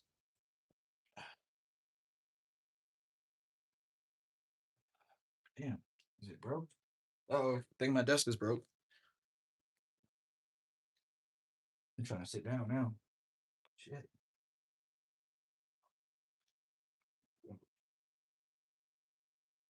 There you go. Sweet. Let's go. Yeah, that's it. I just wanted to say that, point that out. It's like a lot of people see what I'm doing and they pay attention to like the strategies I'm doing or the fucking, people pay attention to like how I'm comping or like whatever. But the real magic is just the fact that I don't stop until I'm done. Not every day is perfect, but oh shit. And some days like are shittier than others, but it's just about being consistent. Let's keep going though. What is the team talking about? FYI, blah blah blah blah blah blah blah. Sorry, let's say da da da da. All right, whatever. Okay, we were calling these leads. D did not answer. Let's call her one more time. Triple down.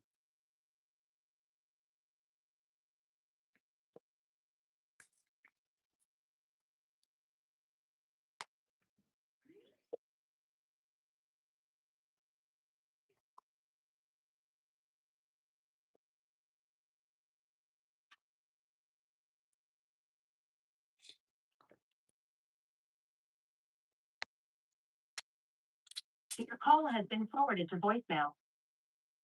Next. All right. Wait, is she in a drip campaign? Yeah, she is. Your call has been forwarded to an automated voice. Come on, man. Your call.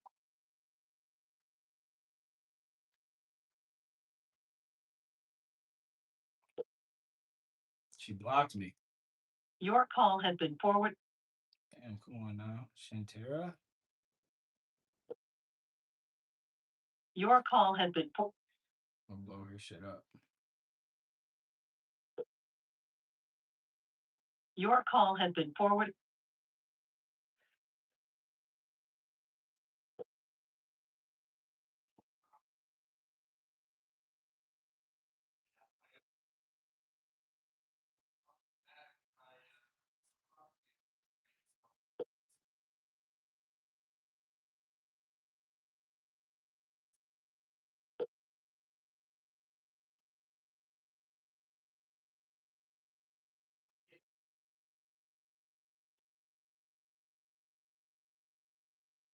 Your call has been forwarded to an automated voice messaging system. 8.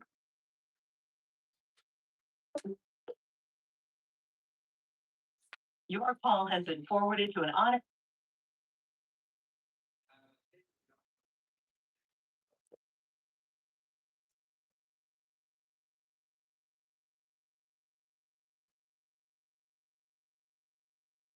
Your call has been forwarded. I'm blowing these people's phone up.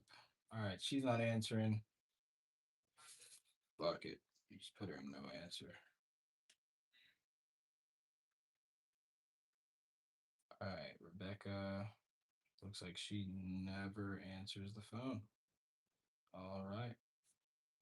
Never, ever, ever answers the phone. Do we have a... We never got her on the phone. Let's see if we can skip trace it.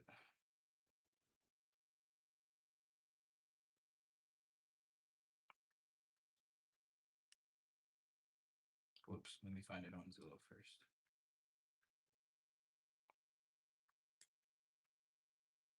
Shit, that could be anywhere. I bet it's probably in, shit, let me see, what is a 256? What area is 256 area code? That is Alabama. So right here, Union Grove, Alabama. 256, yep. So I'm assuming this is it. Oh shit, when did it sell? 242.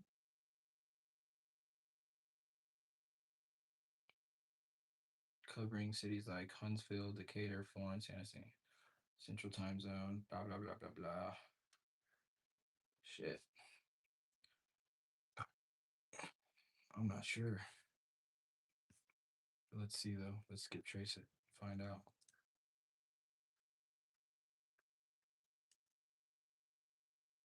See if it comes up with the same name. Yep, Rebecca. That's right. So let's change that.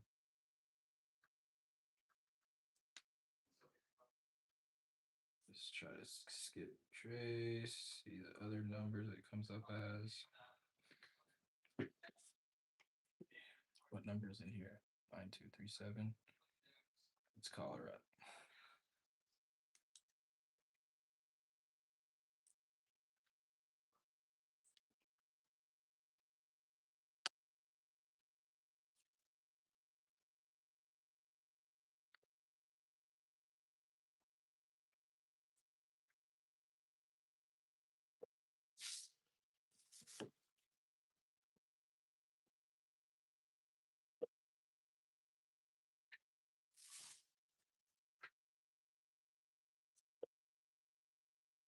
Your call has been forwarded to voicemail. The person you're trying to reach.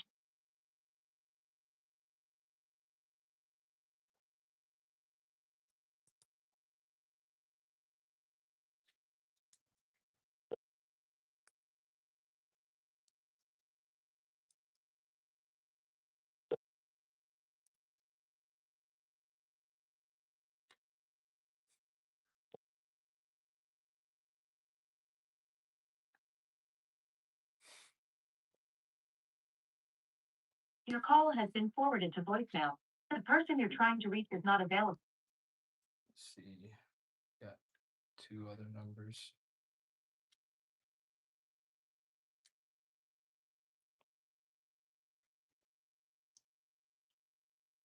Hello, this is Gloria.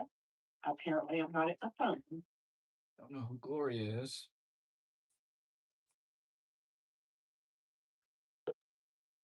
Hello, this is Gloria.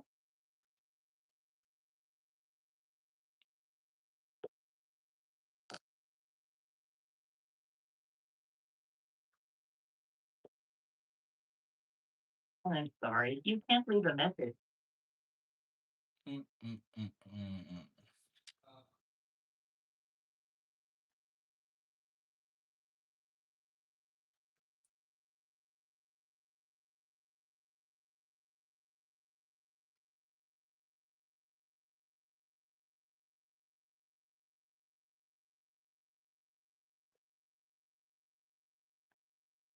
I'm sorry, you can't leave a message.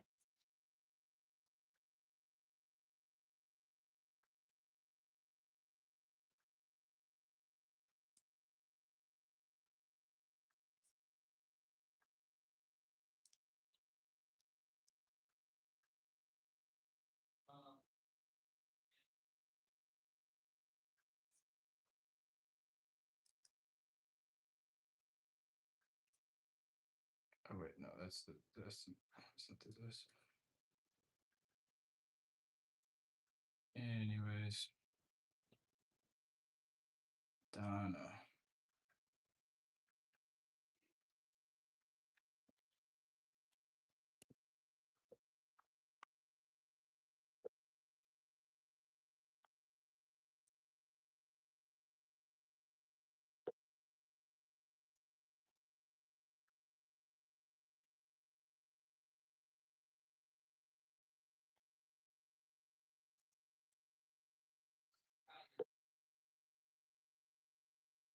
Ashley, can't take your call now.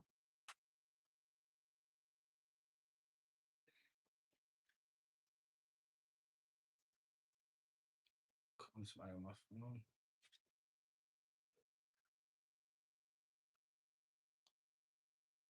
Who is this?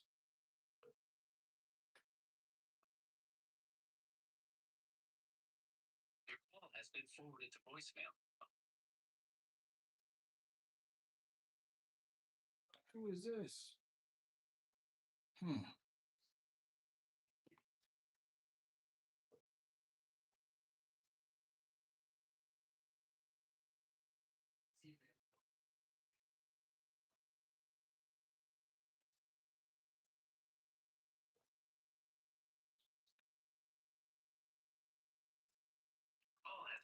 right. Keep going. All right, we gotta just call it Zillow lead after this. Oh, this is Zillow.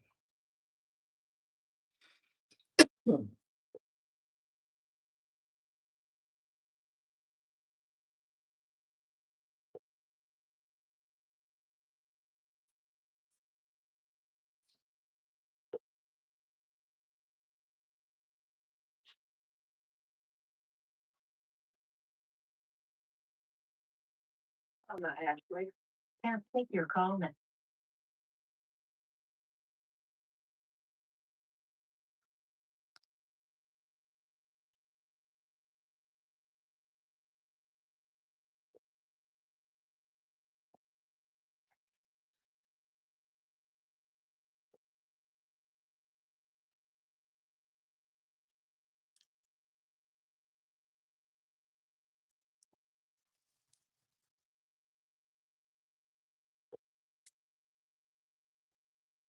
Your call has been forwarded to voicemail.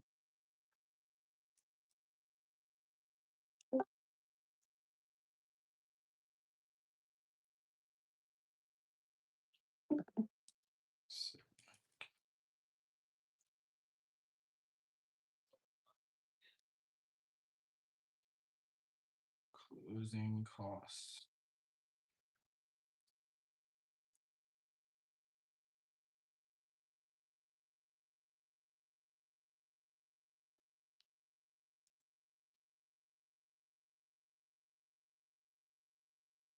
I'll put a task to follow up with him tomorrow. All right, let's call it Zillow lead.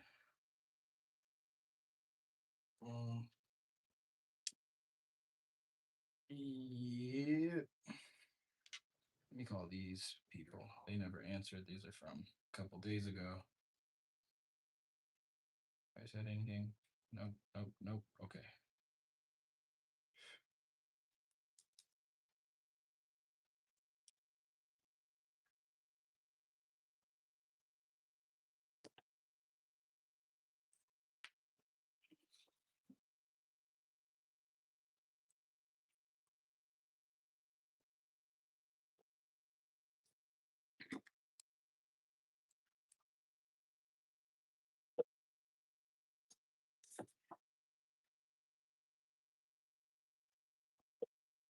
Your call has been forwarded to voicemail.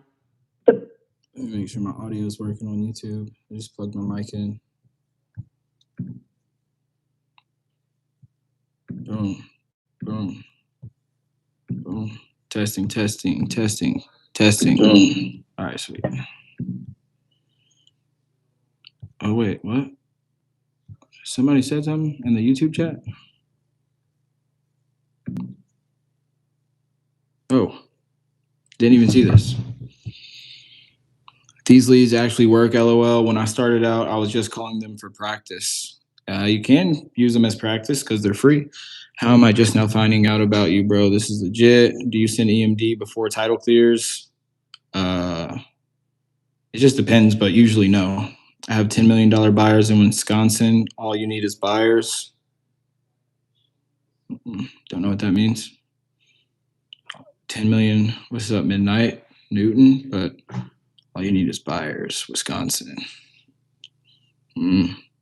How deal with pre-foreclosure? Do you direct with seller in your first conversation? Yeah, direct to seller all the time. What's up, Justin? What's good? All right, let's go. Sorry, I didn't see that chat till just now. Okay, I was calling these Zillow leads. Call this again. Let's go.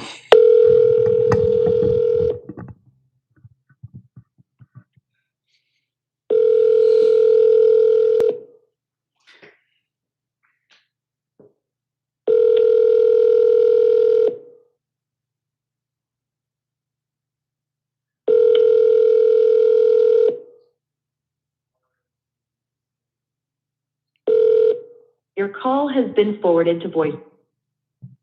Come on. Come on.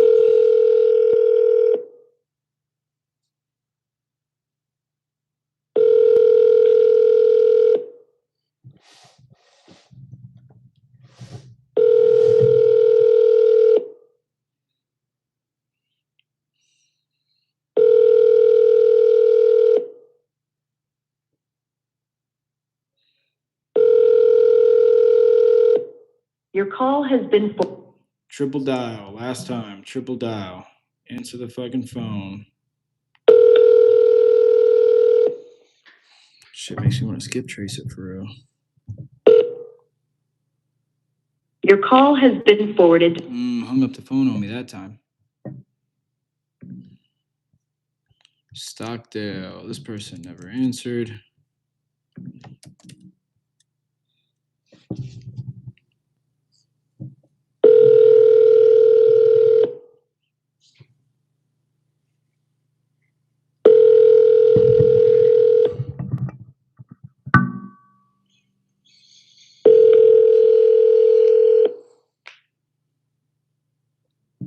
Your call has been forwarded to voice. All right, while I'm dialing, I'm going to be looking for a new lead too.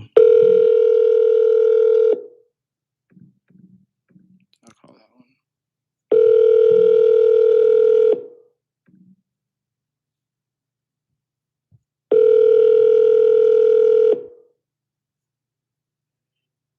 Your call has been forwarded to voicemail. So this one says Southern Charm at its finest, elegant two-story Victorian located in the heart of blah, blah, blah, blah, blah.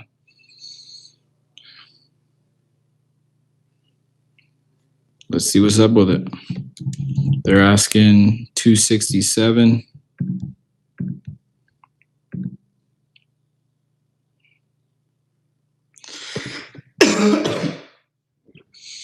I really don't like it.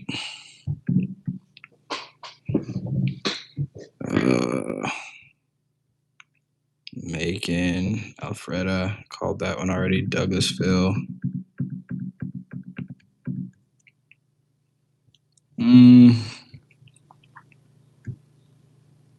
It's retail, no deep discount for investors. Nice. All right, let's see what's popping in Florida. Land O'Lakes.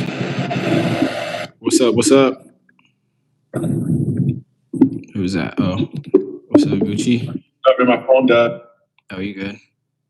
So they got this deal in Sarasota. No inside pictures. You, man, look at you, yeah. You said what? No, I'm saying look at you, man. I appreciate that. Hell yeah. Let's see. Location best, all over beach town, blah, blah, blah, blah, blah. The hose and the whole inside. Bring your ideas and taste. Make $1 million home. House very spacious, 6 bedrooms, 3 bathrooms. Big glass team. Florida room, 2-car garage, no deed restriction. Bring your RV. What are you talking about? Let's see what the comps are looking like.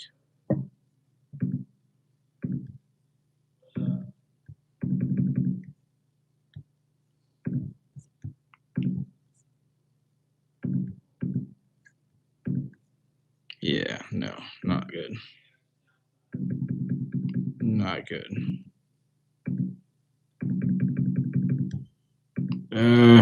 Yeah, not good at all, but we'll just put it on a separate tab if there's nothing else to call.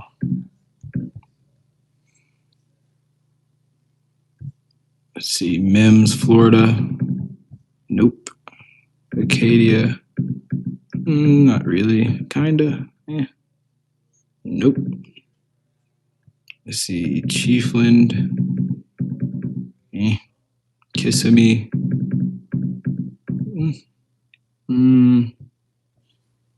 Not really.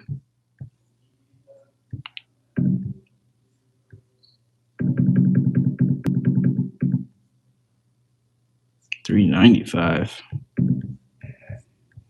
Nope. Looks like Wholesaler, Springs, Florida.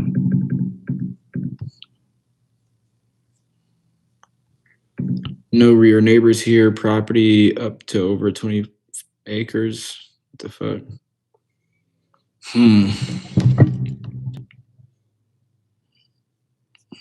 No.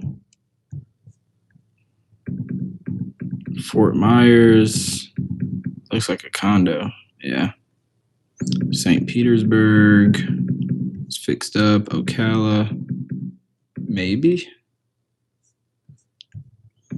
Modified Hickory model. What the fuck does that mean? Oh, 55 plus community. Nope. So you guys cannot wholesale inside a 55 plus community, or you'll have a really hard time at the very least.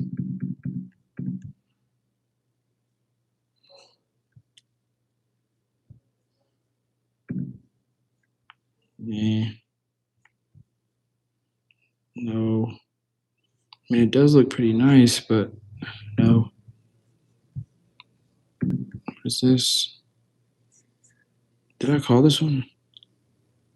New paint outside single car garage. Let's see what's up with it. 6 hours ago it was listed. Oh gosh, of course Ian called it first. He's on the phone with him right now. That's funny.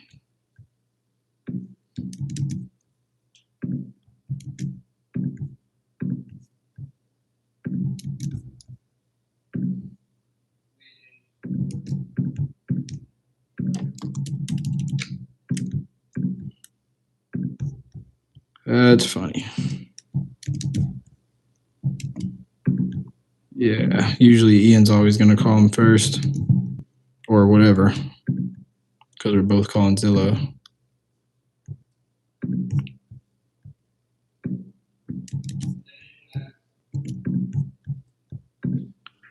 Let's go. Nope. All right, let's go. West Palm Beach. Okay. Oh, shit. Let's call it up. 5 hours ago, 48 views. Let's go. Ian didn't call that one.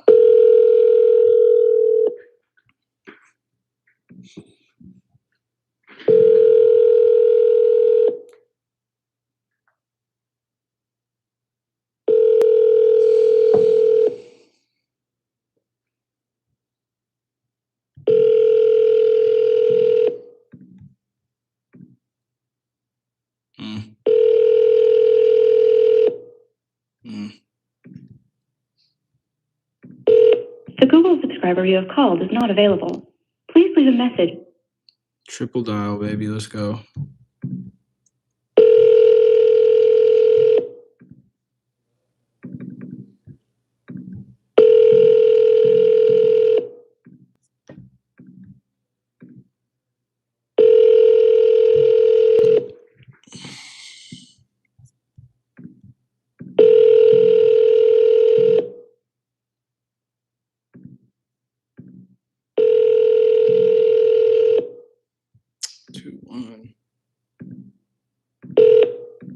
The Google subscriber you have called is not available.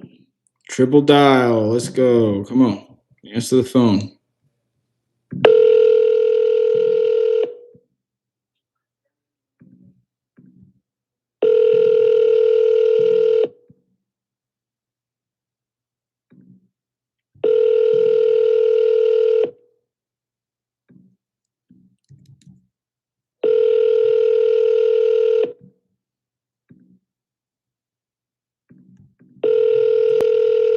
Hello. Hey, sorry to blow your phone up. I was calling about that house I just seen in West Palm Beach. I had seen it listed on Zillow. Yes. Yes, sir. Well, I seen it. My partner had seen it actually, and I was just seeing if I could make an offer on it if I didn't catch it at a bad time. Okay. Okay. Yeah, you can. I was kind of tied up, but yeah, you can go ahead. I appreciate that. I appreciate that. Sorry if I was blowing up your phone. It's just, when we see a deal, we try to, get in contact with them and try to, buy something. I understand. I understand. Yeah. Well, my name's Isaiah. What was your name? I'm Andy. Andy. Okay. Nice to meet you, Andy. Yeah. And Andy, just so you know, to be fully transparent with you, I am an investor. Okay. And so I do have like 3 other partners that I work with, and we mainly buy houses to fix and flip. Sometimes we'll keep them as a rental. And we're just looking to add a few more right now. My partner Ian actually saw the listing earlier today and just wanted me to reach out and ask you a couple questions to see if this house would be a good fit to put in our portfolio. So, I mean, if we are interested, then by the end of the call, I could at least give you an offer. Or if not, for whatever reason, I'll at least give you a good reason why. Is that cool? Okay. So, I mean, yeah, I'm gonna be honest. It looks like a great house. I mean, I know it's just a street view picture here. It is. I mean, I like the house, but I'm not in Florida anymore, and don't look to going back. Yeah. And just actually want to just lighten my load. Yeah. You're originally from Florida? Yeah. There you go. Yeah. No, I feel you. I'm originally from Louisiana, and when it was time to go, it was time to go. That's right. No looking back. And I have no intention on going back. There you go. Yeah, me either. People ask me sometimes, do you miss it? Like, do you miss home? I'm like, not at all. Not at all. You're right. So, I mean, was this was your primary residence, or was this a rental for you? No, it was left to me by my mother, and I have no reason of holding on to it or anything because I got another house that's in Georgia, and I'm just letting go everything that's down that way because I'm gonna be I heard ethnicity, and I don't want to hold on to nothing now. Wait, say that again. You had broke up for a second. I'm sorry. I say a lot of my hurt and pain came from that city, and I don't want to hold on to anything down there. Yeah. What do you mean by hurt and pain? Like just bad memories or bad friends or ex? Yeah, just a lot of bad stuff. Like I lost 2 kids down there. Oh my gosh. Yeah, and that kind of really did something to me. Then I lost my second child. Lost him and his mom. Dang. Both of them died in my arms down there. I can't go back, and I don't want to look back. Oh my gosh. I'm sorry, and I thank you for sharing that with me, but my condolences to you. I cannot imagine what that's like at all. I know I have some bad memories, but it was nothing like that. Was that how? It. I'm gonna tell you like this. It was so close to breaking. Yeah. That really almost took everything out. I could imagine. I mean, I can't imagine, but I could imagine that. Yeah, dude. Sometimes I feel like I'm falling apart off of something, and then I look like at other people's situation. I'm like, this is nothing. So I can only imagine. And see, I'm gonna tell you like this. I've been through a lot in life. I've had 7 heart attacks and 3 strokes. Jeez. And God still got. Well, there's a reason for that. You have a purpose. Yeah. And in 2017, I was in hospital. They told my people to get ready to bury. Holy crap. Dang. Oh, God got me here for a reason. He certainly does. And that's good that you have some faith. Faith will get you through a lot of things. That's crazy, man. Well, my condolences to you. And I know I don't know you, but I always pray for as many people as I can, and I love when people pray for me. So I'm gonna definitely keep you in my prayers, no matter what, even if whatever we don't do anything. Say again, I took your phone went out. I was saying, I know you don't know me, but I love when people pray for me, and I'm gonna definitely pray for you, even if we don't do anything, or whatever. We can't make something happen. I'm gonna still pray for you and tonight. And yes, man, sir. yeah, I appreciate it. absolutely. We could all use a prayer every now and then. Prayer's the main thing that's holding us together. That's right. Whether we look at it that we are not, it's true. Yeah. Yeah, we need to put prayer back in, the elementary schools and everything. I know we took that out recently. Right. That's right. Now, man, they're lost. Right. And see, I run a mentoring program now. I see and talk to a lot of children that have been through a lot. Yeah. They don't have any positive. That's all it is. Yeah. Well, maybe that's why God got you here. I know me and my younger brother, we didn't exactly have positive guidance either, but so we ended up getting into a lot of trouble. But we both changed our life around, and that's what I try to do. Is oh, there you go, he hung up. Whoop, whoop.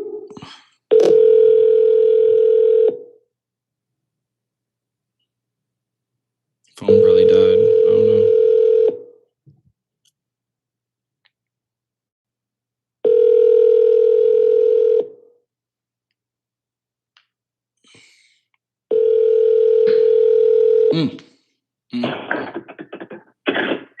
Hello? Yeah, I'm not sure what happened.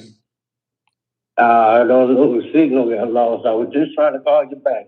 Oh, okay. Sometimes in certain parts of this house, I don't get a good signal. Oh, okay. I was just saying before it cut off. I know you said you're in a mentorship program because a lot of kids, they don't have positive guidance. I was just saying that might be why. I'm sure that is why God got you. But I was also saying, me and my brother, same thing. We didn't have, that positive role model as much. Like we had, our parents and everything, but still, I love my parents, but yeah, we didn't have that positive guidance, and we ended up going down a not so good path, in and out of jail and stuff. But we both ended up changing our life around. I've been that same path. Yeah. I done been to prison twice, and all of that. Yep. Yeah, my brother is actually. I mean, this happened like 4 years ago, but he's still, going to trial and they're like offering him like 20 years, and it's just I couldn't even imagine. Especially because he did change since then. So yeah. I'm gonna tell you like this: once you get into the system, I'm gonna give you another number to call me back on. This phone is acting up. Okay. You have something to write with there? Yeah, I'm ready. Okay. 478. 390. 390. 0572. Okay. You want me to call you on that number right now? Yes. All right, I'm gonna call you right now. Oh.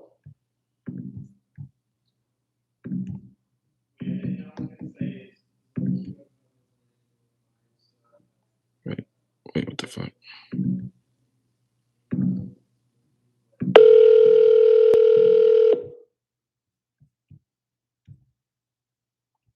Hello? Yeah. Yeah, man, that's a lot better. It's all good. But see, what I'm saying is, once you get into that system, right, it takes a second to get in and a lifetime to get out. Right. No, because for real. You're not. Once you get in there, you're not your name anymore. You're a number. Yeah, I was about to say you're a number. Yeah. That's why they give you EF number, GDC number, whatever. Docket number. See, like in Georgia. Yep. It's 110 prisons in the state of Georgia. Building more. 90 of them are private. They have a contract with the federal government to stay at a 98% capacity at all times. It's a monopoly. To the government. It's a monopoly. Yeah. Yeah. Yeah. They get paid. They get $197 a day per inmate. It's not right, but Right. I think nowadays a lot of people are waking up to that. Who owns that? Who manufactured that? We're not the first country to go through that. Oh yeah. Oh yeah. But see, we're the ones that hold on to, and it's so messed up, man. The system is so messed up. For America, Yeah, it's a shame. right. Yeah, that's what And I'm. you saying this is a free country? Where is it free? Yeah, right now. Because if you look at it, yeah, everything you buy, everything you buy, you got to, like a house, you have to pay a tax on it every year. you don't really own it. Exactly. You don't really own nothing. Yeah, and they make it like that on purpose, But that's why we fought to come to this country. Like in the Revolutionary War, we fought here so we don't have to pay taxes. So there isn't there. So there is no centralized bank, but it didn't take long for that to come back. That's true. That's true. But to be honest, man, I was looking over the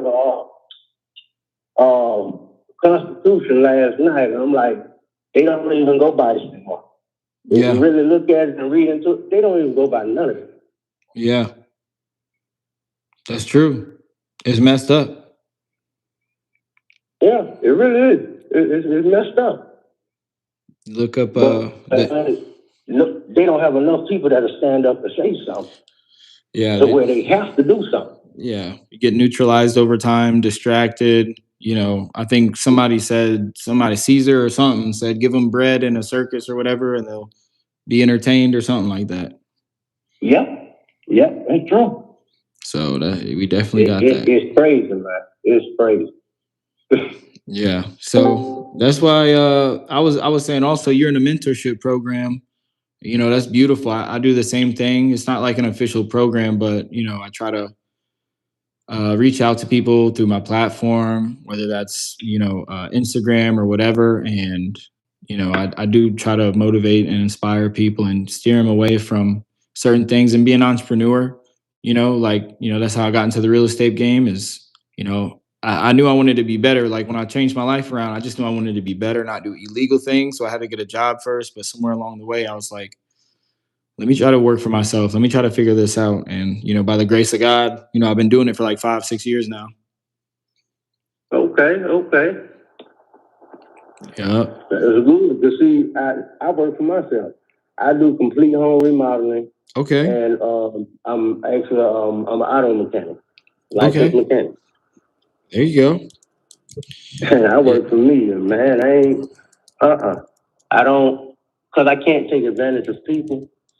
So there's certain things that I just want my heart won't allow me to do. Yeah.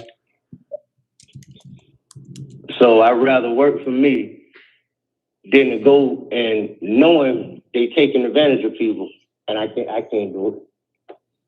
Yeah.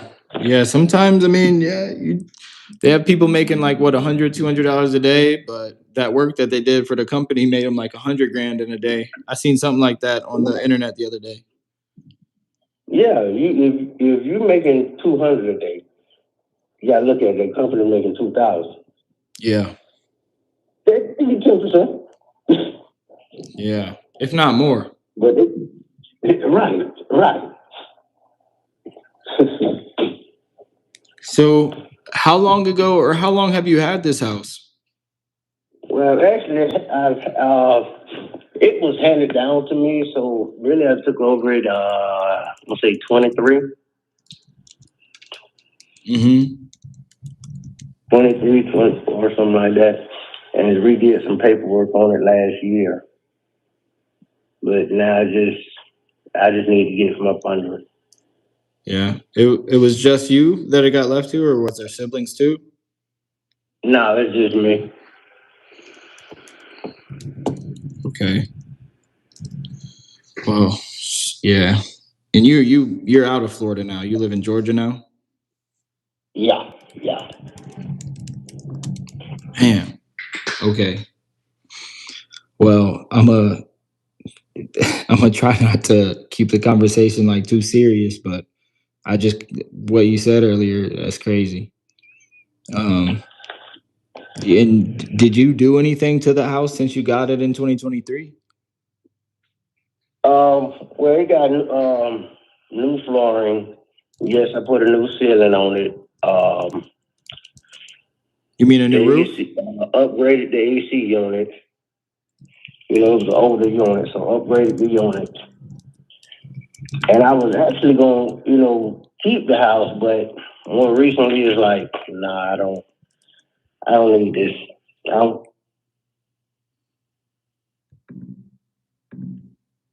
looking at a lot of stuff that's going on down there, for it's me. I don't want to be associated with a lot of the stuff. So I'm cutting ties with a lot of stuff, biting my lip. Yeah. No, I And just can understand. get some, I already got another house, well, 2 more houses that I'm leaving my daughters. Okay. So they're straight. That's good. So this is the only one you have that you're trying to sell? Like this is the only one? The other 2 you just leaving to your daughters? Yeah. That's good, man. I wish I had a parent. I wish my parents would have left me something like that.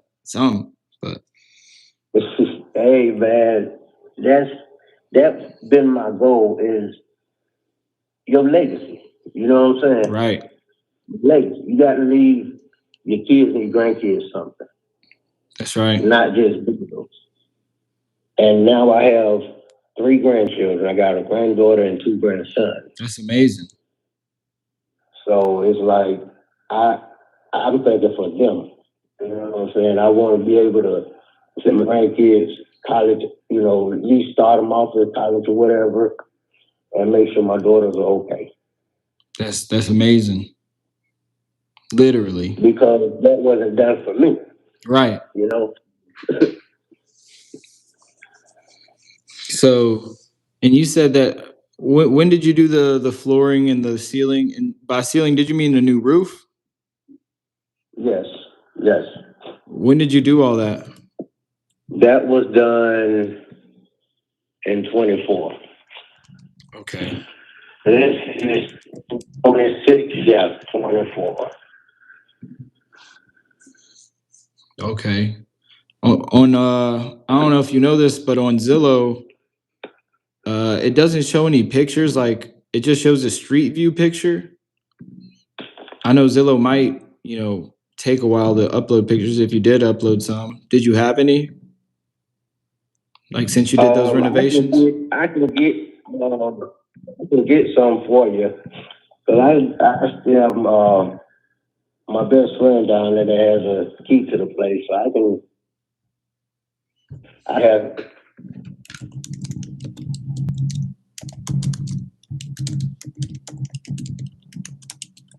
Can you hear me?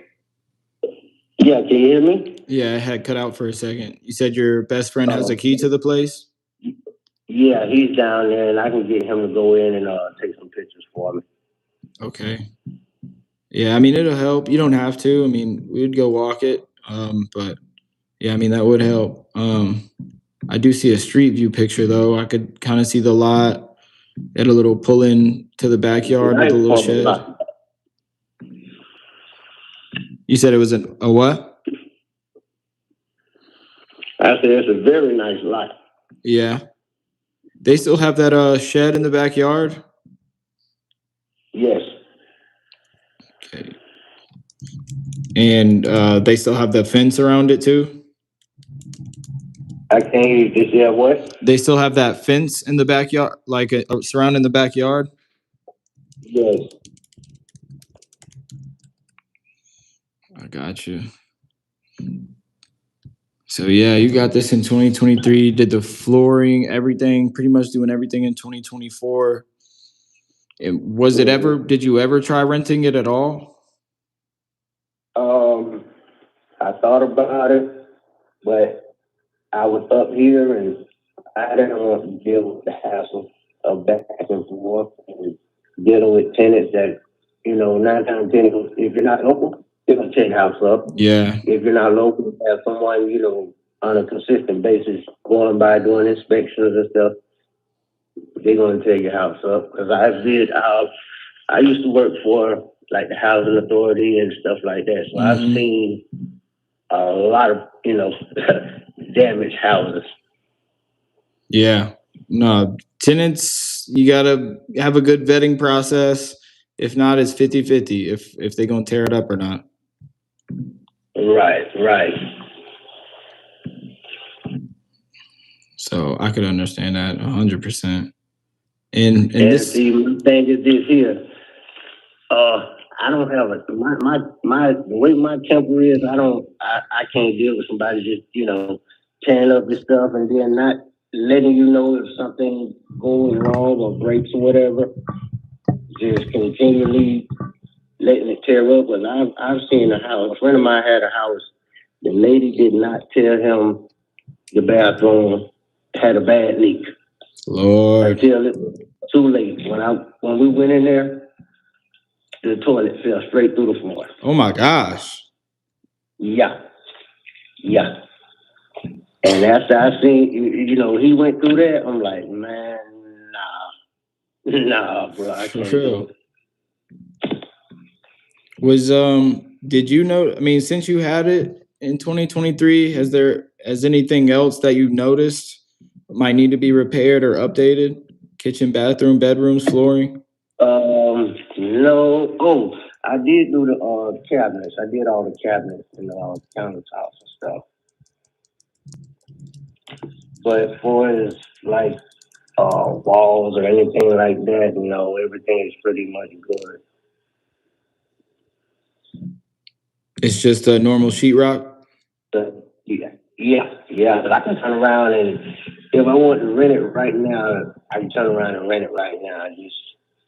I've had a couple of people ask me about it, but I'm not even gonna get into that. Yeah. No, that's true. It's just like how much you're willing to put up with, really. Right. And I got to tell you, the way my mental setup, Yeah. For real. Set yourself for. Okay. No, I hear you. All right, yeah, not the patience for that. Plus, it's a really. I'm assuming it's a long drive. I said no. I hear you. It's especially because I'm assuming it's a long drive from where you're at to the house. Oh yeah.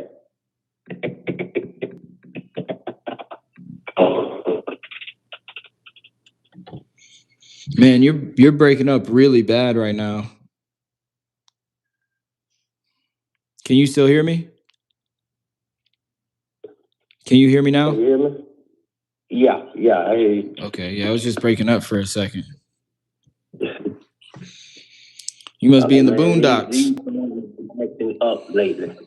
Yeah. What part of Georgia are you in? I'm in Macon, Georgia. Okay. Yeah, we've closed a couple fix and flip deals over in Macon, Georgia. We're pretty familiar with it. I can't tell you every street name, but I'm very familiar with Macon. Oh yeah, I have. I'm actually dealing with my cousin. He came up and he got a couple of investment properties up here that I'm kind of managing for him.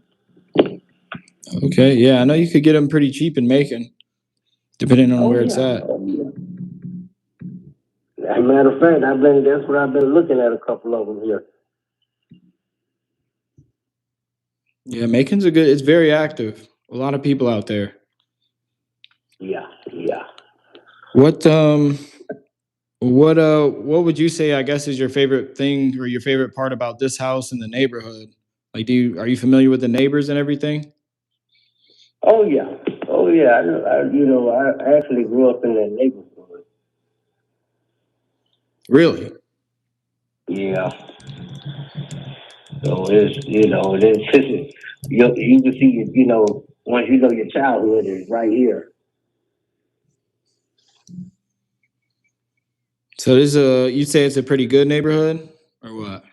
Oh, yeah. It's good for some, see if they want to raise a family. It's a good spot to raise their family. I would. Okay. Yeah, I know that's the most important thing. And, if it's good for a rental, I mean, are you familiar, like if most of these houses around here are rental properties or homeowners? Yes. Mostly homeowners? Yes. You have a few renters, but mainly homeowners. Okay, I got you. Now the street view picture, I don't know how recent that is, but it looks like a stucco house with a slab foundation. That's correct. Okay. And Zillow says that this was built in 1955. Yes, that's correct. Are you aware of any updates that might have been done to the plumbing, or if that might be original? No. My parents did the plumbing. Let me see, early 2000s.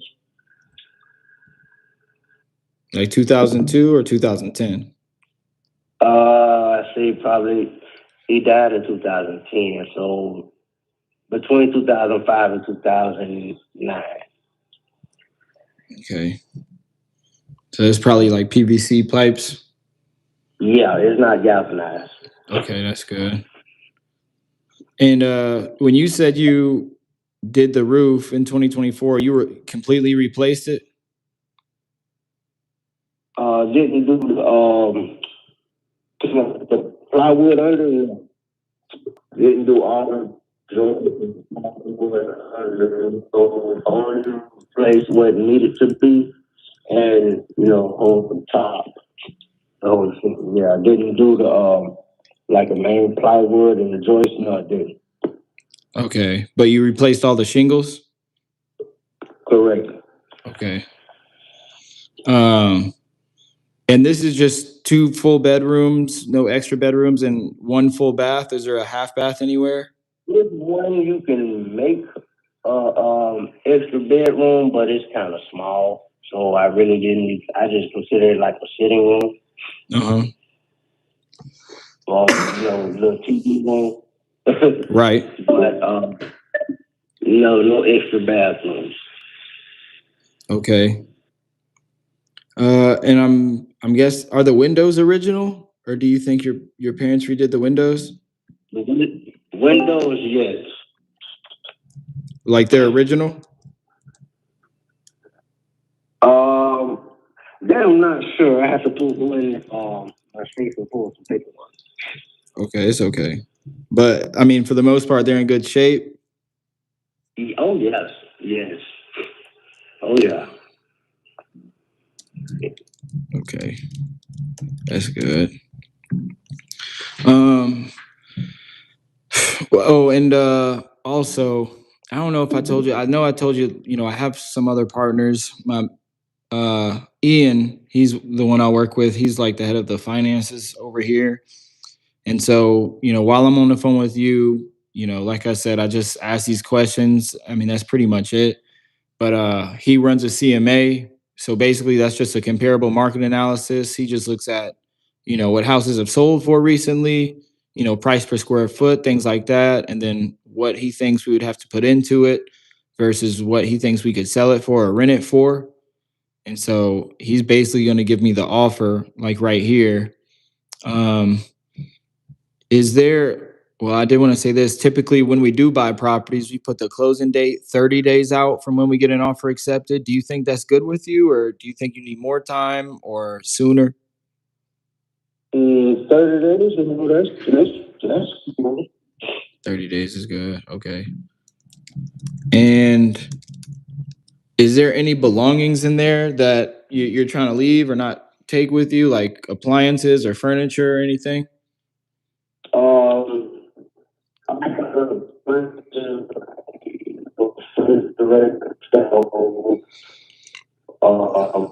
That's still there. I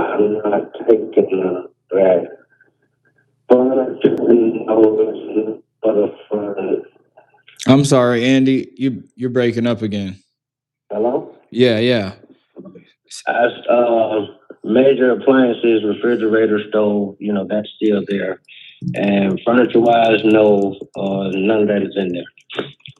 Okay. Are those appliances like newer or stainless steel or anything? Not stainless steel. They were bought before my dad died, so that was between 2005, 2009. Okay. All right, I got you. That's good to know. And is there any? I know you inherited it, but is there any liens or mortgages that you're still paying off on this? No. It's free and clear. It's completely paid off. All right, that's I beautiful. was actually going before I decided to just put it up. I said, well, I refinance or just pull the equity out or something. Mm-hmm. I came against get rid. Yeah, if you put So I wouldn't put myself back in. Right, that would definitely keep you tied to it if you refinanced it. Right. And I know you got it listed for 325. It seems very, very, very reasonable. So we are cash buyers, so we pay everything cash. We don't have to, use a bank, financing or appraisal contingencies or anything like that. So I mean, if we did buy it cash and we bought it the way it is today, so you didn't have to do any repairs, and we covered all the closing costs for you, so you really don't got to come out of pocket for anything. It'll be a net number to you and no commissions. I mean, Andy, what would you say you absolutely need to walk away with on this to be done with it and feel good about it?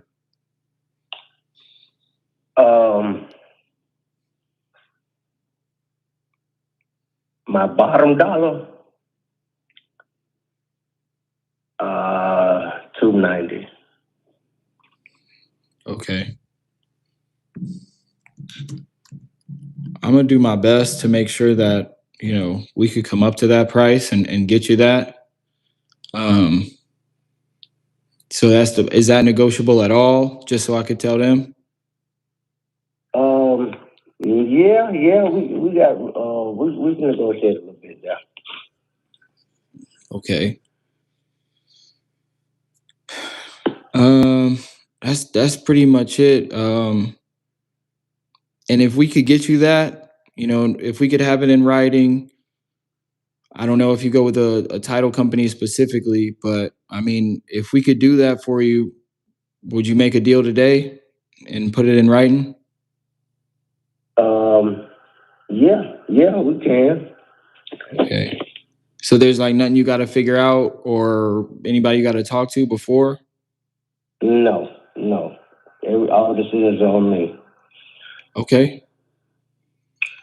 But not to cut you off, but I have my nurse coming in. Uh-huh. I'm just getting out of the hospital with shingles. No way. No yeah. way. Yeah, hey, if you don't have your shot, you need to get it. I'm telling you. Lord. It's like your body's on fire and you can't put yourself out. What? Dang. Yeah. Literally. Well, let me do this. What's a good email for you? I'm gonna text it to you right now. It's GIBSONHOMECARE@gmail.com. Okay, so I got Gibson Home Care. Yes, at gmail.com. Okay. I know you got your nurse coming in.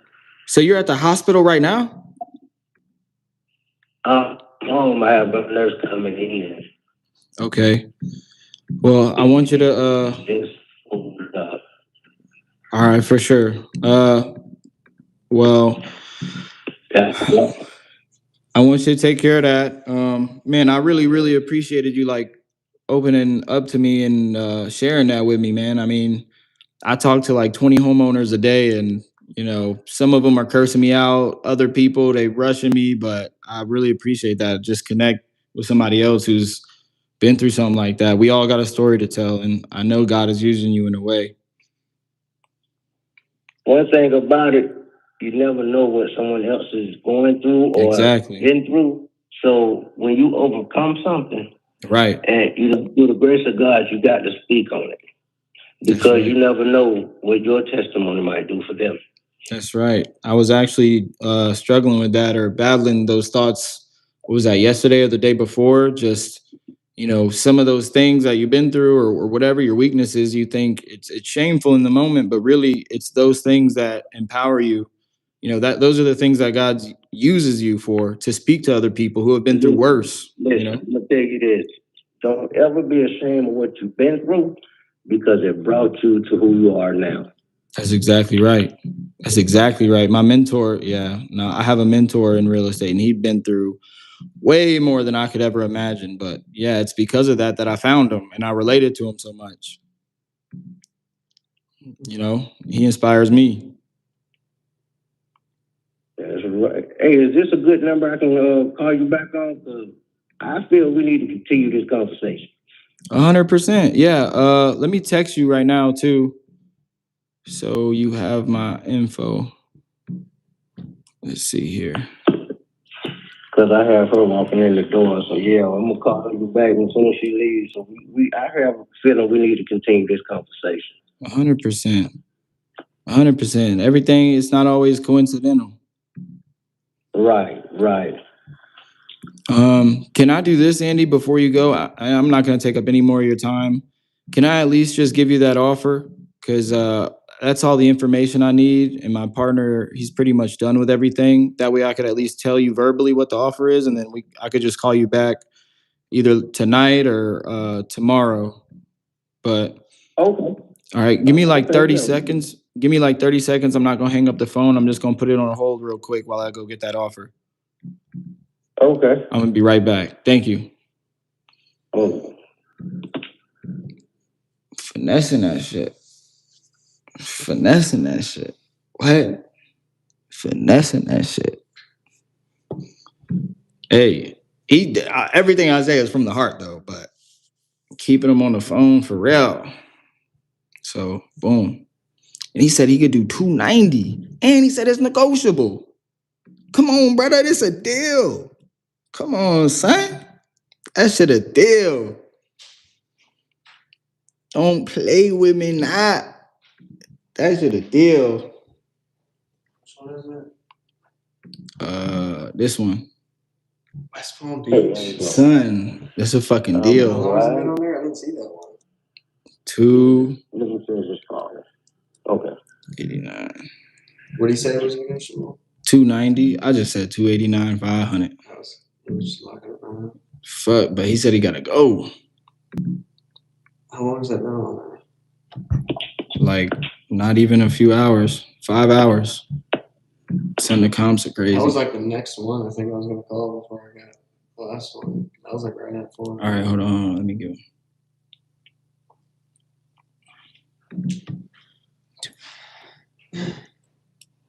Let me just give him the 290, bro. Hey, Andy, you there? Yes, sir. So they did have a number for me, and they did run the full CMA, and so it's looking good. So just keep in mind that this number is, what you're gonna walk away with net. We cover all the closing costs for you, so you don't got to come out of pocket. Anything at the time of closing, associated with the sale, we just cover all those expenses. The only thing that you would have to cover is, any prorated taxes, but that's it. And we take it as is. So, no repair, no sweeping, cleaning. You didn't even have to go back there anymore. But yeah, we could do 290,500. So $290,500. And that's with us covering all the closing costs. And we could close within 30 days for you. Okay. Yeah, man. That's crazy. I can be okay with that. That's crazy. No, Nah, because I talk to like 20 people a day, but for the past like week, the offers have been like not what the people were looking for, either because they're asking too much or it needs too many repairs. But I'm really glad that this one did get accepted for that price. But so what I can do is I could have my underwriting team write up a simple 2-page agreement and send that straight to you, and you could look at that. They'll send it to your email via DocuSign. And if you want, I could call you later this evening whenever you're done with the nurse and everything, which, I hope that goes good. And if you want, we could read over it together later. When do you think is a better time to call you back? You at least she'll be here for about an hour. Okay. Hour and a half, call you back? Yeah, that'll work. Let's do it, man. Hey, congratulations on the offer, and I appreciate the conversation, for real. Yes, sir. Yes, sir. All right, I'll call you back in about an hour and a half. I hope everything goes smooth, and then I'll make sure my underwriting team sends that agreement to you. Oh. All right, I'll talk to you in a bit. All right. All right, talk to you later. All right. Oh, I shouldn't have hung up the phone, but fuck, I want to keep the rapport going, but fuck, what my stomach is telling me,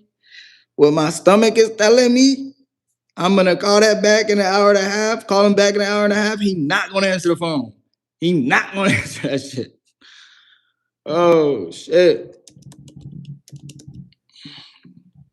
But let's see. Next actions, send contract and sign. General notes, inherited from his mom, vacant. He lives in Georgia. He lives in Macon, Georgia. Best friend lives nearby and has the keys for showings. Yeah, man. He really just might. Shit, send the contract. Send the contract, big boy. Let's go. Fuck that, Aaron. Nice job. Huh? And nice job, man. Yeah. Yeah.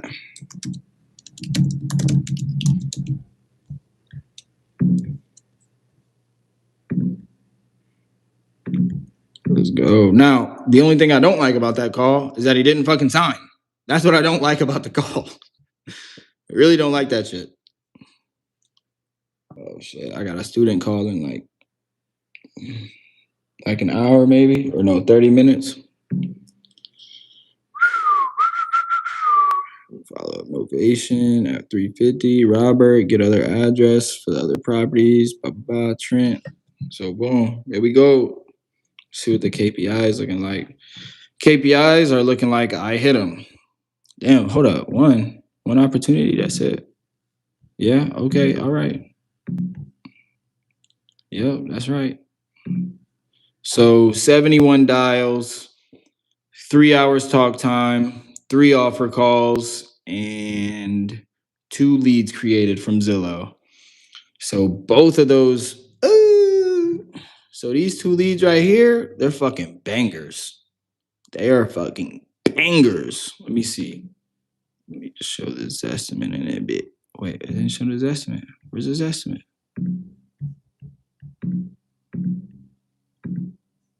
Yeah, what? Come on now. Let me see. Why is it not showing it? Okay, how about that? Now let me redo it.